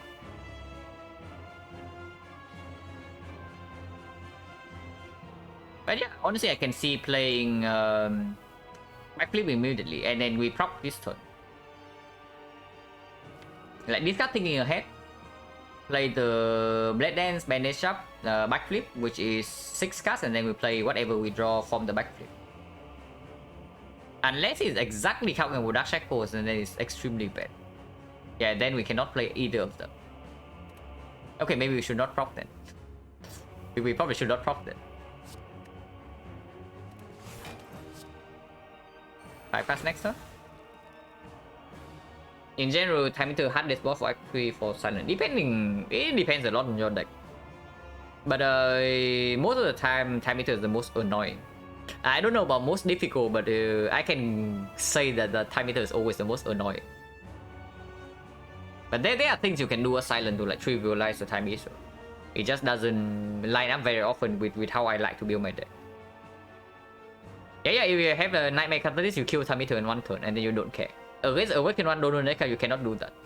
So if you are in some Nightmare Catalyst thing, time meter is the easiest fight. It can still be annoying. The second case where time meter is like completely trivial but Donor Necker might be difficult is that if your deck has like 2 malays. If your deck has a lot of energy and 2 malays, the time meter is probably very easy. But Donor Necker can deal a lot of front load damage to you because you cannot strip artifact in time to deploy the malays. But other than that, usually time meter is the most annoying. Just because of the nasty debuffs. Like you see right here, he inflicts like vulnerable, frail, and weak. Weak is not super relevant, but frail and vulnerable is very difficult to block. And then yeah, the draw debuff. The draw debuff lasts for 2 turns, so it's -2 cut draws. And then shuffles 2 slimes in, so it's another -2. It's basically -4 cut draws, unless you are like freaking Ironclad and have evil. And then you laugh at the slimes. But we do not have evil, we do not have kill no pain. We cry when we see these things shuffle in our deck. And Defect doesn't really care. Defect doesn't really care. Defect sets up like Frost Focus, Obstorm, and doesn't care like how many slimes get shuffled in because the time meter doesn't scale if you don't play cards. Everyone Ice Cream, yeah, Ice Cream Malay is so this guy if you can hit it in the second half. But here we keep backflip Apparition and enter. If it's a multi-hit, we can still block with our Apparition. If it's a single big hit, I don't know. All these guys are so freaking annoying. Donor Necker can be easy with cost. No. That is a major misconception. Donor Necker, like the fight does not test you on the ability to kill both at the same time. That fight tests you on 2 things. First of all, your front load block without weakness, because like applying weakness on those 2 is very difficult. They have like 3 artifact stacks. So you need front load block because they attack every single turn and they start off with 24 immediately followed by 30. And then they skill. So you need front load block without weakness. And afterwards you need to kill one of them quickly.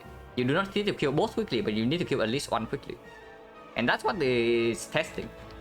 So the CE is like convenient, but usually honestly not super relevant. Unless you use CE to artifact strip, and then it's good. The CE is actually only relevant in the Spear and Shield fight.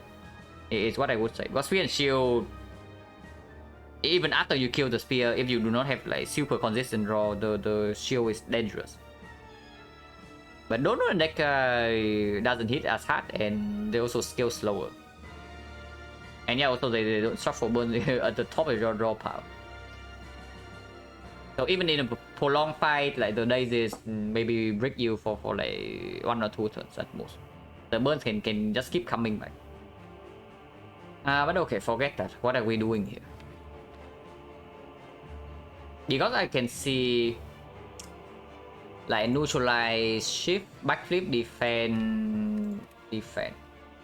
Maybe not neutralize. It's like infinite blades, backflip, shift, defend. In that line we block for 32. And this guy is going to proc one more time. So he goes up to... Right now the base is 33, so he goes to 35. 35 weakness although goes to 39. And we block for 32, so we take 7. We go to 6, but we preserve Apparition. And yeah, I think I like that. We go to 6, and with this we heal to like 31 in the next fight. With the bandage up we can go to 35. Of course we are taking damage in the next fight. And yeah, at least I'm happy that you used the next spot. Could have used it 1 turn earlier to save 2 HP. But if possible I wanted to preserve the potion. But with the draw we could not. Yeah, remember coding pet to use that. Yeah, of course it's not. I say it's useful because first fight, but immediately after I corrected myself, right? I say that it's useful after the nasty Timeter fight. But yeah, we just take the damage here, right? Save the operation. Because the next time this happens, right, something like the debuff into big hit happens in the second half. We actually have a very difficult time to block. But with the operation, we can always bail ourselves out for one time.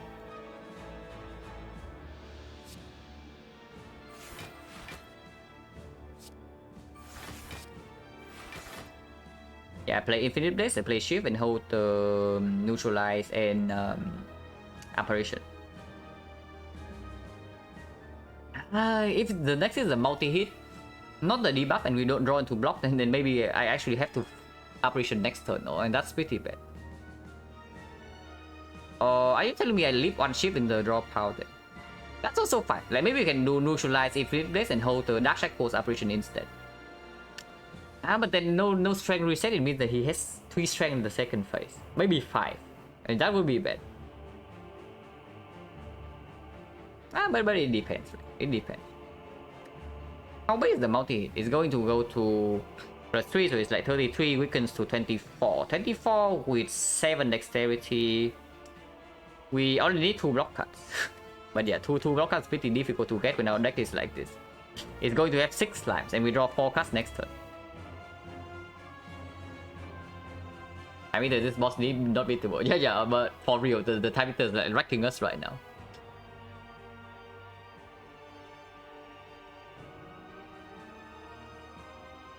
Extending weakness also not that relevant because the when weakness runs out, the poison is going to tick him down to below 240 already. It's like 13 now into 15 next turn. It's actually 16 next turn, so it's 29 damage. 29 damage. And take 3 from taunts. I think time meter is too high. The time meter is like very nasty just because of the cancel debuffs.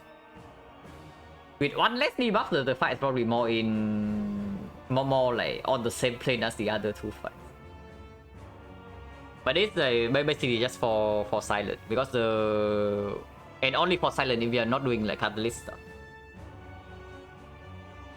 So I mean it's fine. It's just very annoying to be slimed over and over and only draw 4 cards per turn. And shuffle now to dodge slime. Yeah, we can shuffle now to also die next turn because Apparition is not in our hand. That can also happen. You can also play Cable now and die next turn. I'm thinking whether what cards I want to keep and whether I want to shift in my deck or not. Maybe I actually keep the freaking Expertise. Yeah, Expertise actually has to be better than whatever other garbage, right? So we play... Maybe we don't even play the second Infinite Blade yet. So it's like Neutralize, Shift and hold Expertise Apparition. And then, yeah, next turn we block normally, we reset, and then afterwards, Infinite Blade comes in play. It's probably correct. We take 7, go to 6.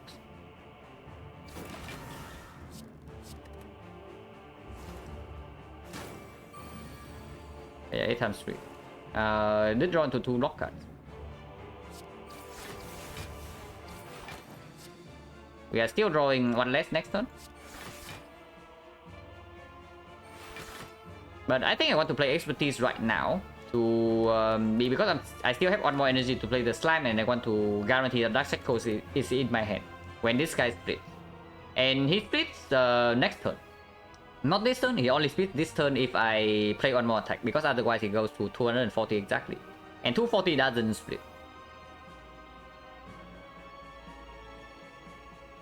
Doesn't Expertise draw 1? No, Expertise draws until we have 7. We draw 6 right now. Okay, Dark Shackle is in my hand. I can force a split right now with the Blade Dance. But if that's the case, I do not exhaust any slime, and I have like 6 slimes in the deck. Posting the split right now also give me 1 more deck, so maybe that's actually worth, and maybe I don't even hold the Apparition. Nah, that's probably nonsense. That's probably nonsense. I need to hold Shackles and the Apparition. Didn't pick EK that was offered before. I picked something else over it, right? The gamble. Because PPK doesn't really do anything for us. You see right now, physical damage consists of like 4 damage per turn from the ship. So our damage in the hard fight is never going to come from PK. It's coming from poison from the fumes and the bronze skill. And PK is just brick us early on in the draws. We simply do not have enough card draw. Like, yeah, you see this whole run, like what card draw did we see? One backflip. This was a transform. And okay, this was a pick. So we saw backflip, we saw expertise, and we saw cow game mode. That's basically our card draw for the whole run. And yeah, we have 5 energy. So we do not have card draw, we do not have front roadblock, and we have a lot of powers, which says that PK is basically another brick. And it doesn't even give us any damage. Like, hey, what physical damage are we doing anyway? Yeah, nothing, right? Just 4 damage ships.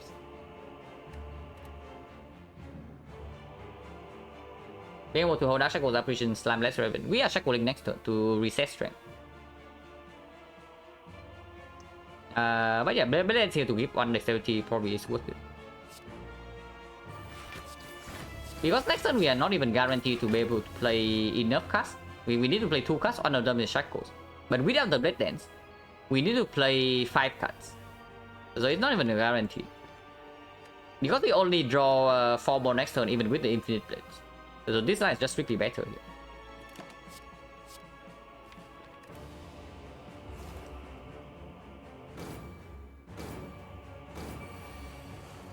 And yeah, play 1 shift, exhaust it, and Dark Shackles to reset. So yeah, we have 9 strength, we have 9 dexterity now. Hopefully 9 dexterity is enough against this monster.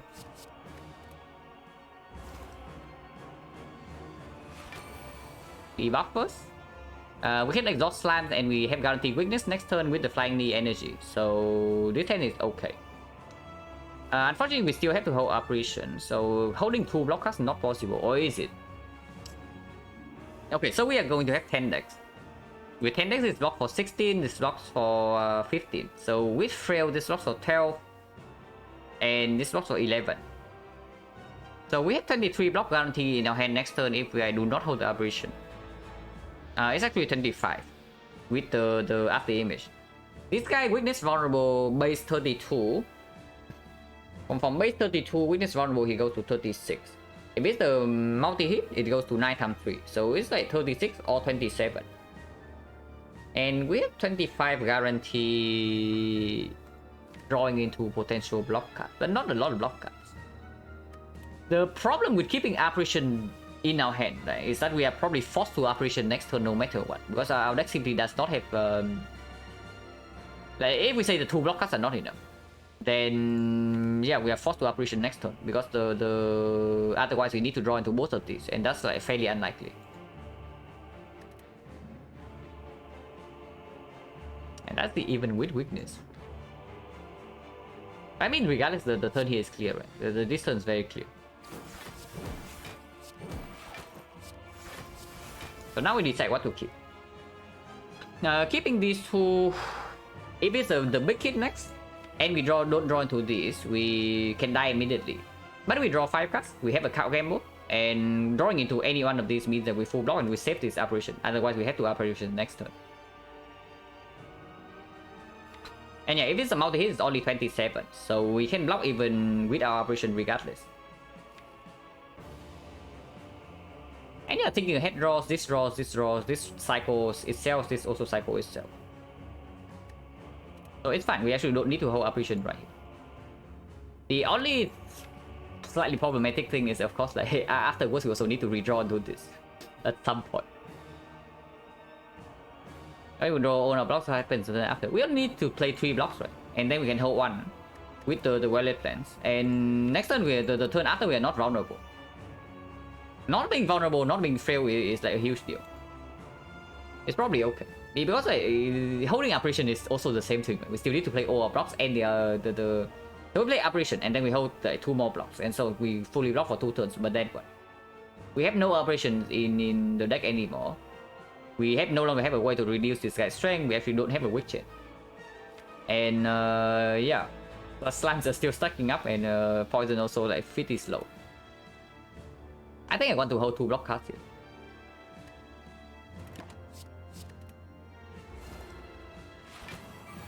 Yeah, only 9 times 3.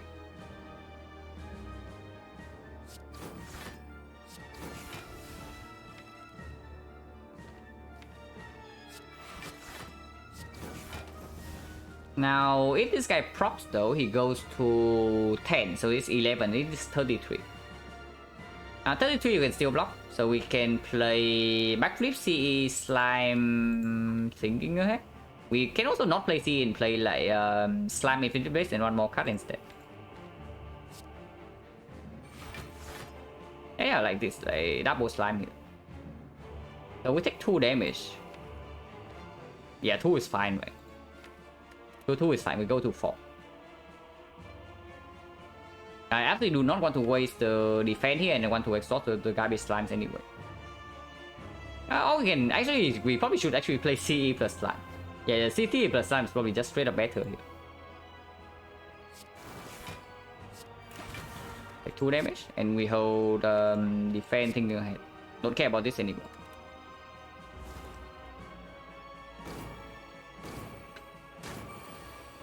Ah, we pop again. Oh my god, this guy is way too good, man. He realized that he actually cannot deal damage to us unless he debuffs, so he's just like chaining debuffs now. So we start with Dagger Throw, right? We start with Dagger Throw and we play thing ahead to see 3 more cards. Because now I got Apparition in my hand.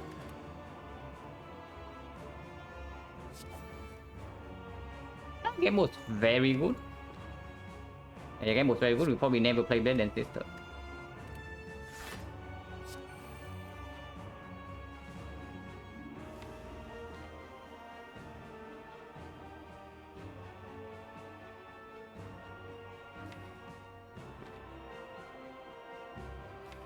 Next turn is not weakened, no, but we have a game board and we draw at least 5. So getting 1 more dexterity with these 2 attacks, and then exhausting maybe the slimes also somewhat okay. This blocks for more than the defense next turn, so maybe we can go on top. Actually, it blocks the same. They both block for 12 when frail. Yeah, from 18 it still goes down to 12. Actually, 18 goes down to 13. 17 goes down to 12.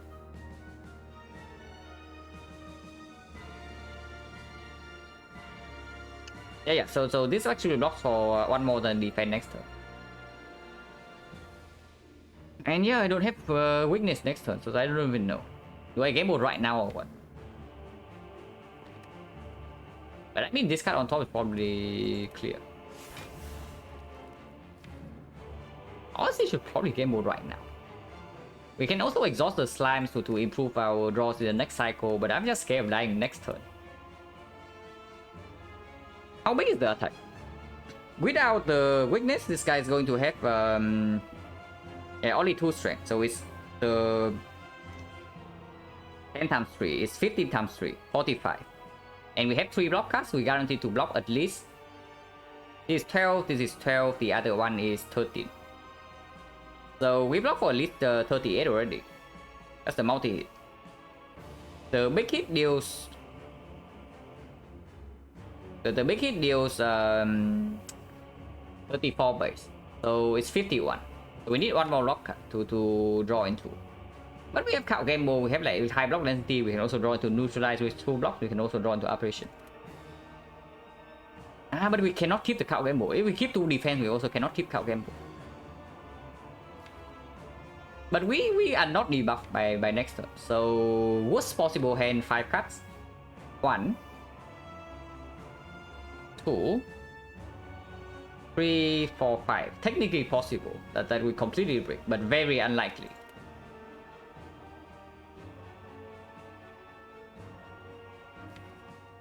Keeping defense count game mode can be slightly better than double defense, I guess. We have 6 cards next turn, but we can always game mode away the shift from utility beds.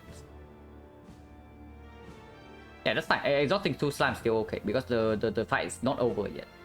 In this next cycle, that is.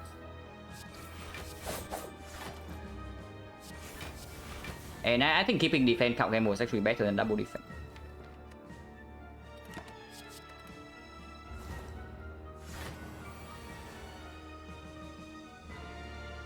Yeah, like right here we actually need to gamble or we die. But now we have the billion chips in our deck. But I guess that's fine. So this guy is at 14. No, he's at 12 right now. So with 12 is actually 33. No, 13. So 13 times 3, 39. So we need to play one more block and we play the cops. And we still have the honor appreciation. So from here the fight should be okay. We 27 poison should be okay. Counted round. Yeah, vulnerable weakness. I counted already, so no problem. I want to shuffle defense in my deck, so I want to start with survivor away the defense and then maybe play back to it.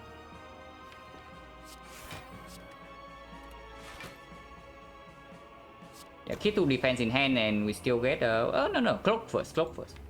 Because I still also need to play the clock to get one more dex anyway. We can also just not play anything, like keep the backflip apparition in our hand instead. Honestly, that's probably just better. Yeah, keeping apparition backflip in our hand and then not advancing the clock any further.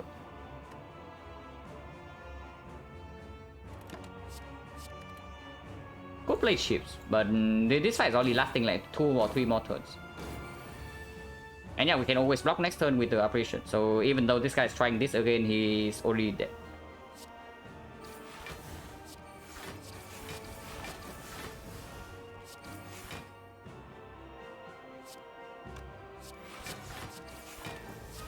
He's dead next turn anyway. We don't even need this apparition. Good fight. I don't know how good it is. We still lost the 32 HP and the strong potion. But at least we are alive. Second fight can easily kill us, by the way. I'm hoping for Awaken one, probably. Over Donor Neck with the kunai.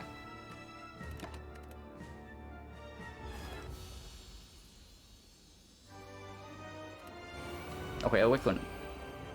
So in this fight, if we don't die instantly, we probably have a good shot. As long as we don't die instantly, we probably have a good shot. Yeah, that's Pantograph. If it's not Pantograph, I would play the fight slightly differently than just taking 24 damage to my face in the first opening turns.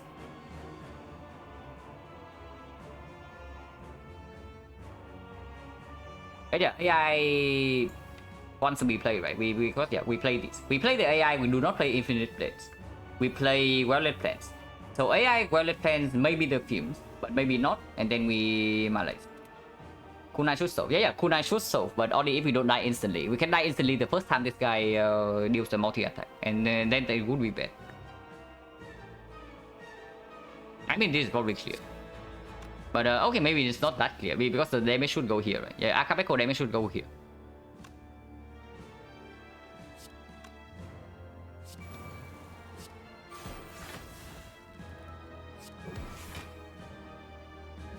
And honestly, I think I want to see... Okay, how much deeper do I dig into the deck? Because game will go for 2 regardless, right? So I just see one more card and play Dagger Throw here. Leaving the backstab behind, but leaving backstab behind is not so bad. Because the only thing I'm scared with this fight is like dying immediately in first cycle. But if I draw into Operation right now, it's also pretty sad. Regardless, this can be played. Ooh, top deck Well-Lit Plans is very good. We take some front row damage here. And I keep these 2 around. Going up to how much next? I don't know. We can end at 1. But we can also get more. And yeah, take 6 immediately. But that's fine. And yeah, we don't have infinite base to scale dexterity in this fight. So and yeah, right here, right? If we don't gamble right here, we are dead. So very nice.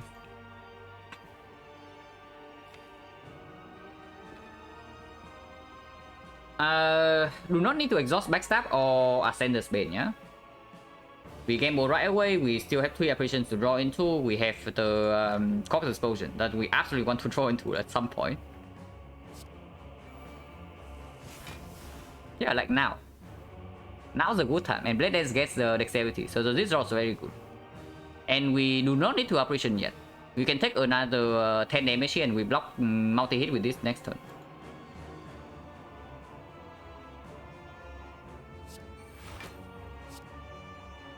This deals 7 poison.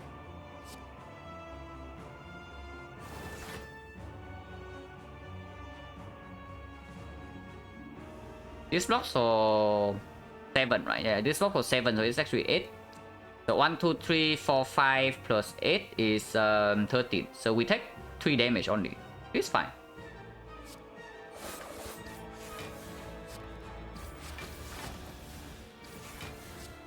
Should have kept the ship around. That was bad. Wait, I miscounted something again. Double count the dexterity again. Yeah, I probably did. Yeah, I did. So we take 5 damage. I mean, doesn't matter too much. So I kept the ship around because this fight we do not have infinite blades in. So scaling dexterity otherwise normally by blade dances is like really necessary.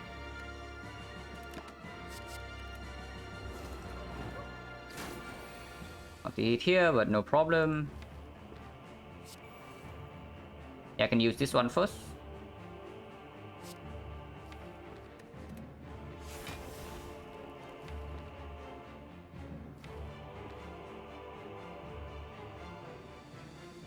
And honestly, I don't even want to play the quick slash. I think I want to draw Apparition normally next turn, and I keep like 2 defense in my hand instead. So Dagger Spray can be played. And 1 more defense to not take this damage.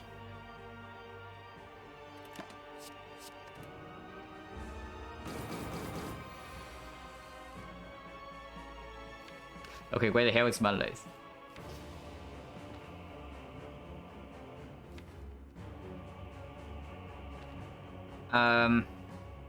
Survivor the apparition, right? This turn we actually do not need to apparition.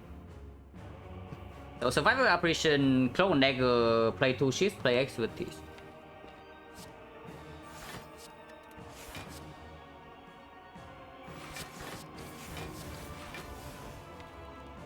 Can play another defense. And honestly, we can even hold like Malay Dark Shackles instead of apparition. So the next time he deals the multi-attack, we can actually shackle, and then we play Malays for 6.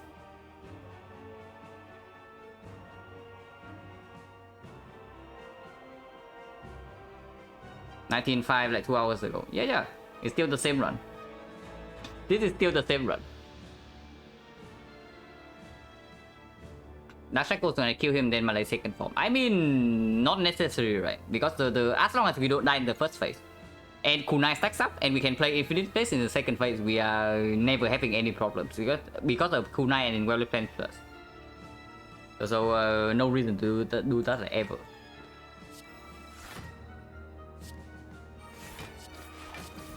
And yeah, we get like 4 dexterity already, so that's pretty good. And yeah, we actually don't need to keep apparition around. We keep Dark Shackle's defense, right? We keep Dark Shackle's defense in this spot because defense backflip already full block the normal hit, and the multi hit we can just Dark Shackle's Malay for 6, and that solves the fight.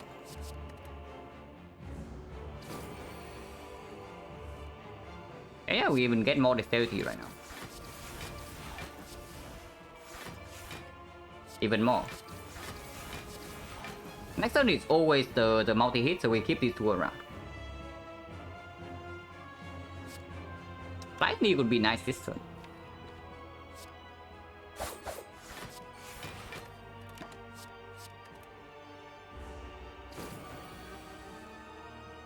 And yeah, we even get the bandage up as well. So for 15, yeah, it goes to 0. So this is full block. And yeah, now the fight is solved. We only need to deal with 1 strength bird in the second phase, absolutely no problem. With 6 dexterity and well plans.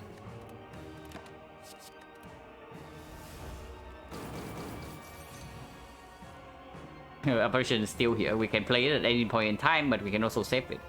Because okay, even the 40 is not a real problem. Like, we can just discard. But it's not needed in our deck regardless.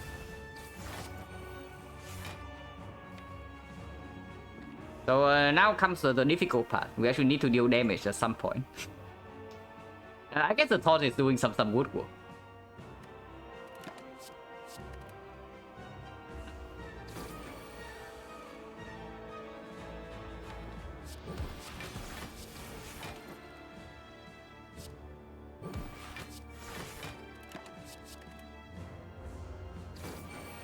Yeah, 5 times 4, so easily blockable. We lose Apparition right now though. That gets us fine.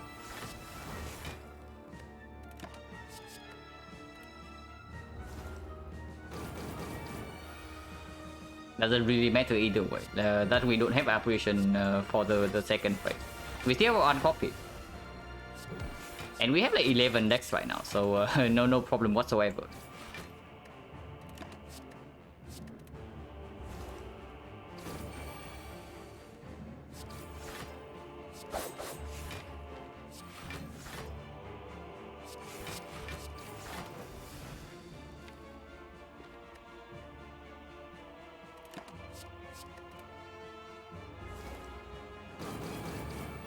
Yeah, Spear and Shield fight extremely concerning. And then I sure hope the Act 4 shock gives us something. I am freaking scared of the Spear and Shield. Yeah, where's that Blur for backward? Honestly, Blur... I don't think Blur is going to deliver in the Act 4 though. Unless we also get some front load dexterity. Because right now the way I see it, like if the fight gets to this point, right, where we are just stalling with the well planned plus, we are completely fine. The most dangerous turns of all the fights are before we get fully set up and before we scale up dexterity, and Blur doesn't help with that. And I am terrified of the Spear and Shield right now because we do not have any good answer. But I mean, it's fine, it's fine. We will figure out something.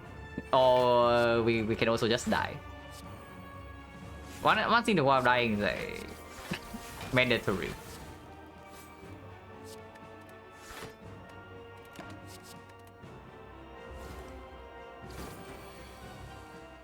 Yeah, we are clicking some powers for a Reform Plus. It's true. Or we can also be a skill player and just see Reform as the first power. We can also just see Red Form as the first power, and then we don't even need to buy more powers afterwards.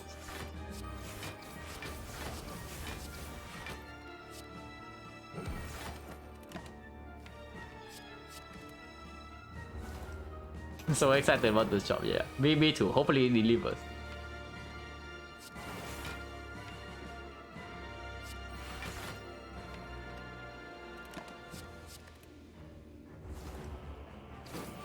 I can kill this guy soon.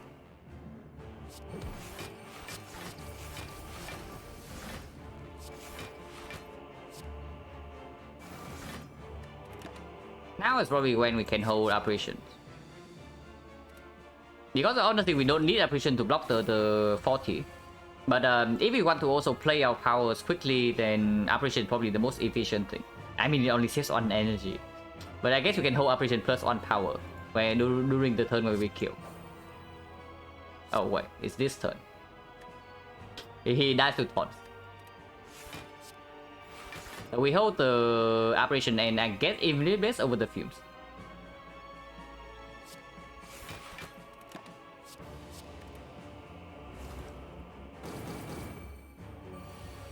Oh, right. The bird is slightly weird like this. Yeah, the bird is slightly weird like this. I actually forgot about this happening, but doesn't matter.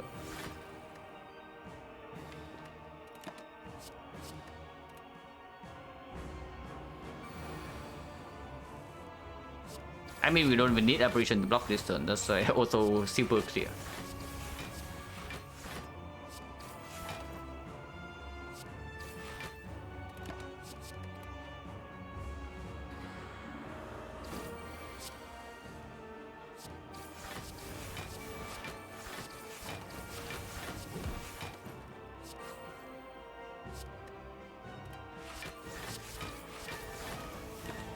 Okay, Philips is down now, so we only need to block from now.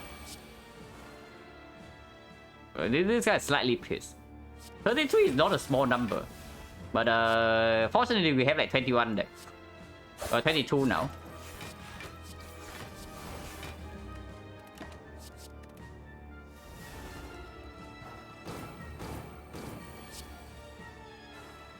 And yeah, we are gaining basically one more every turn. If not more than one.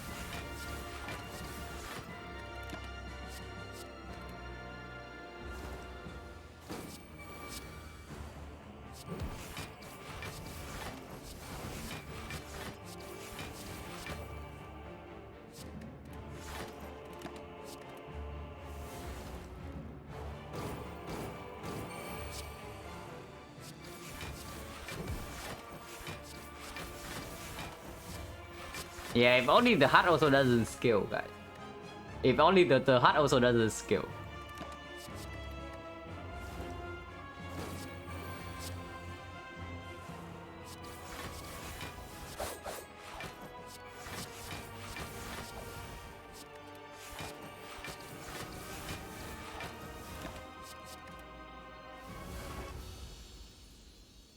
Which battle did it? Yeah.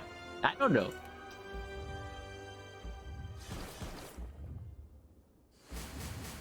Okay, the shop is here. Hopefully give us something decent. But first the upgrade. I was saying that the upgrade probably goes on apparition. Is that still actually true? The upgrade only goes on apparition if we say that we can block normally against the heart with only apparition use, one apparition use in the first cycle. And that is true.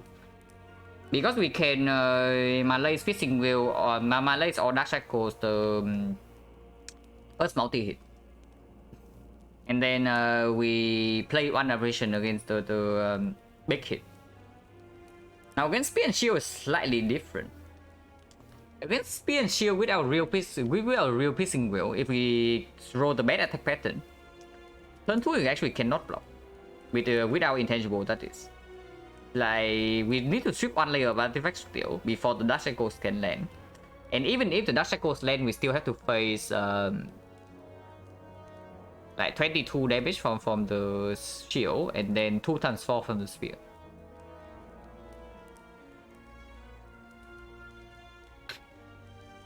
Ever gamble? I don't think so. The gamble upgrade is probably strictly worse than apparition. Before I upgrade the gamble, I always upgrade apparition because that's the second cycle upgrade. Any card that goes from exhaust to non-exhaust only matters in the second deck cycle. And yeah, if that's the case, nothing beats apparition if you upgrade for the second cycle. Not going to have apotheosis. I don't even know. Is apotheosis even good? If we say that our damage in the hard fight is not good enough, we can upgrade Corpse Explosion. But honestly, I don't think I think the Spear and Shield is more difficult than the hard for us. The hard we can store, we can block 2 multi-hits with the cuts, and then we can yeah, just block. There probably is not Corpse Explosion in this spot. If that's the case, it has to be apparition, right, and nothing else. Because yeah, as long as we don't die in the Spear and Shield fight, we actually get basically a full heal from the pentagram. So maybe making the upgrade only for the heart is better. Yeah, it's just apparition upgrade in this spot. Right?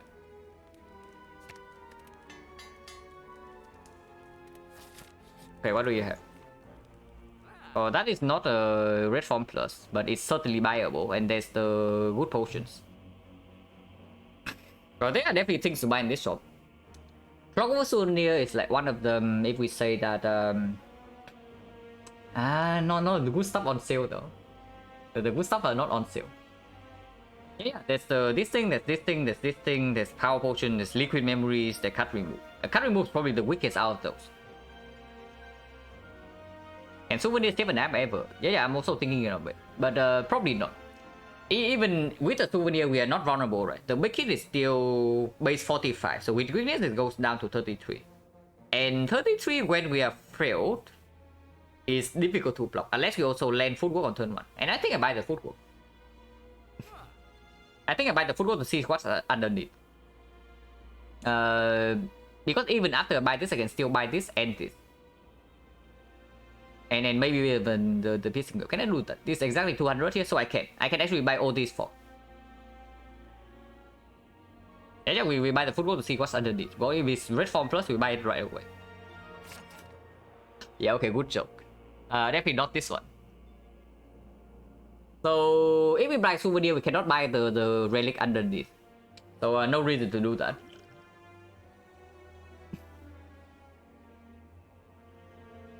It means that we probably leave the relic for last.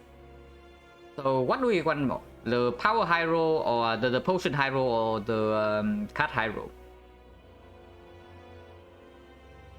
It probably has to be potion high roll, right? Because like duplication potion is also unintangible. Ghost in the Jar is like, yeah, Ghost in the Jar. And then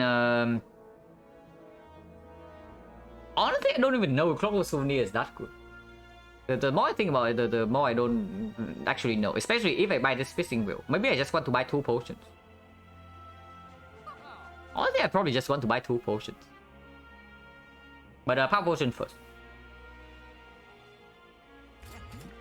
Okay, not this. Because like Clockwork Souvenir, right? First cycle multi-hit. I mean, if we don't land the weakness, if we don't land Malaise, don't land Piercing Wheel, then multi-hit we can block normally with the Clockwork Souvenir. But without Clockwork Souvenir, we cannot. It is strike remove. Irrelevant, but it's probably strike remove.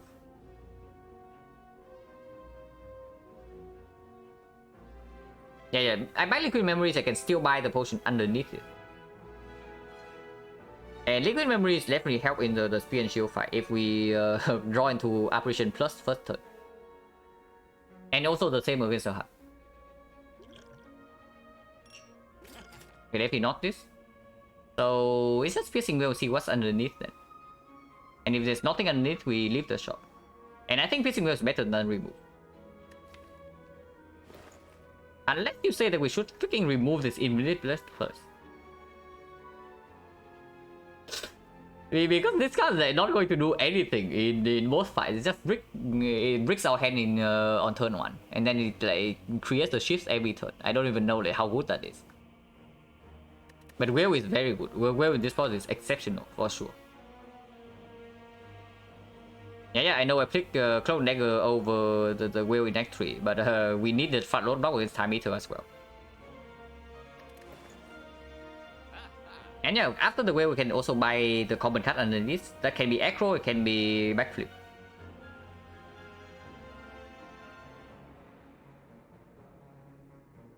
Removing Infinite Base Plus is... yeah, a real thing, because we are currently only drawing 3 cards turn 1. And that sucks a lot.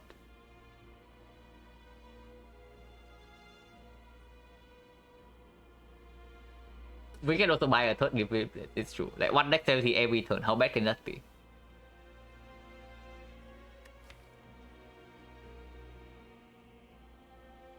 But not really. The Whale... So removing Infinite Base increase consistency, but the problem with us right now in the Spear and Shield fight is probably not our consistency. It's that we simply just cannot kill them in time. And if we have to blow all operations immediately, that is. And having another Piercing will maybe allow us to preserve 1 operation at some point. And that is going to be big, because we do not need to actually kill the spear. With the C and the fumes, we can actually poison the shield instead and let him take down. So heal 33. No, it's more than 33 because we have Philo Stone. It's actually 22 plus 14, so 36. But we have Anchor and we have Pantograph, so completely bricking on turn 1 means that our actually on turn 2 should be slightly better. So it's good to counter boss rally, give strength to enemies. Doesn't really matter. If the Whale lines up, we full block either way. If the wheel doesn't line up, it's useless. So Philo Stone are not exactly relevant. Return with the burns. Yeah, but how much does card remove like solve that? Because you see, this card's also very good to draw early on in the fight. So you remove unuseless card, but you do not add a very good card to your deck. Does that really improve your draw quality on average? Because yeah, behind this Fishing Whale can also be card draw, and then we have like freaking 5 energy, so any card draw we can pick up. Consistent, we have 1 on turn 1 already, so not too bad. If we draw in Fumes on turn 1, we can also strip both layers. If it's draw C on turn 1, we strip both layers. If we draw into Malays, we can also strip. If we draw into the Neutralize, that's also a strip. That's not too bad. Deflect. That's not like real card draw, man. That is not card draw. Removing Infinite. Yeah. So I'm telling you that increasing consistency doesn't mean anything. If our deck does not have enough output, and that's the main problem right now. If we have to blow operations early on, we play all 3 operations, and then what? Yeah, minus 1 Infinite Blade, but how are we winning the fight afterwards? We are still freaking dead in that fight. Duan Shield, yeah, the better turn 2, absolutely. I know prepare, yeah, prepare minus is not real draw. The only reason to ever buy this prepare minus is that it gives us 1 card underneath. So we get another chance to actually see card draw underneath it. Because yeah, the prepare is on sale. So any common card we can buy. Any common card we can actually buy. And prepare minus sometimes can save 1 operation. Sometimes. And it's not negative card draw. It's like, yeah, it's negative card in hand, but you still see the same amount of cards in that turn. And with the AI, it blocks for 1. So against Spear and Shield is not that bad because it can discard burns. Against the Heart, it's like minus 1 or maybe 2 HP, but it does give us another card to see. Yeah, with prepare, we're not in top. Me too. But yeah, buying prepare to see what's underneath is probably okay. Well, that's a very funny joke. It's funny, but unfortunately we cannot afford this. It would be good well prepared, by the way. But yeah, 5 energy, we just like cannot see card draw. Also, prepare goes well with the expertise plus. So honestly, it's not even bad. It's not even bad, this card. Like, how bad is it really? Deflect. We are going to have 3 dexterity and a bunch others. But we also have 5 energy. So I do not think the fight will get to the point where we actually need the output from the deflect to not die to the heart. It just risks our draw early on, so it cannot be good. And once there's like Bang Mi, yeah, I like Bang Mi. Bang Mi is very good.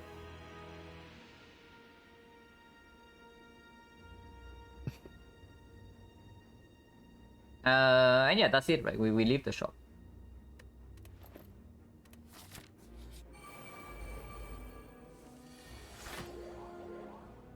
Okay, we get to memories application next turn if we completely break.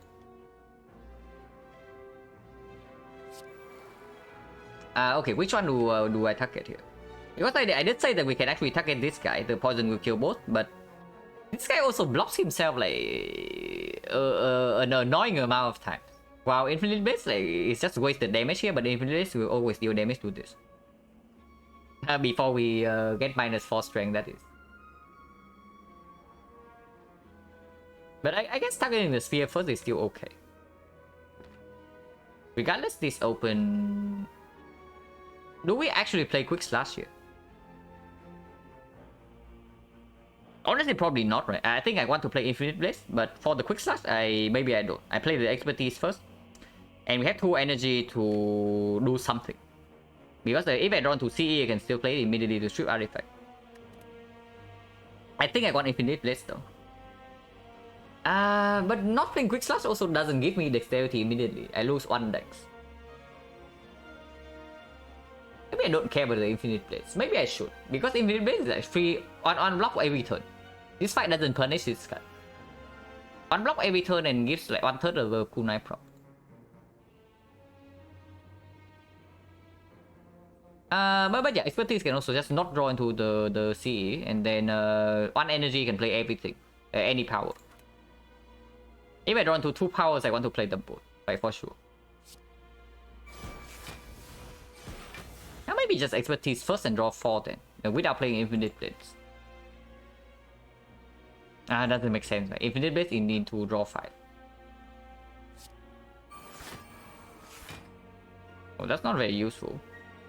Artifact strip, if I would like to do that. This can be played. Probably want to strip artifact. But before that, maybe quick slash first. Because yeah, Clone Dagger also not super relevant right now. Quick slash first, the only bad hit is the CE. Everything else I can play, like any power. Artifact strip not compulsory. It's nice, but it's not compulsory.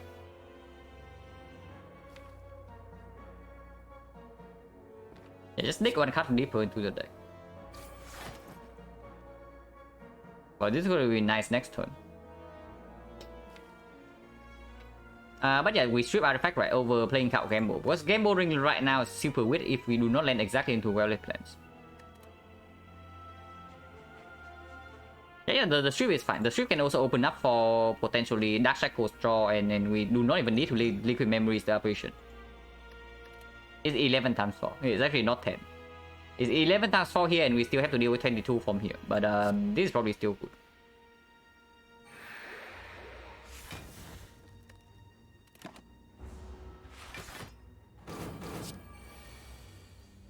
And yeah, prepare in action. Okay, not enough action. So we Liquid Memories the apparition, or we die. We can also Liquid Memories this. But doesn't make sense.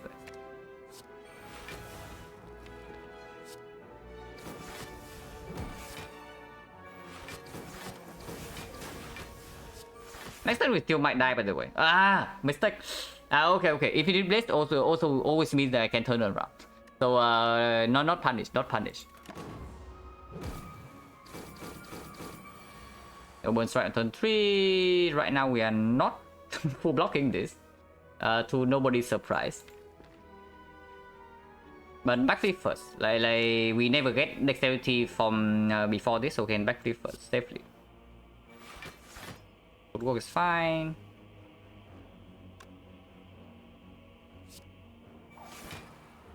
And this is basically not full block. So we can give up on CE, or we can play CE and turn around and then play double block and take whatever this amount of damage is. It's not that much. Like we block for 4 and we block for 24, so we block 33. We take 5 damage. Yeah, 5 damage is nothing unless we die next turn. Do I like bang me? Yeah, yes I do. Yeah, of course.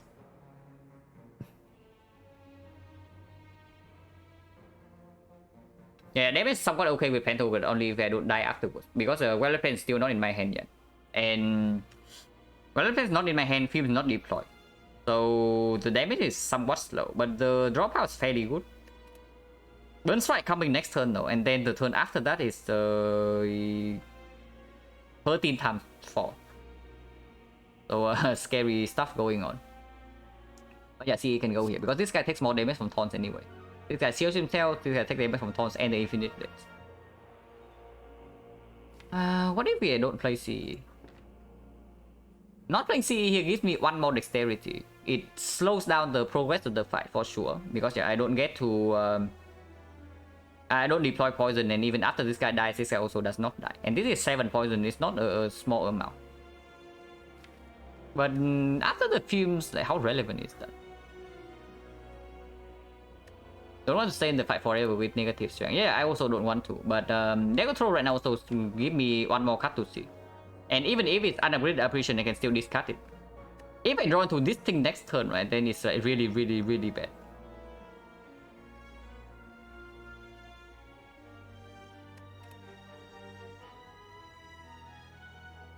Bánh mì ngon quá. Yeah.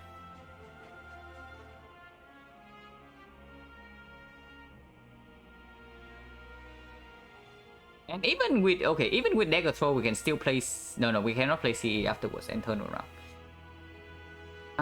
Not playing CE, seeing on more card. On more card needs to be more valuable, right? Unless it's exactly Dark Shackles, and then it is quite bad. All my legs. Okay, my legs could also be not be very good. So 1 miss, 2 miss, and this is like not exactly good, because if we draw this together with the thinking ahead, for example, we perfectly set up this for the 13 sum 4 turn.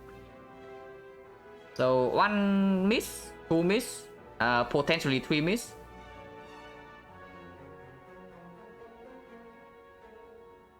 Yeah, 3 misses, and honestly, even if we draw into this, then we don't get dexterity. Yeah, it doesn't make sense. Yeah, it probably doesn't make sense. It does block for a lot more though. Okay, not a lot more, but we play 1 more card and we get on more decks. So we actually block for 3 more compared to this line, and we take 2 damage only instead of 5. And then we have 6 decks going into the next turns. Yeah, that is quite fine. And it's not like this deals no damage. This deals 16 damage AoE. Of course, over the long run, 7 poison is going to deal more, but not that bad.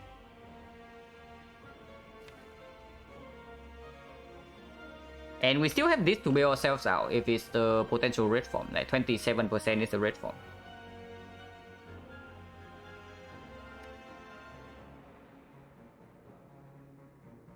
Really want to deploy C limited card draw? No. We actually do not need to end the fight after this guy dies.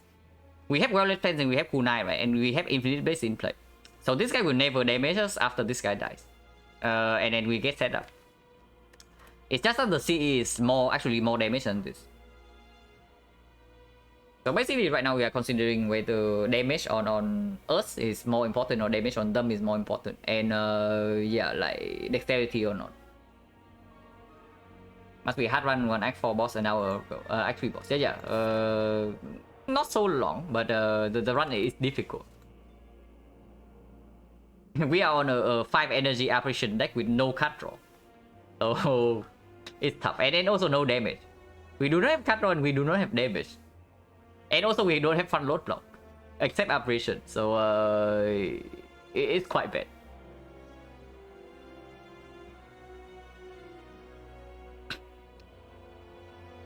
Yeah, dagger throw.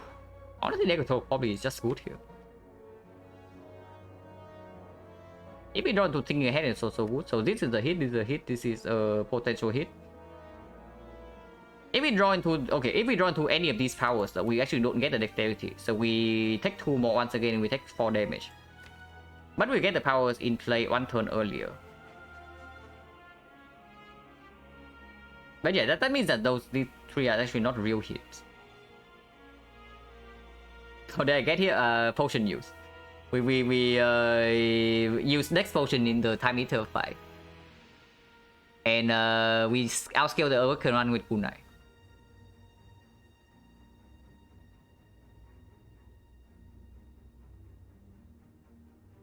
But yeah, not real hit. So what is the real hit? I don't want to draw into this, I don't want to draw into this, I don't want to draw into this, I don't want to draw into this. I do not want to draw into this. So it's like 5 misses already. These are not even real hits. Thinking ahead is better next turn. This doesn't even give me an extra dexterity. So it's only like Cloak and Dagger that gives me full block this turn, but that's also better next turn.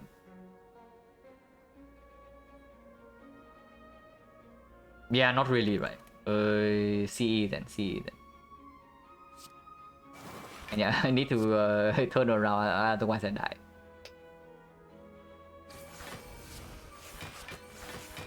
Like 6 instead.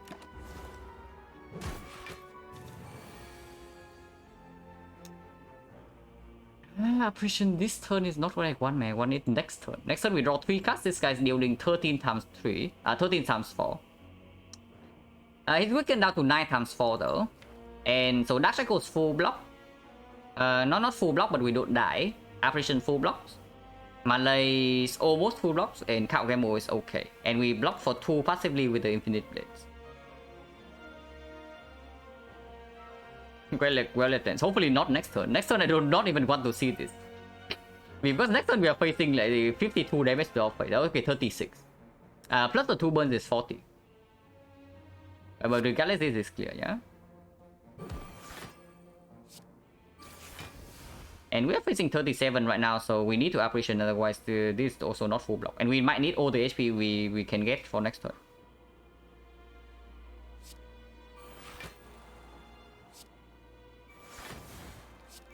Caliper is going to be good here.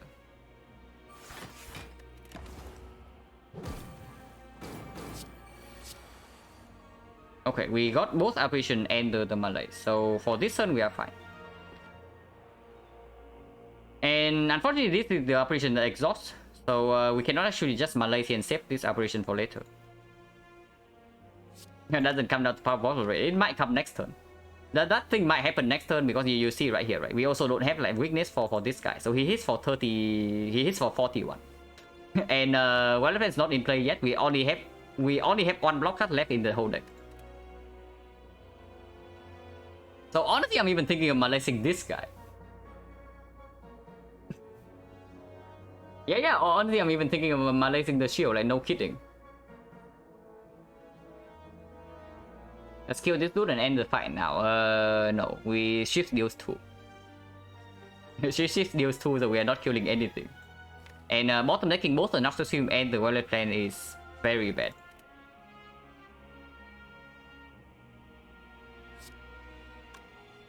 Regardless, like, apparition happens, and yeah, if we don't Malay the shield, do we ever block next turn? Is the thing. We are going to have 6 dexterity only. So this only blocks for 12. Block for 12, we have 2 shifts. 3 shifts from here, so play 4 cards. It's blocked for 16. We can take like 24. We play Dark Shackles, but Dark Shackles better later on. Yeah, never, right? We manage the shield and then we Dark Shackles the spear the next time this happens.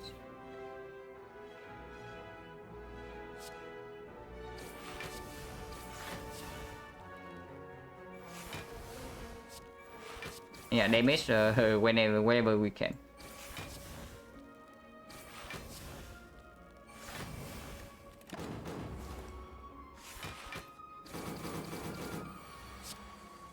Oh my god, he attacks this turn.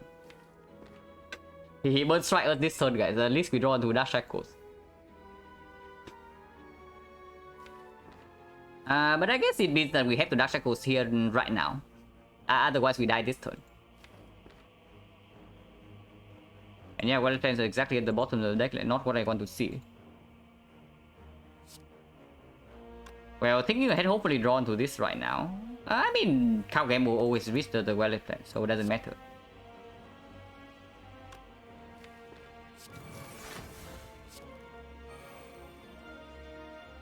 Yeah, game on top is probably good.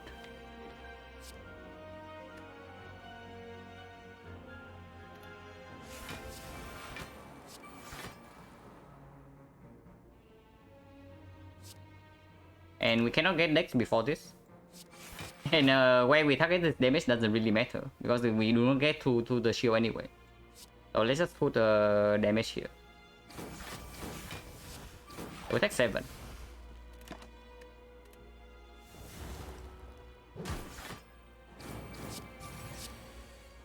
Okay, so we die next turn if we do not block somehow.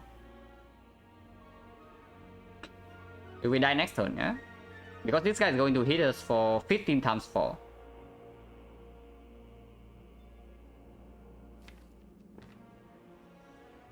But cut Gamble in hand, I think Gamble wants to be played right now. And we have 8 dexterity, so blocking for 60 is not impossible. Yeah, the blocking 60 next turn is not impossible, with Violet Plans plus in play and 8 decks.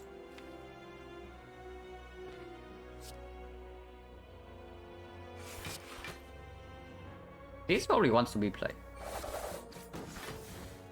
And I think I play 2 shifts here for 1 deck and then I gamble this whole hand.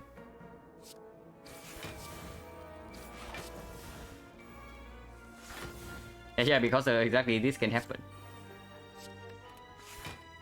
So we hold Survivor Strike here. Oh, striking right away. Yeah, no, there's no way we are playing strike next turn, so we just strike for 4 damage. Yeah, calendar would be good here. No kidding.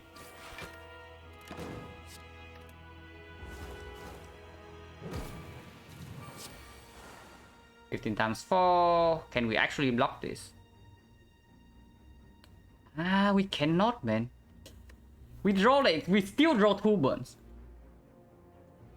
We actually cannot block this hit. Like, are you kidding me? I mean, maybe. We can play everything? Okay, we can play everything. So 1, 2, 3, 4, 5, 6 cards. And we get 1 more next. So 6, and then this is 17, this is 14. 31. 37. We block for 37. That is not enough. Ah, we are short by 2. And then, yeah, Power Potion needs to be something that actually give us block, or we still die here. Are you serious? Like, what the hell is this? 1 more block and it's fine. Or even like freaking Blade Dance. We just need to not draw double burn. We only need to not draw double burn, man. And then it happens. Okay, after image save us at this. But it would have been nice in the hard fight. After image, no, red form is good, after image is good, and Venom probably also kills.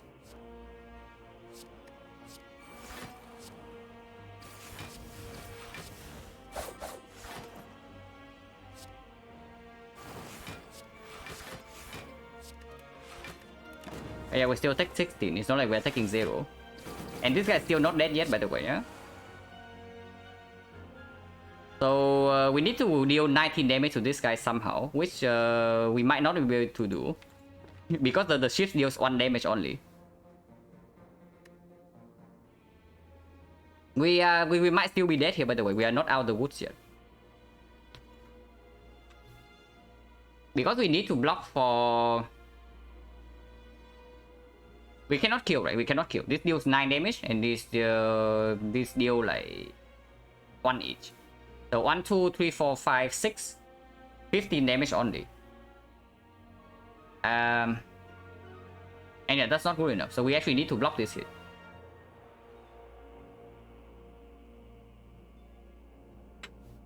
So draw power, yeah. Draw power is quite good. We can probably block this hit. So this is going to be 16 times 2. It's 32 to our back. And this is going to be... The base is 39, right? Yeah, 39. So 39, 32, we need to block for 71. Which right now we cannot do. But we only need to block for 1 hit. This guy died 2 taunts.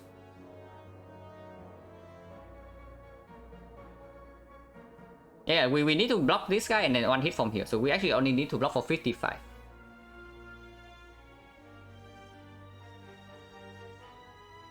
Still create block for auto damage. No, this is a 99 hit. This guy doesn't block this guy this turn. So this guy doesn't die to CE. But this guy will die. This guy will die.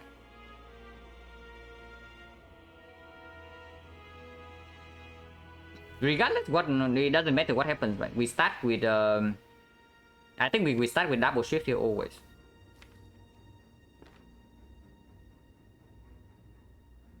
Oh yeah, we have 2 CE, so both will die. But we need to survive this hit first. Regardless of what happens, this happens first. We never have lethal, right? Unless, okay, quick slash is -3, so it's 9 damage. So 9 damage here, 9 damage here, 1 damage here. If we draw into quick slash, we win. So we can put all the damage here first. And if that's the case, I think Dagger Throw over Blade Dance is fairly clear.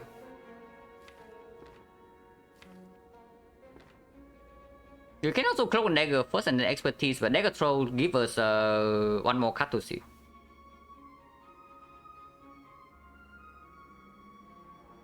Because if we want to kill, the Dagger Throw always needs to happen. And it gives us 1 dexterity immediately. But if we fail, okay, if we play the Dagger Throw and then fail, the Clone Dagger is played and we turn around with this. Okay, we have like 1 more card in hand. We are going to have 5 cards discard 1, so it's 4. And we play this, we play this. So the 4 cards in hand are these 4. So we play this, we play this. We are going to have 2 energy left. And 1 card in hand, so expertise draws 6. So we draw 7 cards. If any of these 7 is either the quick slash or the card gamble, we win on the spot. If not, we can neutralize the shield and then still full block. Okay, that's fine. That's fine. That's fine. So deck control first cannot go wrong here.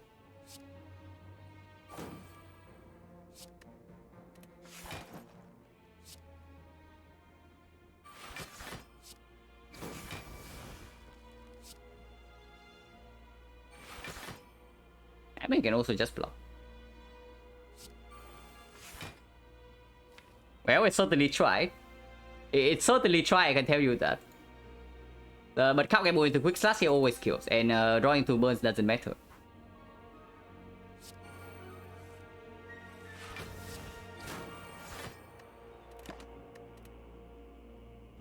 Man, that was nasty.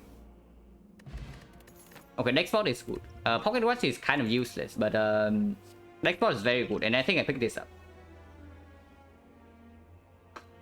Yeah, Colonial Plus is probably positive. But yeah, no liquid memories to guarantee that we live first cycle now, so dangerous stuff. And can we ever take Pocket Watch this turn? Because taking Pocket Watch also means that we do not get 1 dexterity.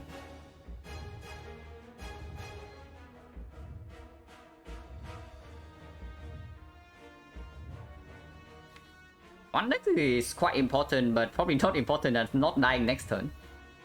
Yeah, no reason to hold export, so can use it right away.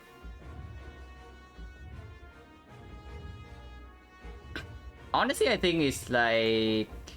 Wait, give me a second.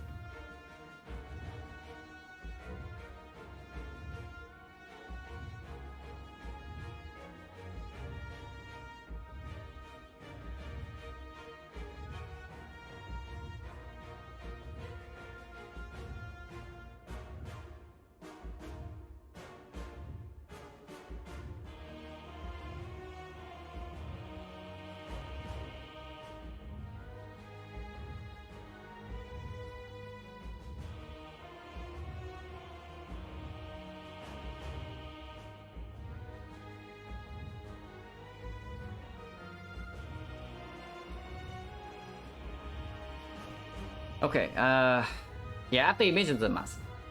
One dex is nice, but one dex cannot be better than Pocket Watch in this spot, right? No way, no chance. But I'm thinking whether to play Quick Slash or to play Double Backstab.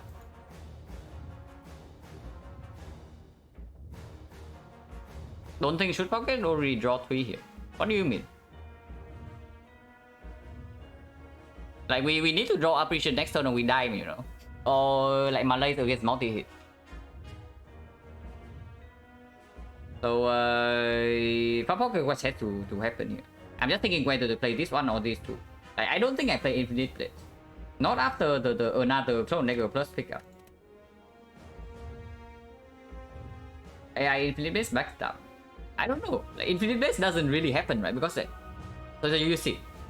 Next turn we have Pocket Watch, and assuming that we don't die instantly, do you think that we can actually afford to not take Pocket Watch again for turn 3? That's the main thing. We probably have to Pocket Watch again for turn 3, right? And then we just get one ship in our deck and we play the Infinite Blades. Which is, yeah, actively bad. So let's not do that. It's just AI double backstab. The only reason to play Quick Slash right now is if you say that we draw exactly into a power. But drawing into any apparition right now is insanely bad. Yeah, exhaust stuff, exactly. That's why we play double backstab.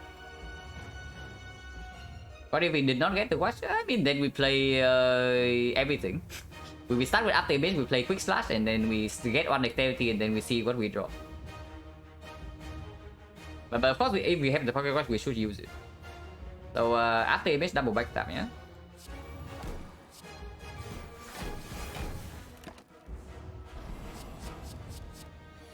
Bottom 15 first, so any Malays, any piercing will... we have to apparition this turn. But that's completely sucks, but at least we are not dead. If we did not Pocket Watch last turn, we would be dead right now, so at least that's fine. Yeah, it also has to be the upgraded apparition. At least Violet Fence is here. And we are still taking damage, by the way, yeah? It's not like we take no damage. If we want to take Pocket Watch again, we have to face tank this 15. Because apparition doesn't mean we take 0, it means we take 15. Yeah, like apparition, Violet Plane, defend then. Or maybe Cloak and Dagger and hold the ships. Yeah, maybe Cloak and Dagger and hold the ship is fine. Because like no amount of defense will save us next turn without apparition. So holding the ship just assuming that we draw apparition next turn. Holding the ship just for holding the ship just for potentially stacking kunai on the off turn is probably the play. Actually, ever block next turn. Wait. Is that going to be base 46, right? Base 46, and if we draw into weakness, it's going to be +5 to 51. 51, the defense blocks for 5, but we can draw into footwork. If we draw into footwork, it blocks for 5 dexterity, so it goes to 10. 10 which fails to 7. So 7 minus 1 from bit of death is 6 because we have AI. So if we hold 2 defense instead,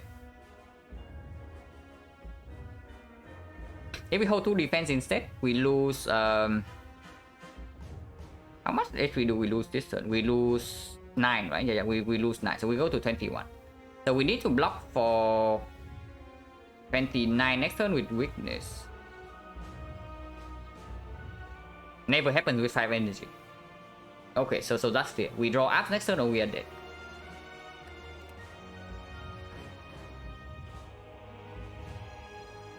Maybe hold Blade Dance in case get Cow Camel. Also probably okay. So we hold like Shift Blade Dance. I can also definitely see that. Because we draw Apparition next turn, we play Apparition. If we don't draw Apparition next turn, we die either way. If we have Cow Camel, Blade Dance give us another shot. And if we have Apparition in our hand next turn, right, and we play it, we want the Blade Dance in our hand regardless, so that we can start stacking up Kunai Dexterity on the off turn. So this is just like Apparition, Violet Plains, probably Cloak and Dagger and hold like Blade Dance Shift instead. Because no amount of defense will save us. But maybe we hold, actually can hold 1 defense. Holding defense to block in the off turn is also okay. Because like once the Apparition is out, we actually take 1 damage from bit of death. So that's actually probably good.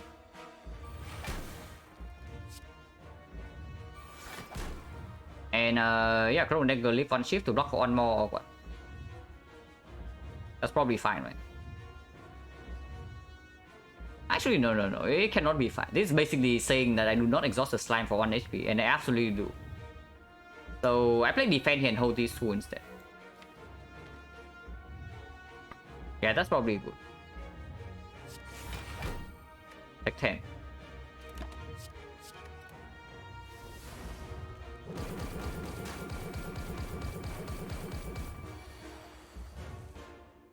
Okay, Cow Game Boy is here at least. This one is probably fairly clear. We absolutely gamble everything, but we also need to play the Noxious Fumes. Neutralize, yeah, it's not enough. We already calculated weakness. It's not enough. But if you are saying that we play the Noxious, the Neutralize this turn, then probably, but I don't even know. Because here's the thing.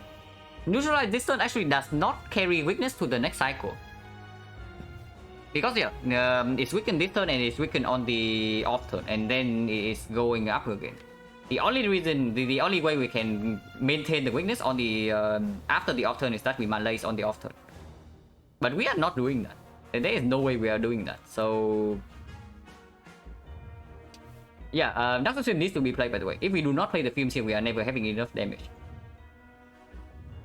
So the Fumes has to be played, and I think I play Cloak and Dagger as well. That still leaves me with 3 energy, 1 energy on Apparition. I do not lose any card. I still gamble for like the same amount except for the Noxious Fumes. Fumes and Radiance. Yeah, but they are not free. Every card I play right now, I take 1 damage. It's not free.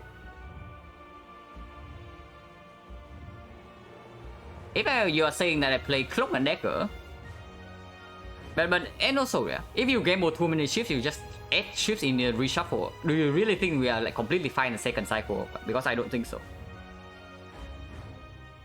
Yeah, Cloak and Dagger minus, we don't lose a card.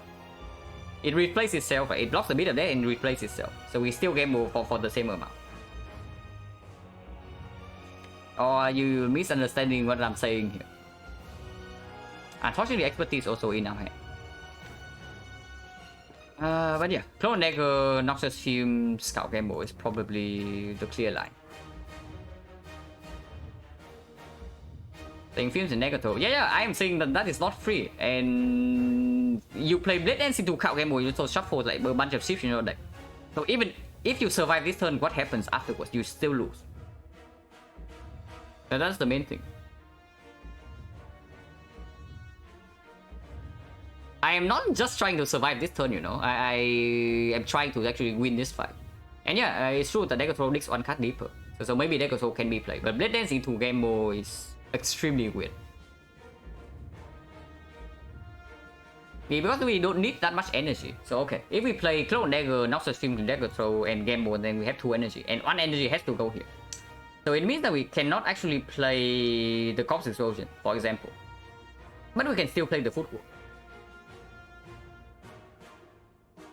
Does Dagger Throw dig deeper with the Deep card? It does dig deeper by 1 card, right?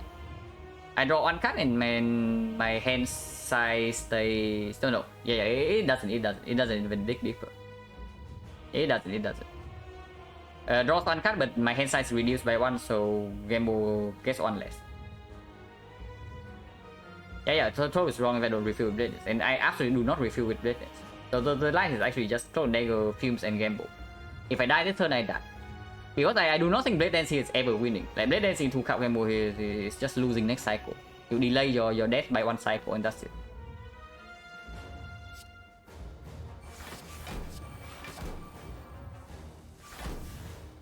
Well, we need to keep digging.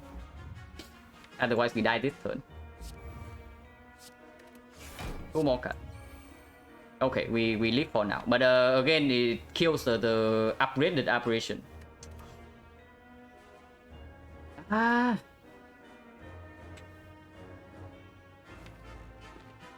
So we don't get to retain any operation. Like we draw it. Okay, this is not good, but I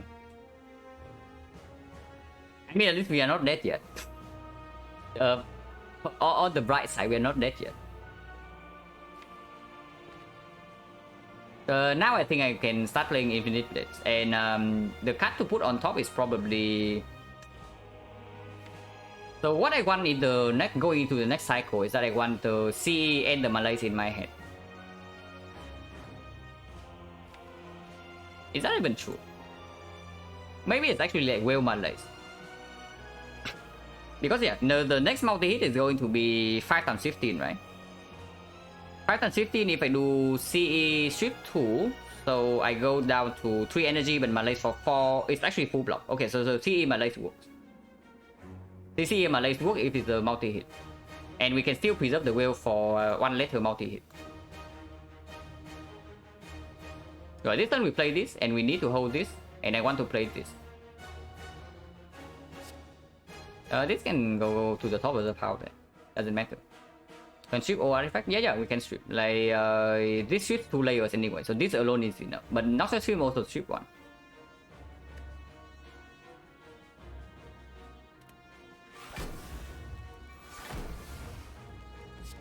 And yeah, Pocket Watch is broken, so now we play this and we start to scale. We need to start scaling our dexterity soon. If we lose 50-50 in the next cycle, by the way, yeah? If the first hit is not the big hit, if the first hit is not the multi-hit, and we also miss on the operation on the big hit, we probably die that turn. But maybe Pocket Watch can do something, depending on what we draw next turn. But no reason to ever Clone Dagger here, right? Because we want to scale dexterity next turn, and this gives us 1 dex next turn with the Infinite Blades. So we just end turn.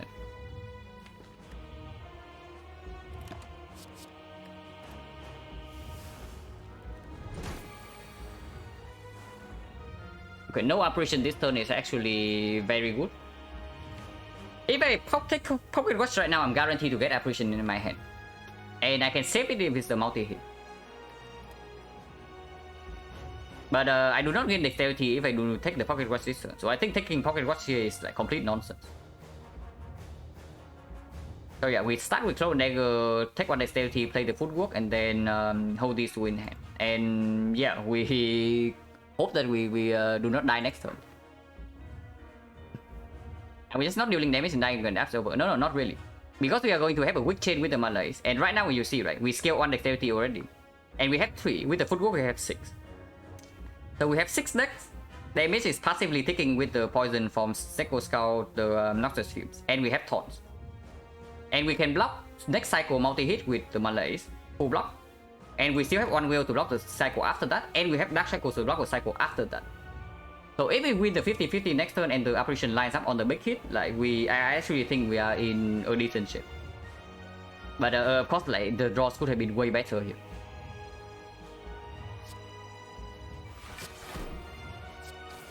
Yeah, not getting dexterity right now is losing. So I gain dexterity and play the football club. And hold these 2.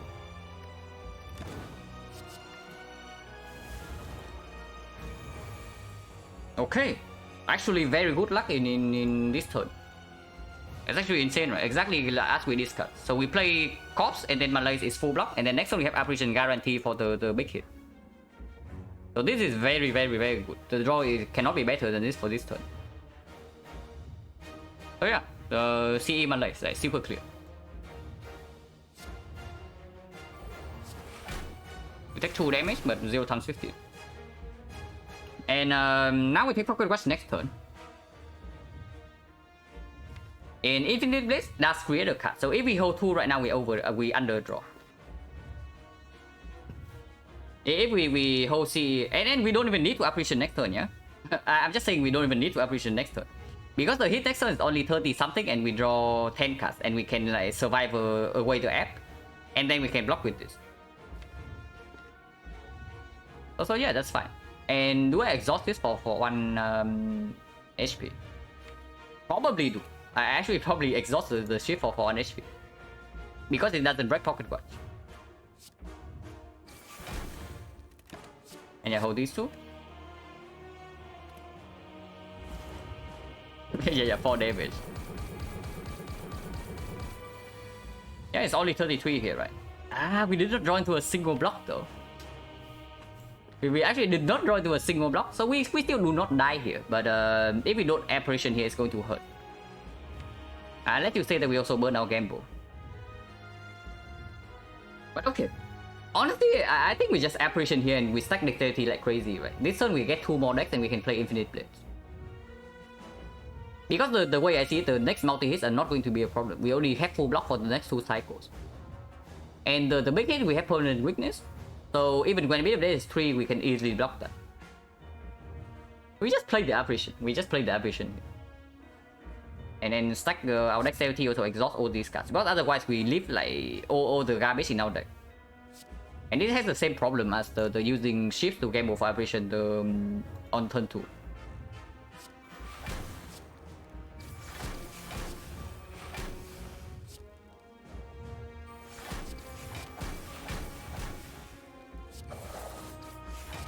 And yeah, we have like 8 dexterity already and counting. And we have 2 Infinite Blades right now. I think I want to hold Gamble Dagger. I think I want to hold Gamble and Clone Dagger. We need to hold 1 Piercing Wheel and 1 block though. And 1 block is only going to block for... We get 1 more next turn, but we break Pocket Watch. Breaking Pocket Watch might be dangerous depending on what we draw. So we will see what happens when that happens. We can also just draw into 1 attack, so we play 1 attack plus the 2 shifts instead and get 1 dexterity. Yeah, that's also fine. And with it in hand, even without Pocket Watch, we are still probably okay. And yeah, I take 1 here. Do I take 1 here? I taking 1 is probably fine here. Hopefully it's fine, because playing Survivor right now is also weird. And playing Cloak and Dagger right now is also... Actually. Playing Cloak and Dagger right now, and I play 1 shift. And then I hold the shift and the card gamble. Next turn I play 3 shifts. Get dexterity, and then the turn after I get Pocket Watch. So I take 3 damage, but I get 1 dexterity and preserve Pocket Watch for the next time. Honestly, that seems like super fine. Yeah, that seems super fine, right? Why depend on drawing a random attack when I can just like guarantee to have an attack in my hand?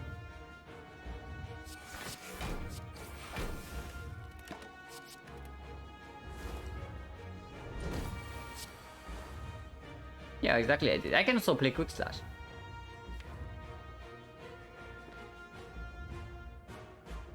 But this is a lot of dexterity, so maybe I just break Pocket Watch here and hold the gamble and defend in my hand instead. Because the multi-hit is still only 45. Even when there is 3, we might not even need to will to full block. And this gains a lot of dexterity, like 1 dex here, another dex here. So we gain 3 dexterity this turn. Yeah, we can gain 3 dex this turn, and probably should.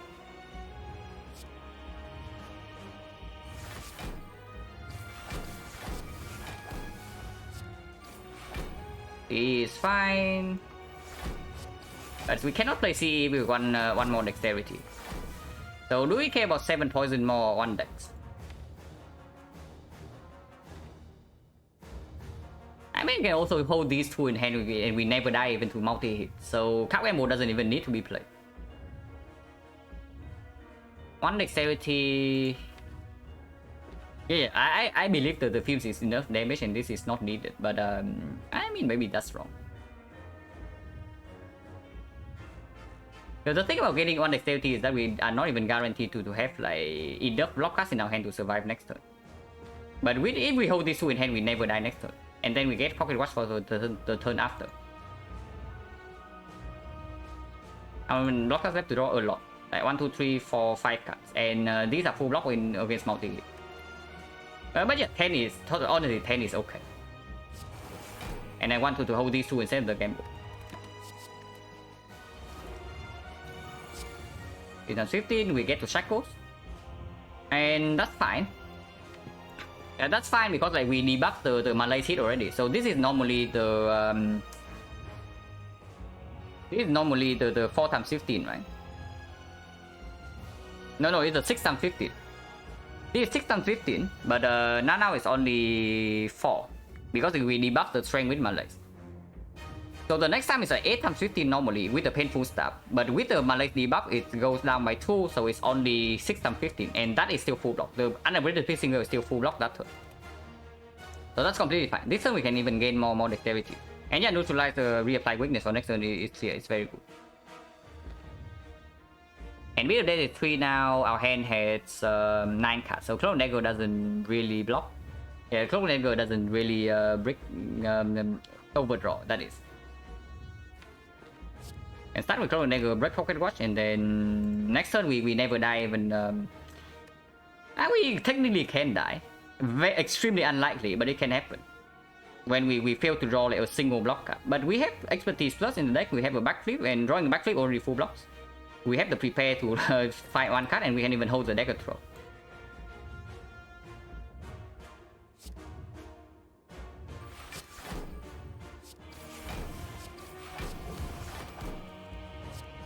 And yeah, I can be dagger throw first in case I draw exactly into the piercing bill, and then play 12 over shackles. That's also fine. Okay, backflip's in my hand already though. So everything's fine then. We can take 2 damage this turn to deploy Flying Knee. It's not necessary whatsoever. So and I don't even gain dexterity by doing that. So no point. We can also block and preserve Dark Shackles, but there's no need. Because Dark Shackles this, and then we'll full block next turn, and then the next time in multi-attack is like 20 times 15, so we are never blocking that. So it's like irrelevant after this. And yeah, looking at this, I'm actually happy that I played the CE, because we actually need to kill this before in 3 more cycles.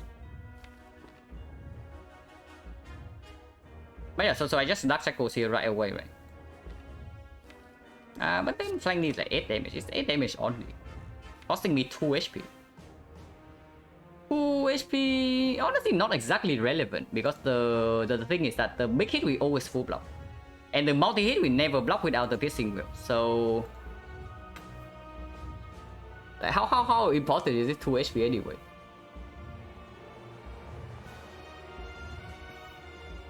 Yeah, how important is it 2 HP anyway? It's probably not even important.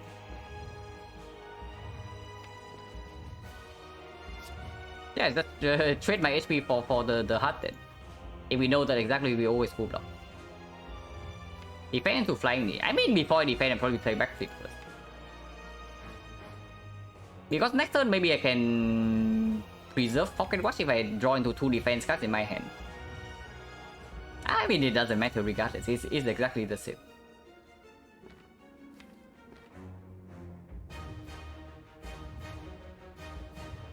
Next turn I want to use Pocket Watch though, if possible. What does Pocket do? Pocket Watch like draws you 3 more cards if you play less than 3.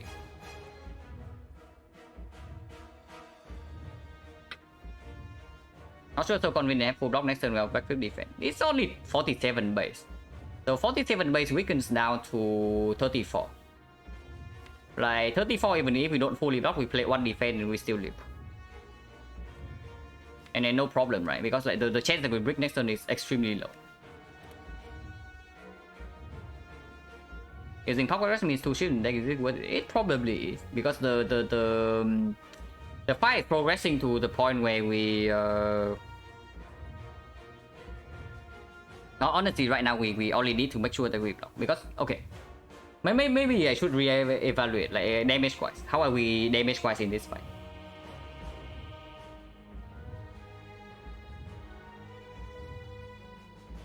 Yeah, how are we damage-wise in this fight? We know that we need to kill. Next turn is the big hit still, yeah? Next turn is the big hit. So we have this turn, we have next turn, we have the off turn. And then next cycle we have another 3 turns. And then the turn afterwards we need to kill. So we actually need to kill this in 7 turns. In that time frame, Scales will deal 92 damage. No, it's like 48, so 96. 96 damage and we need to kill in 7 turns. In 7 turns, poison goes to... So it's 19, 22. 19, 22, 25, 28. 31, 34, 37. So yeah, 19, 22, 25, 28. So it's 28 times 7. It's the 196. Plus 96. So it's 200 and something. We actually need to deal 200 damage manually. Okay. That is a slight concern.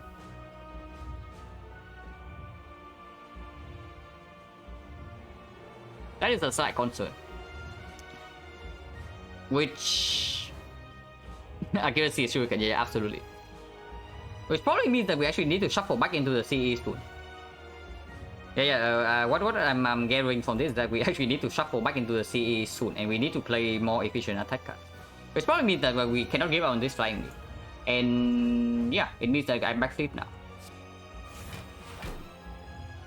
This way we also exhaust the slime.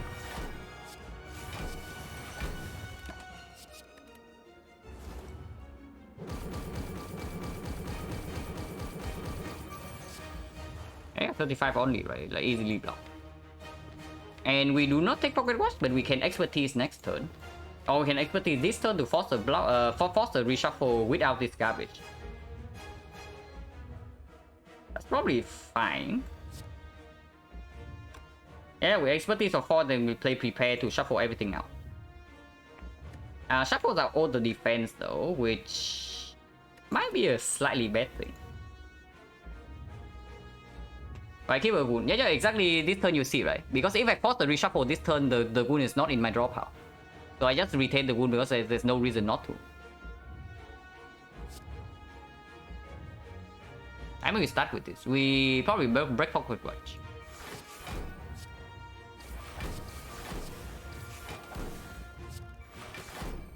So expertise right now is draw 3. If I do this, it draws 4. And yeah, actually we do not will, so we draw for 4 and we force a reshuffle. Shuffling out 2 defense slightly bad. But if I draw exactly into CE right now, I can do it. And even shuffling out 2 defense, we still have enough block density, right? Yeah, it's probably still fine. Or I can play 1 defense and then prepare. Defense, prepare. No, if I draw into damage cards right now, I would like to do it. Like because right now you see, we are overblocking. So any Blade Dance is free to play. We also break Pocket Watch. So any Blade Dance free to play, any Quick Slash free to play, any Flying Knee, and then you get the idea. The only bad draw is Corpse Explosion, but even then we are only losing 7 damage. Because we can hold CE well for next turn. So defense prepare. Yeah, 12 damage for free.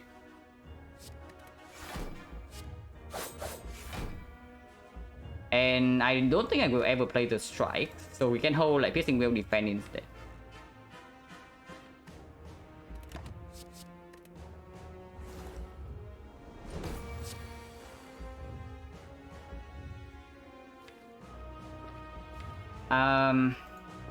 We need to hold defend piercing will, or am I holding expertise piercing will?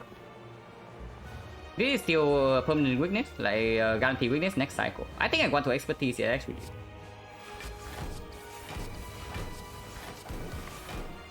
We can defend and expertise for 4 cards.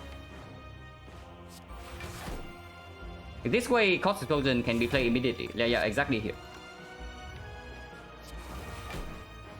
And now I hold Clone Dagger Piercing Will, right? Yeah, Clone Dagger Piercing Will. Or do I hold Piercing Will Cow Gamble? That can also be a thing. GG, no. We still can die next cycle. Like big hit next cycle we can maybe die. And I'm not even sure if this is enough damage or not. Because we need to kill in 4 turns. But it's probably actually this. If we break, it's also okay. If it's a single hit next turn, we have to break Pocket Rush regardless to block. So then this gives us 8 more damage and maybe 1 more dex. If it's a multi-hit, we can play 1 defense into 2 piercing will. To maybe Pocket Rush. We don't need to Pocket Rush, but we can.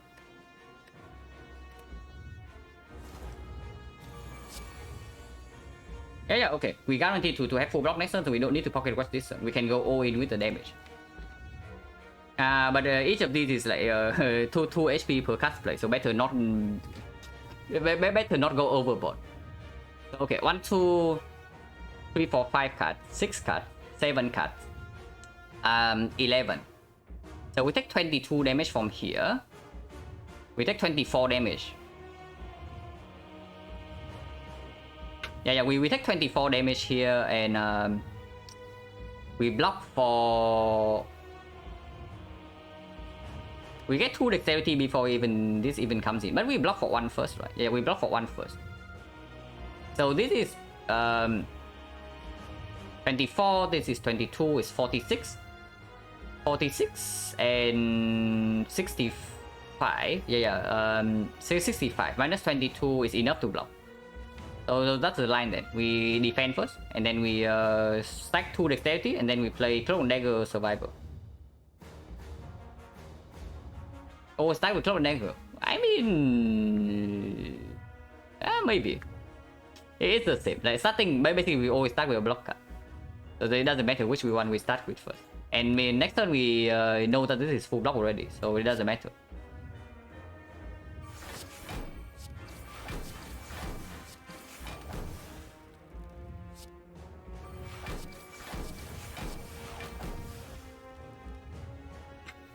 Yeah, this is on more dexterity, same amount of damage, but we take 4 more damage. And I need to be careful not to take this damage because it's painful stuff. So I do not want a wound in my deck. So it's like 1, 2, 3, 4, 5, 6, 7 cards. But we get on more dexterity. Honestly, I can even thank some bit of that. Maybe I should have done that. That was fairly stupid. So yeah, 1, 2, 3, 4, 5, 6, 7 cards. And I play this first. So this is only 21 and this is 25 in that case. So 21, 25, it means that 46, 50. 50 and I play 1, 2, 3, 4, 5, 6, 7. Wow, it's perfect. It's exactly 36 block.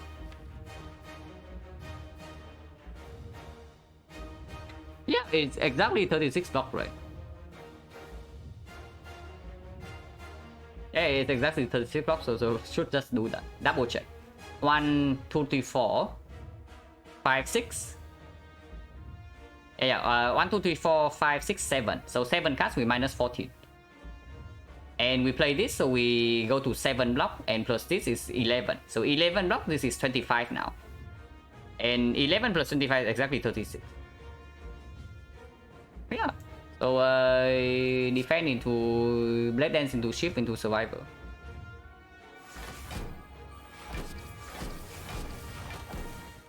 Yeah, double check. 2 more cards, we do 4 block and perfect block. You can also play Dagger Throw, but then it leaves the Shift in the deck.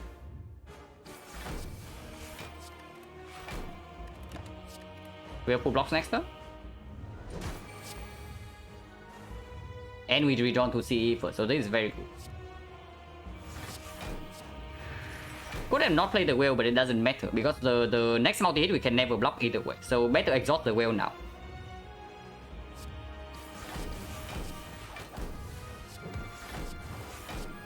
Seems fine.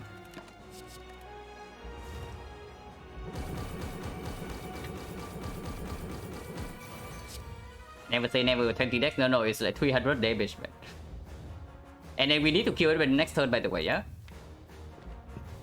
So, we are not in the clear yet. Just saying. If we win the 50-50, we always win. But if it's the multi-hit, we can die before that.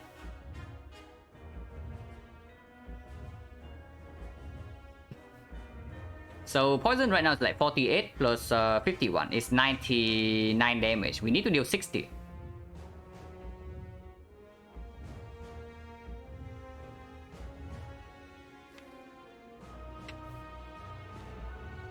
I'm just thinking maybe gamble right now.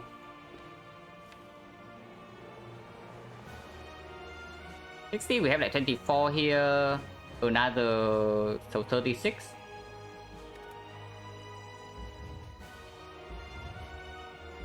It's like 16 some to 10 some 15 with will with weak. 16, yeah, okay, I guess it's -4. It's 7, 105. 105 maybe blockable, yeah, maybe, okay, maybe keeping the wheel around was okay. But 16 to 12, 180.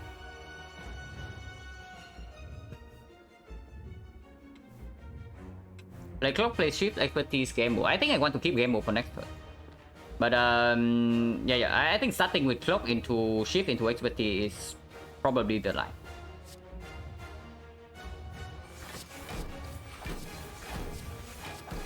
And we still have 5 energy, so we can start with defense into expertise.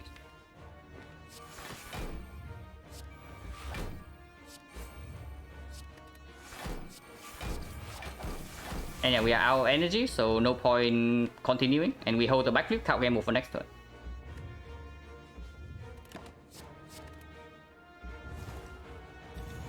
Yeah, 18 some 15. But we are fine here, right? We are absolutely fine.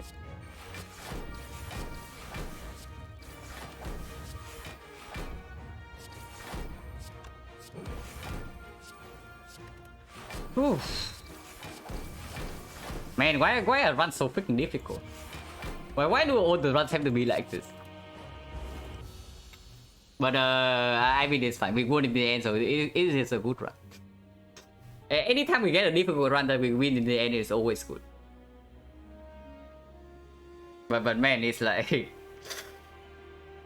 it's tense. It's tense. It's exhausting. But yeah, we still won. So at least it's fine. But yeah, Pocket Watch Insane Relic. And this is definitely not correct.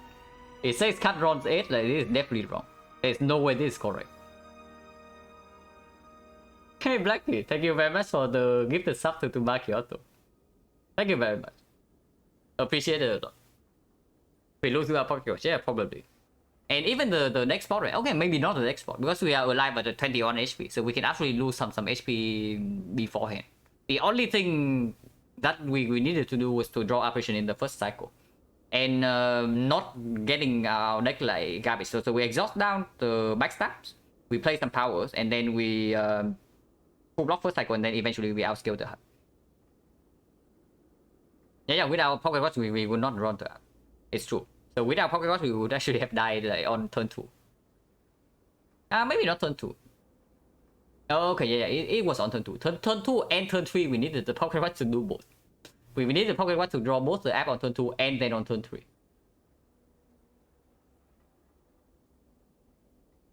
For this first run, yeah, it was the first run. I don't know if there would be a second one. Because this one is difficult and it lasted for like, how long? So, okay, 5 hours and almost a half. But yeah, we are back to 80%. And so from the start of this set of games, what I have noticed is that whenever I get to 80%, I just lose the run afterwards. So hopefully we can fix that this time.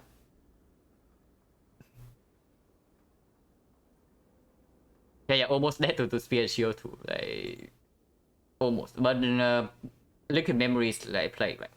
And yeah, having to waste power potion in that fight was also complete garbage.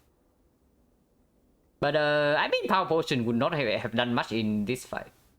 At the very least, if it's not red form in the first cycle, it doesn't even help. And even if it's red form, we probably cannot slam it and expect to get out afterwards. So power potion is only useful after we survive the first cycle, because yeah, if we take pocket rush every turn, then we don't even have room to play the power potion like ever. Before we are guaranteed to be dead and we desperately look for the red form. It's not even that long. The longest run I've ever done on stream is like uploaded in the highlights. It was 7 hours and something. And the run was more important. Yeah, they are both needed. Like without either of these, you are dead. That's clear. And also, yeah, the Seiko Skull. Like buying Seiko Skull was absolutely correct over the freaking funnel. The funnel would not get us anywhere in this run. That is clear, because up until the very end, we do not see damage. Does power pot give same thing if not used previous fight? Probably not. I'm not like super familiar with how the RNG actually works regarding like potion rolls, but I don't think it's the same. But that's on our must be about 5%. Yeah. When I play off stream, I also play very fast. But when I play on stream, I think, so first of all, I think more carefully, right? And then I also say my thoughts out loud, and then that takes time. And also I look at chat, I talk to you guys. When I play off stream, I don't say that I wouldn't say that I do not think at all, but the thinking time is shorter, and also I do not have to say everything out loud. So everything goes like much faster. I just like sling cut the screen. And the run also lasts roughly about 1 hour. Even on the same turn power pot before after playing cards can change. Okay. But yeah, 20 win 5 loss. Honestly a clean score. If we can end right now, call it a day and say 80%. But probably not. 77-23. Yeah, but I think I can do better this 100 though, if I do not actually throw runs. Regrettably, I think I have already thrown 2 runs in this set. But it's fine, we can recover. Because I think that in the last 100, right, the second 50 was playing much better than the first 50. And the win rate also shows, right? I even think that I high roll the first half of the 50. The first 50. The win rate at that point was like roughly the same as this right now. And of course I was playing nowhere near as good. And I still ended up with only like 70%. Okay, only. But 72% first set. And that was probably with a slight high roll. So the second set was played much cleaner. And then it showed like 82%. I do think that I do high roll the second half of the second 50 though, I would say. If you have watched those runs, you also know that the runs were very fast. The runs were also lasting like barely 3 hours, so I just ended up not rolling any difficult seeds. That's basically it. But I think right now if I play carefully and do not throw a single run, which will not happen. Like even if I play carefully, I will still throw runs here and there. But if I can limit it to a good amount, then 80% out of 100 is not impossible. 100 defect runs, yeah, when I get better. But right now my defect is nowhere near ready yet. Will be said when I move on to robot. I mean, I don't know. I don't even know if I would actually stick with robot for a long time. Maybe I'm just going to pull a mer and then say that I'm going to stick with the robot, but then I play like maybe 2 or 3 streams and then I stop. It could also be the same thing, because the robot can easily do that to people. What are my stats on other characters? Relatively not as good as this, but somewhat decent. Like I think my ironclad is slightly below 50%. Haven't played in a long time though, so maybe it has gone down. Or maybe gone up from watching live posts a lot. So I have no idea. But I haven't played Ironclad in months. At least not a real run. I just force perfected strike like every single run now. Whenever I play Ironclad for fun. But the last time I kept track, it was slightly below 50%. And the robot is probably roughly the same as that, but lower. So it's like slightly above 40, but still below 50. Silent you can see, and Watcher is somewhere between 85 to 90.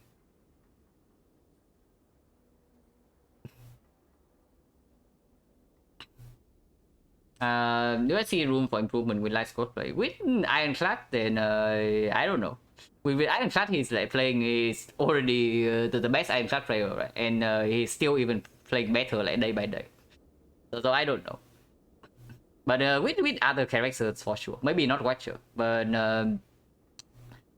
even for Watcher, he probably can still go above 94 if he attempts the Watcher again. And he says that he will play the Watcher again, so I'm fairly excited for that.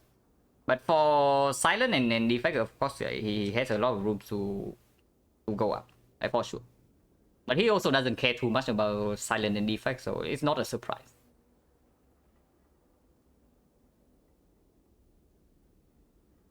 But yeah, I don't know.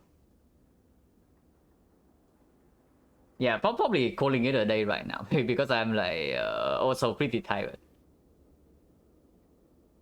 As he actually said, he was interested in Silent recently. Really? That's really cool. That's really cool. Say would maybe look into Silent and keep a hang with. That's really good. Awesome. Then so I have another reason to keep up my performance. Because I am absolutely excited whenever he decides to revisit the Silent, if ever. Because surely like if you watch live post enough, you also know that he throughout the journey, like right now he's a much better player compared to last year.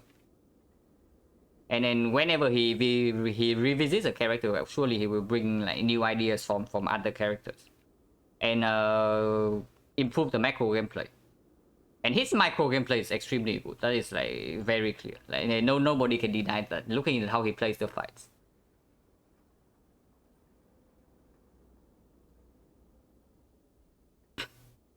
He said we'll play Watcher next. Tempted to play Silent, yeah.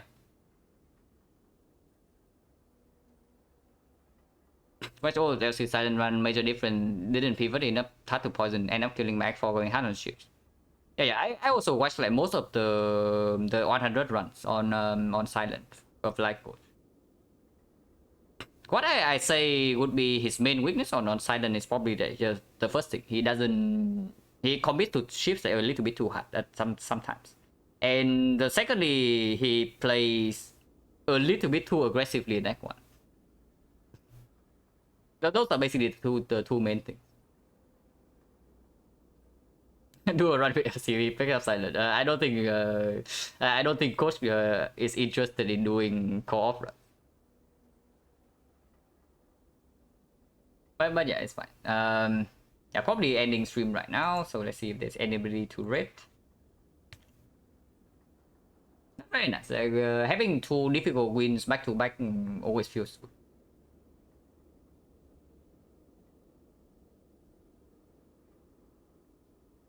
Baylor is online. Money is online. I'll send you guys to money.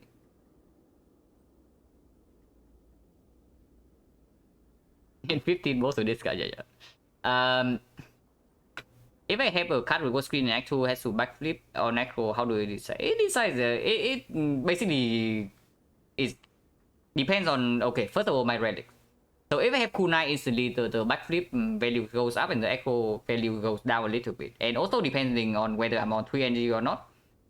Depending on whether I can openly pick up something like Tactician to generate energy or not.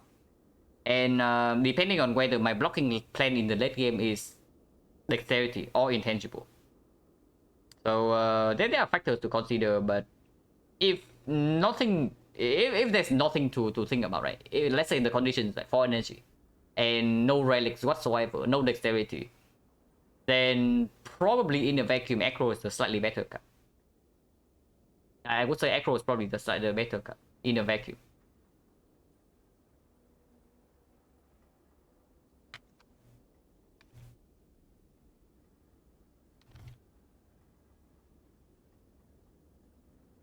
But yeah, thank you guys for the GGs.